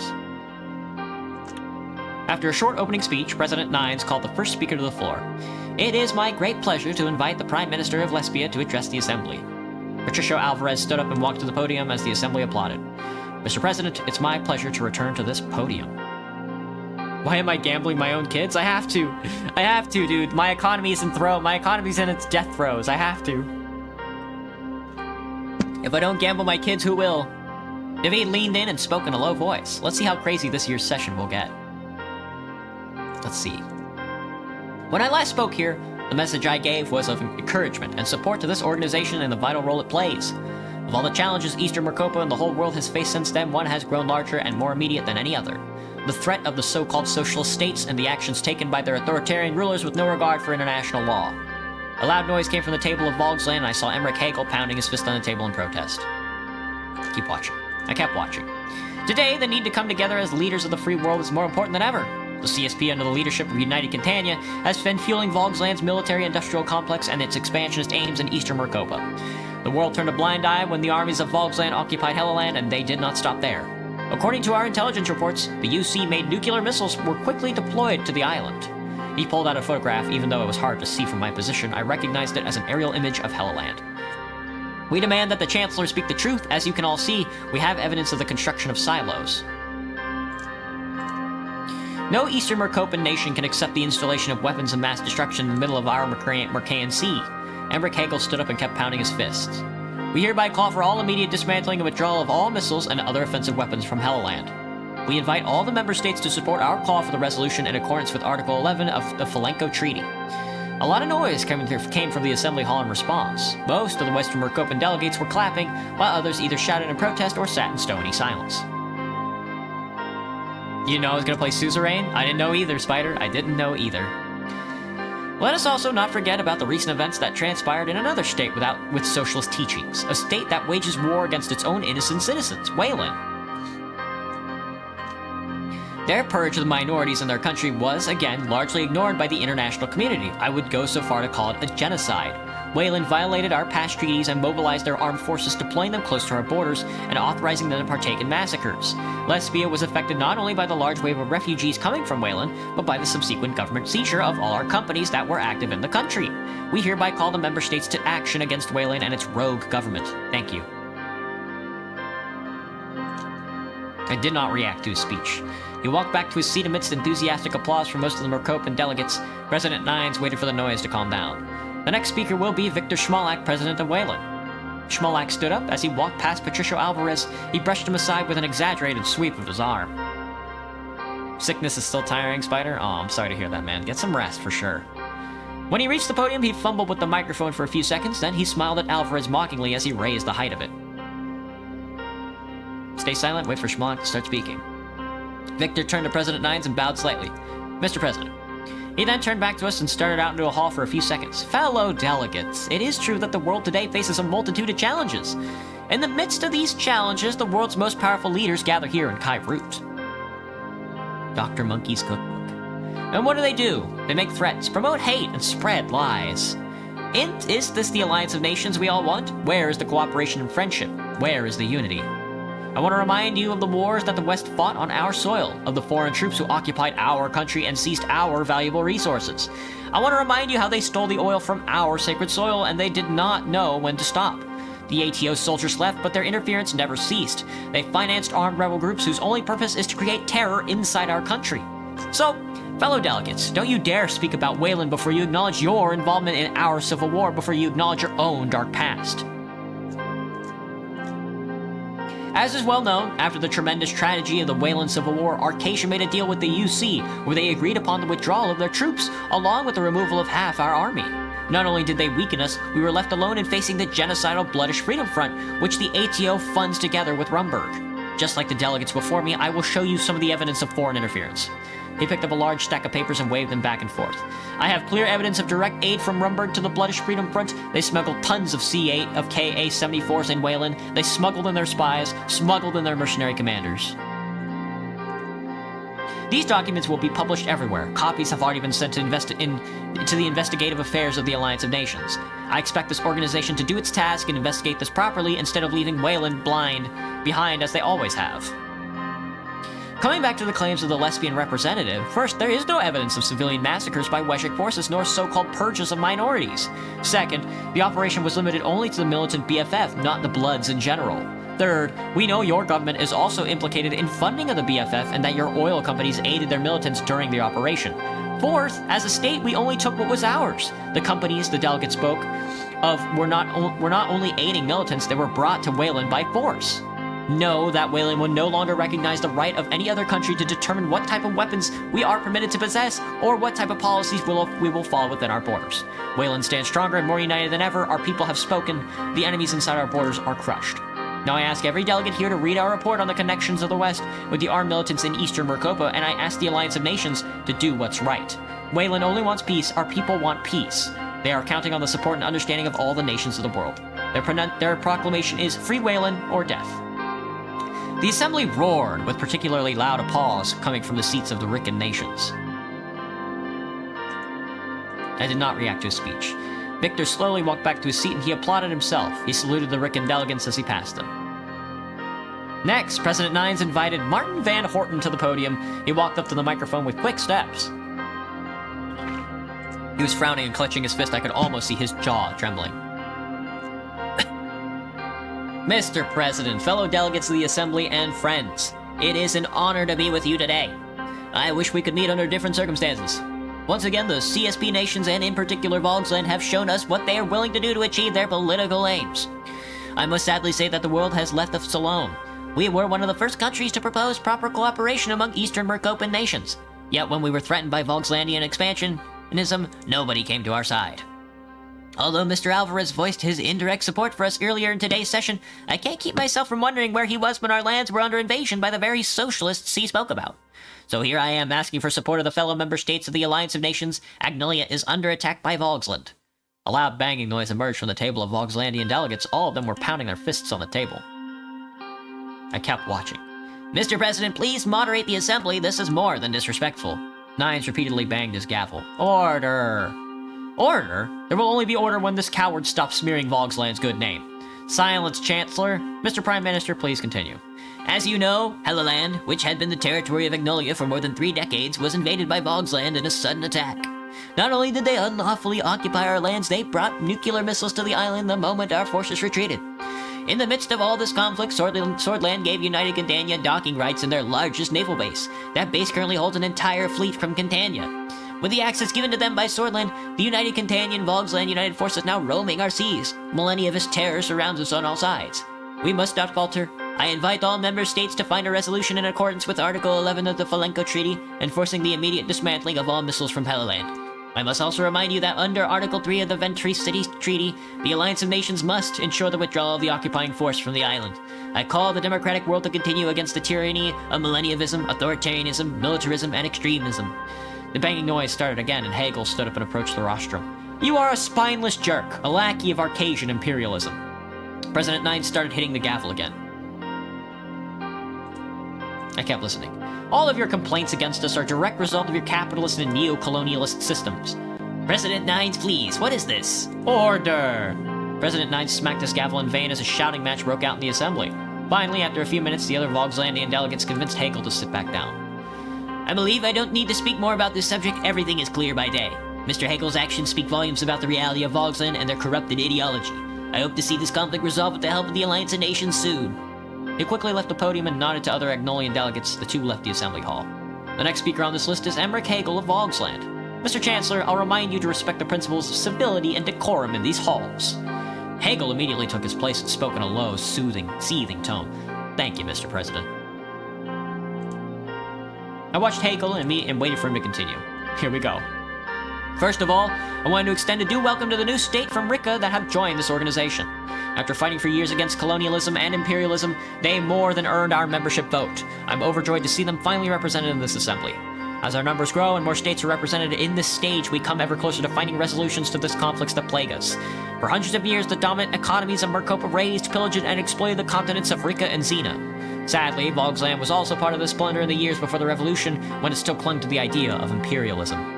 But when our masses found their voice, the old colonial powers and their new financiers turned against them. These powers did whatever they could to hamper our revolutions. They did not want the people to be heard.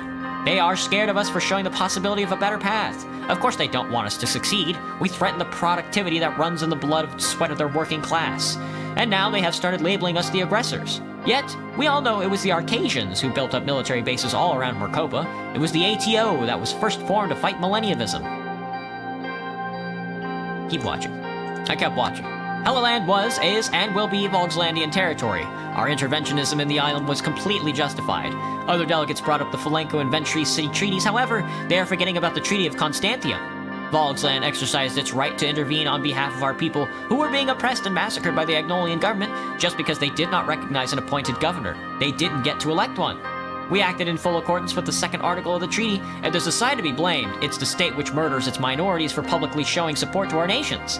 There were also claims about illegal missiles. No country in the world has a right to determine what types of weapons we import. If there's a conflict of alliance, if there's a conflict the alliance can resolve, let's start with the Arcasian base on Ravnos Island. Lesbia has been housing Arcasian troops and missiles by our border for years, and none of the member states even talked about it.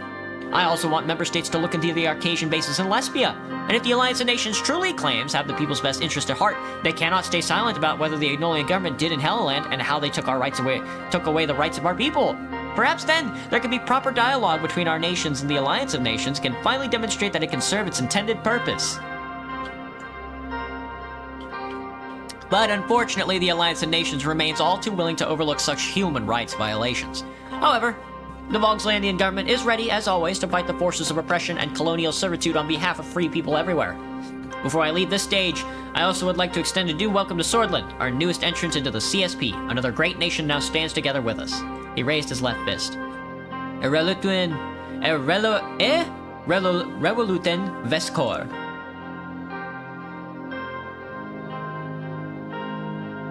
Stand up. I stood up and applauded. Most of the delegates from Xena, Rika, and Contania responded with thunderous applause. Hegel shook his hands with them as he walked back to his seat. President Nines announced the next speaker, Queen Beatrice Livingston. Dear President of the Assembly, dear delegates, dear leaders of the world. Just as my fellow Eastern Marcopan delegates spoke about the troubles plaguing our continent, I also have to bring attention to a growing threat in our region, Swordland. As you know, not long ago, Swordish aircraft with offensive capabilities were spotted inside our borders. A few days later, they were shot down one of our planes inside our own airspace. It was practically an act of war. Know this, Rumburg will do anything within its power to defend itself and its interests, whether Swordland is actually planning something or not. One must admit that the activity of our Swordish neighbors has been very concerning. They took in traitors and gave them protection. Their president even went so far to blame our country for spying on his administration through his own private secretary. And he expects the world to believe his lies. Keep listening. Swordland closed their borders to innocent bloodish people fleeing from being massacred by Weshik forces. They even supported and cooperated with Wayland in their ethnic war against the bloodish people, and inside their country they killed hundreds of bloodish people who wanted to be free from Swordish oppression. I wish to extend my sympathies to all bloodish people that had lived through the tragic atrocities being committed by Swordish authorities. On top of all that, Swordland even aided the illegal occupation of Helluland by Vogsland. They are increasing their military presence rapidly to further their dark aims. I hereby invite all of you to determine the initiation of the proper intergovernmental investigation into Swordland. If the Alliance continues to shrink its given duties, you can trust in Rumburg to take matters into her own hands. It is important to point out that Rumburg will not stand idly by if more Contania military are transferred to Eastern Marcopa. I hereby condemn both the CSP and Swordland for allowing United Contania to settle in our region. But before I finish, I also want to say, Mr. Smolak, I'm looking forward to reading your report. I wonder what this so-called evidence is all about. Know that your slander does not work on us. Know that we are ready to die for freedom. Know that our kingdom stands firm and strong. Expect a grand awakening. Thank you. I did not react to her speech. Hello! Hello, Brassy. You know how to read? Good job. Thanks. She left the rostrum without getting much applause. Then, President Nines announced the next speaker. Mr. Anton Rain, President of Swordland, I invite you to address the Assembly. David immediately started applauding. Good luck, Mr. President.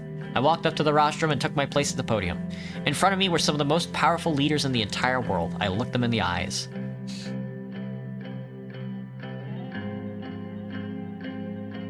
Thank you, Mr. President, fellow delegates.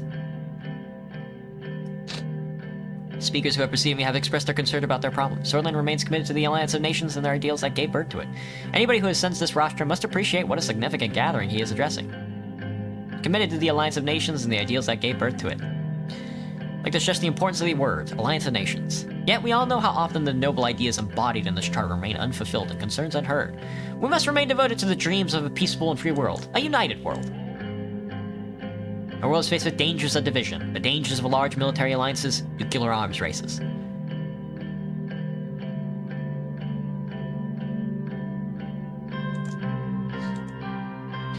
Now it is more important than ever to set aside our differences and unite under this charter. It's time to ask this hard question, ask if this organization is achieving any of its aims. Today, we're confronted by a difficult choice. Our greatest achievements may either be used for the benefit or the detriment of mankind.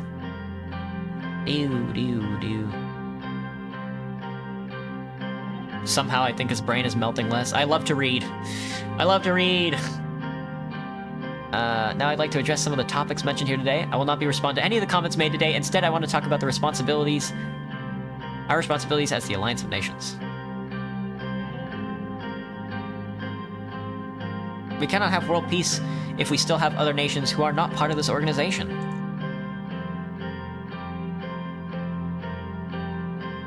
Today, the AN only seems to be protecting the rights of Arcasia and its close allies. What a shame. Our organization cannot take sides. What a shame.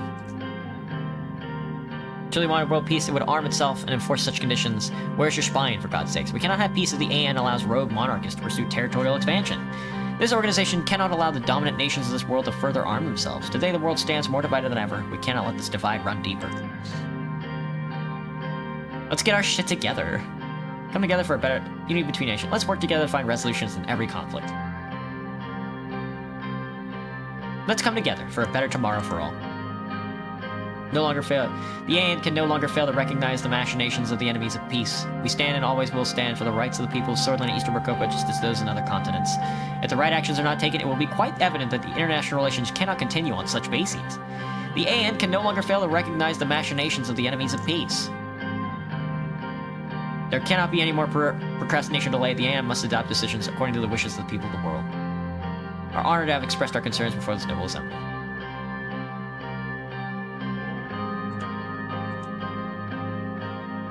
Amorgana Westcore. Emmerich Hegel stood up and raised his fist. Vectern Zista. Heard thunderous applause from half the assembly. Raise your fist. I raised my fist before I left the podium. I walked back to my seat. David did not stop applauding until I sat down. Thank you, David. Thank you, David. It was not a bad speech, Mr. President. You did well. I didn't say fucking anything, which is awesome. I'm glad I didn't get to say anything. I would rather not say anything at all. President Nines announced the next speaker. Dwight Walker. The leader of the President of Arcasia. Mr. President, I first want to congratulate you on your election to this high office. Mr. Secretary, delegates to the Alliance of Nations, ladies and gentlemen, fellow friends. We meet again in our quest to bring peace and light into this world. But even though some of the clouds have lifted, the world has not yet escaped the darkness. The CSP is rapidly expanding its influence. Now, fellow Marcopan nation, Swordland is standing with the UC and its millennialist ideology. It is very troubling to see a democratic nation of Marcopa be invaded by those millennialist powers. I refer, of course, to Helluland occupation by Volksland. This is an attack against the lasting peace the world has enjoyed since the Century of Revolutions. Today, our peacekeeping obligations are being tested by the the UC and the millennialist bloc. If we fail to counter and stop this threat, if we stay idle and allow them to build new walls and weapons of hostility, if the attackers do not face any consequences, then this unstable peace we believed we had built will be the world's downfall, and the posterity will point its finger at us for not stopping it. Hegel and the other Volkslandian delegates started making noise again. This time, Hegel had taken off his shoe and was banging the table with it. I kept watching. Despite the noise Hegel made, Walker continued his speech without pause. Despite its claims, the CSP's actions will only bring about war. We believe the UC and Arcasia, together with their allies, could come to an understanding for our mutual benefit and our desire to avoid the destruction of the world. Yet UC keeps acting in complete disregard to international law. Their allies are forcibly taking land and imposing their own values on the people of those lands. I will say this to the leaders of the UC. If either of us is to be secure, we need a peaceful cooperation, not nuclear missiles, shows of naval superiority, or invasions. If the leaders of the UC fail to demilitarize Helluland with complete dismantling of the nuclear missiles and the withdrawal of the occupying Voxlandian forces, the ATO will have to take matters into their own hands. Hegel stood up with his shoe in his hand. What is that supposed to mean? You're promoting war at the Alliance of Nations? Mr. President, this cannot... Nine slammed his gavel down. Silence! Mr. Chancellor, please let me finish. We did not interrupt you when you addressed the Assembly. Finally, I propose that the Alliance of Nations undertake the noble cause of helping the people of the world through rewriting and properly enforcing its Human Rights Declaration. The Alliance of Nations cannot survive as a static organization. Its size and duties are increasing enormously. It should adapt to the changing world. But peace and rights do not rest in the hands of this organization alone. They rely on the hearts of our people and the spirit of cooperation between our nations. So, let it be known. My fellow inhabitants of this world, let us take our stand and see if we can finally achieve a lasting peace. Thank you. Most of the assembly applauded his speech, the ATO delegates in particular. I'll react. The applause continued for some time. Walker shook hands with various delegates on his way back to his seat. President Nine spoke into the microphone once more. We have one final speaker before we break, Leon Melanev of the UC. Melanev slowly walked to the rostrum in his iconic suit. All of the CSP delegates stood up and applauded him. Honorable Chairman and fellow delegates of the Alliance of Nations, here we are again at the most esteemed meeting of state representatives in the world. However, increasingly, we are being threatened, disregarded, attacked, or ignored in this assembly. Representatives of Arcasia have just shown his unfriendly attitude toward us yet again. Arcasia would have you believe we are standing in the way of lasting peace, yet the peace they talk about was only possible thanks to our missiles and our growing base in the developing world. The ATO kept waging wars against people's revolutions and forcing new independent states to be their puppets, binding them to themselves through the Arcasian lira. And now, yet another Arcasian president is telling us that we are the aggressors and they are the keepers of peace. Oh, hello, Andrew. What's up? We will not be silent anymore against these lies. When was this peace you talked about? Where was this cooperation between countries? Have you ever accepted our invitation to talk about denuclearization? If you don't like us, don't accept our deals. Don't listen to our concerns and keep pointing finger at us. Why did you invite us to the AN? Every year, UC comes to this assembly to address the real problems of real people. People who suffer because of your systems, your wars, your ignorance. Whether you like it or not, we'll keep representing the laborers, the slaves, the opposed of this world, the oppressed of this world. And believe it or disregard it, history's on our side. We say to the representatives of capitalistic countries, come and visit us. Come and see the revolution working in Campania. Show our continent to your people without distorting the reality. If you cannot do that, then you need not come. We believe socialism will triumph over capitalism in the end, such is the logical conclusion of the development of humankind. This time, the lesbian delegates started laughing very loudly. Some other delegates booed. I kept watching. You can keep laughing, gentlemen. Communism will bury you. Suddenly, the laughing turned into shouting. If you really believe in cooperation, we will be waiting. We're not going anywhere. However, if the ATO keeps intervening in our matters, it is natural that the CSP would react. Before we move on, we would also like to extend a warning to Rumberg. United Campania and the CSP will stand against the aggression of Rumberg. They are playing a dangerous game, one that may bring ruin to Mercopa and their own lands. I hope the AN can find a resolution to this conflict. If not, let it be known the UC will do whatever it takes to protect the people of Swordland and Eastern Mercopa. Keep listening. Despite threats from the ATO, Rumberg, or any other nation or organization, we must not succumb to further division and violence. We must ask ourselves, what do the people of our countries expect of us? They surely don't want war and bloodshed. So, let's leave to our children and grandchildren good memories of our time and better future for all. Let them look at history and say, once there was great divisions and complex problems, but the leaders of the world came together in the AN and succeeded in settling them in order to ensure our peaceful lives. Let us act in such a way to make this session not a session of threats, but a session of hopes and the realization of them. The government of the UC and the United Peoples of Campania are ready to serve their duties for world peace. Long live the People's Revolution. Stand up and applaud. I stood up and applauded. The assembly broke into massive applause. The applause continued for some time. Melanev slowly walked back to his seat. Thank you, ladies and gentlemen. We will reconvene later in the day for the final agenda items and closing remarks. David stood up and stretched his arms. That was a lot. Yeah, let's grab some lunch. Lead the way. We walked out of the hall to have some lunch and some fresh air. Fuck me, dude. Ugh, there is no more worthless organization than a fucking united goddamn international nation organization. Even fictional ones. Well, that was the video gaming tonight. I'm gonna take a quick break. I'm gonna refill my water, rest my throat a little bit, and then I'll be back with a little more of Terry Pratchett's The Color of Magic. Whew. We're done with the politics tonight. Now we get into the real meat and sauce of wizard crafting. I'll BRB.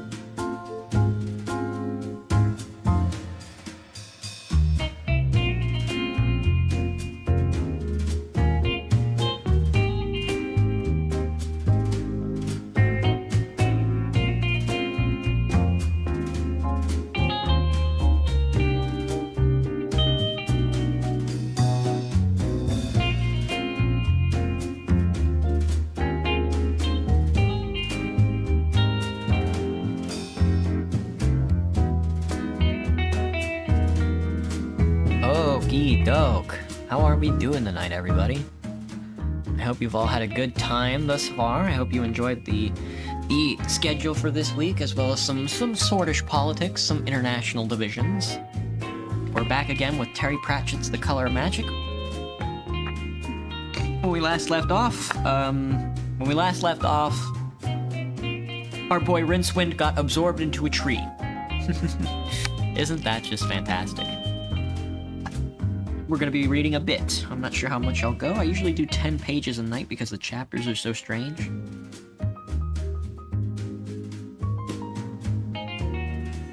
We could probably do another 10 pages, yeah. The next chapter's in like 30 pages, so. Alright. I think we should just get into it. This is The Color of Magic by Terry Pratchett. Blind Io pushed his stack of chips across the table, glowering through such of his eyes that were currently in the room, and strode out. A few demigods tittered. At least Offler had taken the loss of a perfectly good troll with precise, if somewhat reptilian, grace. The lady's last opponent shifted his seat until he faced her across the board. "Lord," she said politely. "Lady," he acknowledged. Their eyes met. He was a taciturn god. It was said that he had arrived in the Discworld after some terrible and mysterious incident and an other eventuality. It is, of course, the privilege of gods to control their apparent outward form, even to other gods. The fate of the Discworld was currently a kindly man in late middle age, graying hair brushed neatly around features that a maiden would confidently proffer a glass of small beer to, should they appear at her back door. It was a face a kindly youth would gladly help over his style, except for his eyes, of course. No deity can disguise the manner of the nature of his eyes. The nature of the two eyes of fate of the Discworld was this, that while at a mere glance, they were simply dark, a closer look would reveal, too late, they were but holes opening onto a blackness so remote, so deep, that the watcher would feel himself inexorably drawn into the twin pools of infinite night and their terrible wheeling stars. The lady coughed politely, and laid 21 white chips on the table. Then, from her robe, she took another chip. silvery and translucent, and twice the size of the others. The soul of a true hero always finds a better rate of exchange and is valued highly by the gods. Fate raised an eyebrow. And no cheating, lady, he said. But who would cheat fate? She asked. He shrugged. No one, yet everyone tries. And yet, again, I believe I felt you giving me a little assistance against the others. But of course, so that the endgame could be all the sweeter, lady. And now... He reached into his gaming box and brought forth a piece, setting it down on the board with a satisfied air. The watching deities gave a collective sigh. Even the lady was momentarily taken aback. It was certainly ugly. The carving was uncertain, as if the craftsman's hands were shaking in horror of the thing taking shape under his reluctant fingers. It seemed to be all suckers and tentacles, and mandibles, the lady observed, and one great eye. I thought such as he died at the beginnings of time, she said. Mayhap our necrotic friend was loath even to go near this one, laughed Fate. He was enjoying himself. It should never have been spawned. Nevertheless, said Fate nomically. He scooped the dice up into their unusual box and then glanced up at her. Unless, he added, you wish to resign. She shook her head. Play, she said. You can match my stake? Play. Oh, she's so cool. Rincewind knew what was inside trees. Wood, sap, possibly squirrels. Not a palace. Still, the cushions underneath him were definitely softer than wood. The wine in the wood cup beside him was much tastier than sap, and there could be absolutely no comparison between a squirrel and a girl sitting before him, clasping her knees, watching him thoughtfully, unless mention was made of certain hints of furriness. Fuck the squirrel. Rincewind, please fuck the squirrel girl. The room was high, wide, and lit with a soft yellow light which came from no particular source that Rincewind could identify. Through gnarled and knotted archways he could see other rooms, and what looked like a very large winding staircase, and it had looked like a perfectly normal tree from outside, too. The girl was green, flesh green. Rincewind could be absolutely certain about that, because all she was wearing was a medallion around her neck. Her long hair had a faintly mossy look about it. Her eyes had no pupils and were a luminous green. Rincewind wished he had paid more attention to anthropology lectures at university. She had said nothing, apart from indicating the couch and offering him the wine. She had done no more than sit watching him, occasionally rubbing a deep scratch on her arm.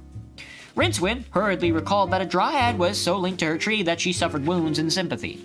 Sorry about that, he said quickly. It was just an accident. I mean, there were these wolves and...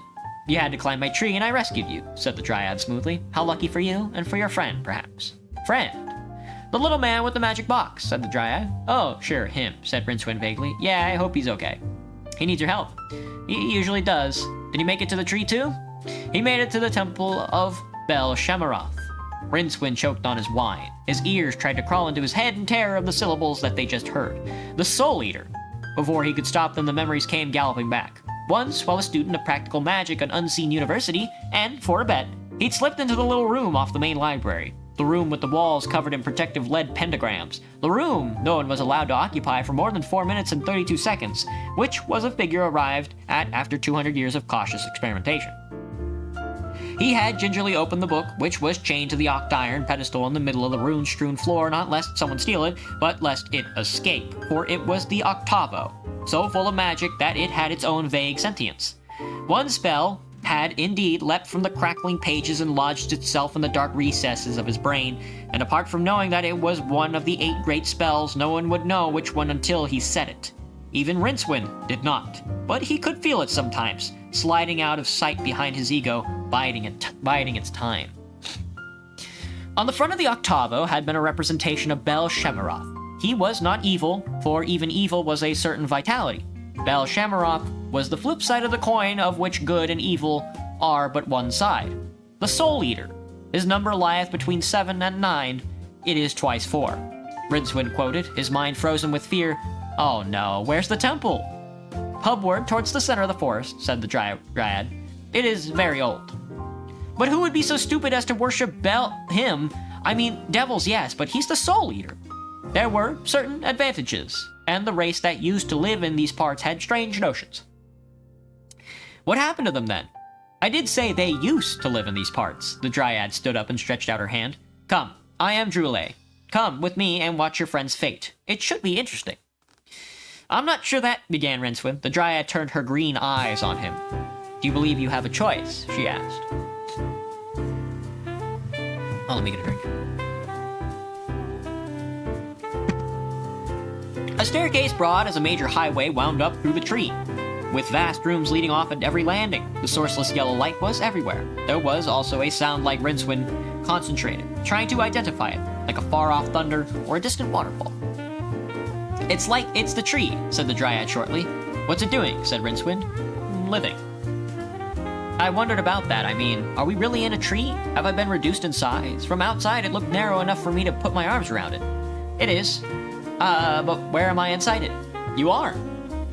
Said Rincewind. Druillet laughed.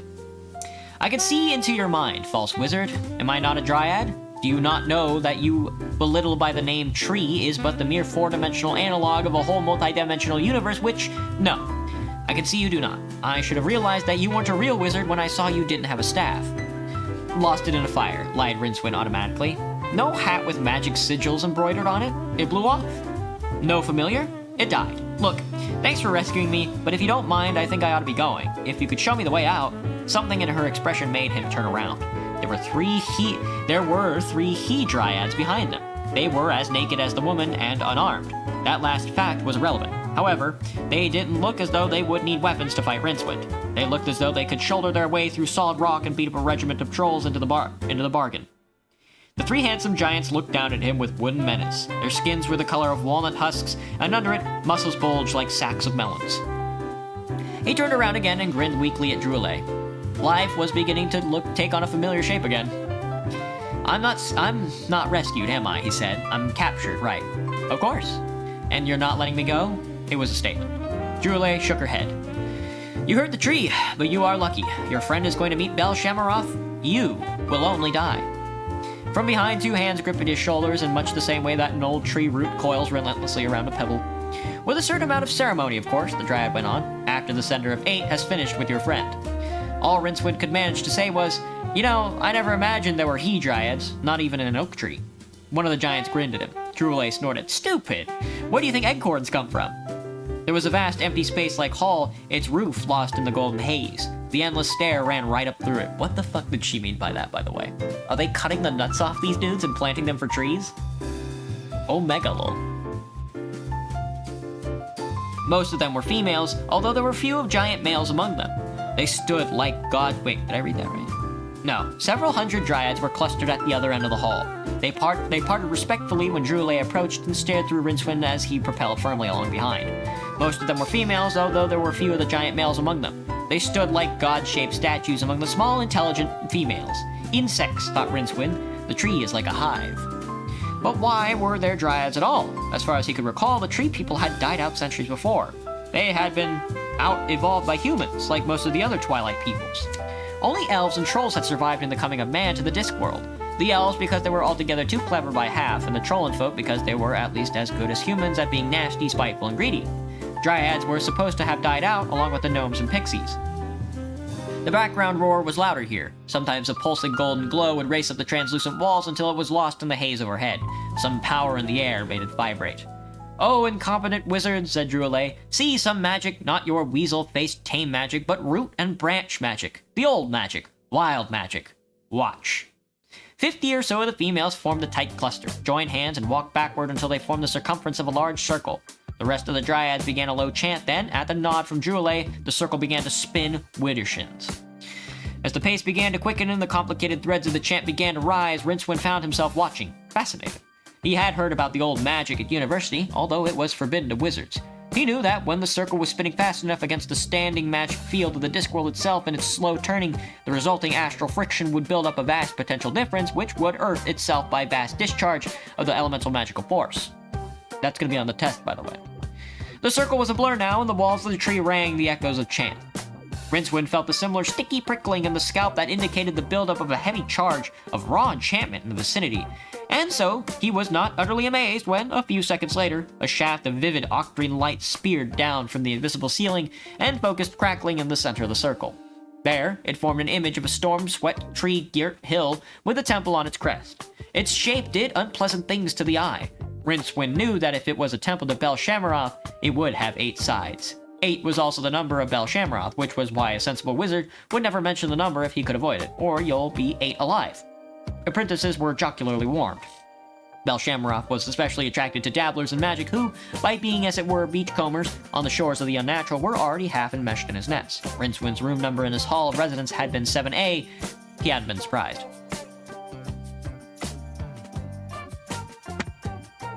Rain streamed off the black walls of the temple. The only sign of life was the horse tethered outside, and it wasn't Two Flowers' horse.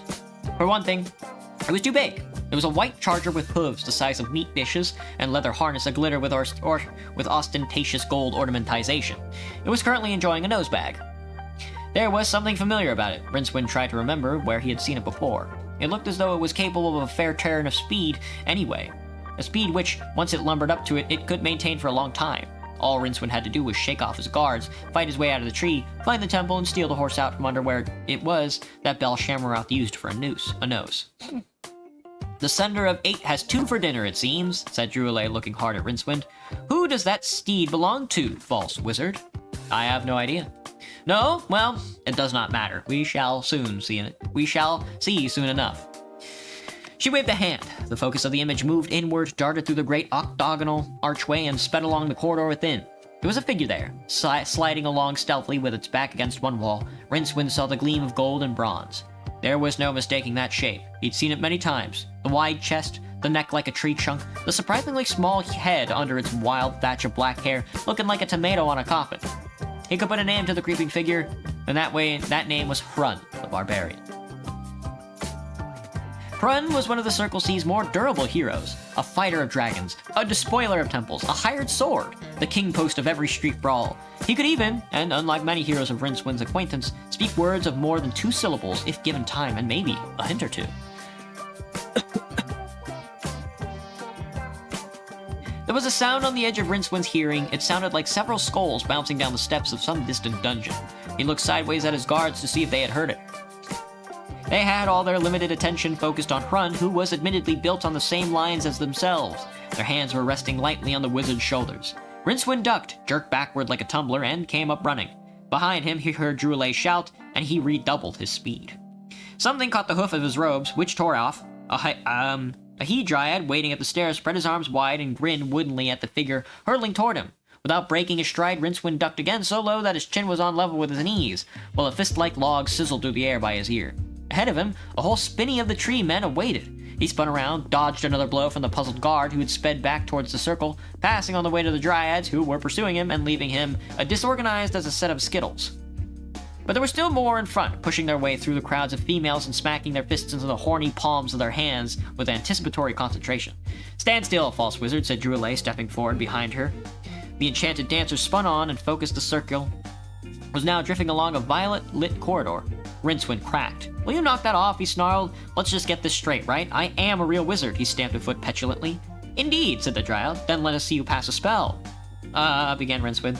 The fact was that, since the ancient and mysterious spell had squatted in his mind, he had been unable to remember even the simplest cantrip for, say, killing cockroaches or scratching the small of his back without using his hands. The mages at Unseen University had tried to explain this by suggesting that the involuntary memorization of the spell had, as it were, tied up all his spell retention cells. In his darker moments, Rincewind had come up with his own explanation as to why even minor spells refused to stay in his head for more than a few seconds. They were scared, he decided. He repeated. A small one would do, said Druillet. Watching him curl his lip in a frenzy of anger and embarrassment, she signaled on a couple of he-dryads closed in. The spell chose that moment to vault into the temporarily abandoned saddle of Rincewind's consciousness. He felt it sitting there, leering defiantly at him. I do know a spell, he said wearily. Yes, pray tell, said Druillet. Rincewind wasn't sure that he dared, although the spell was trying to take control of his tongue. He fought it. You said you could read by bind, he said indistinctly. Read it. She stepped forward, looking mockingly into his eyes.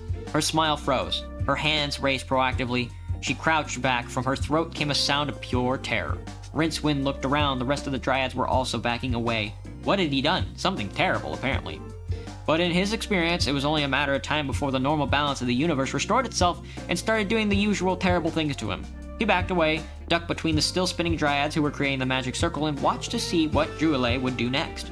Grab him, she screamed. Take him a long way from the tree and kill him. Rincewind turned and bolted. Across the focus of the circle, there was a brilliant flash. There was a sudden darkness. There was a vaguely Rincewind-shaped violet shadow dwindling to the point and winking out.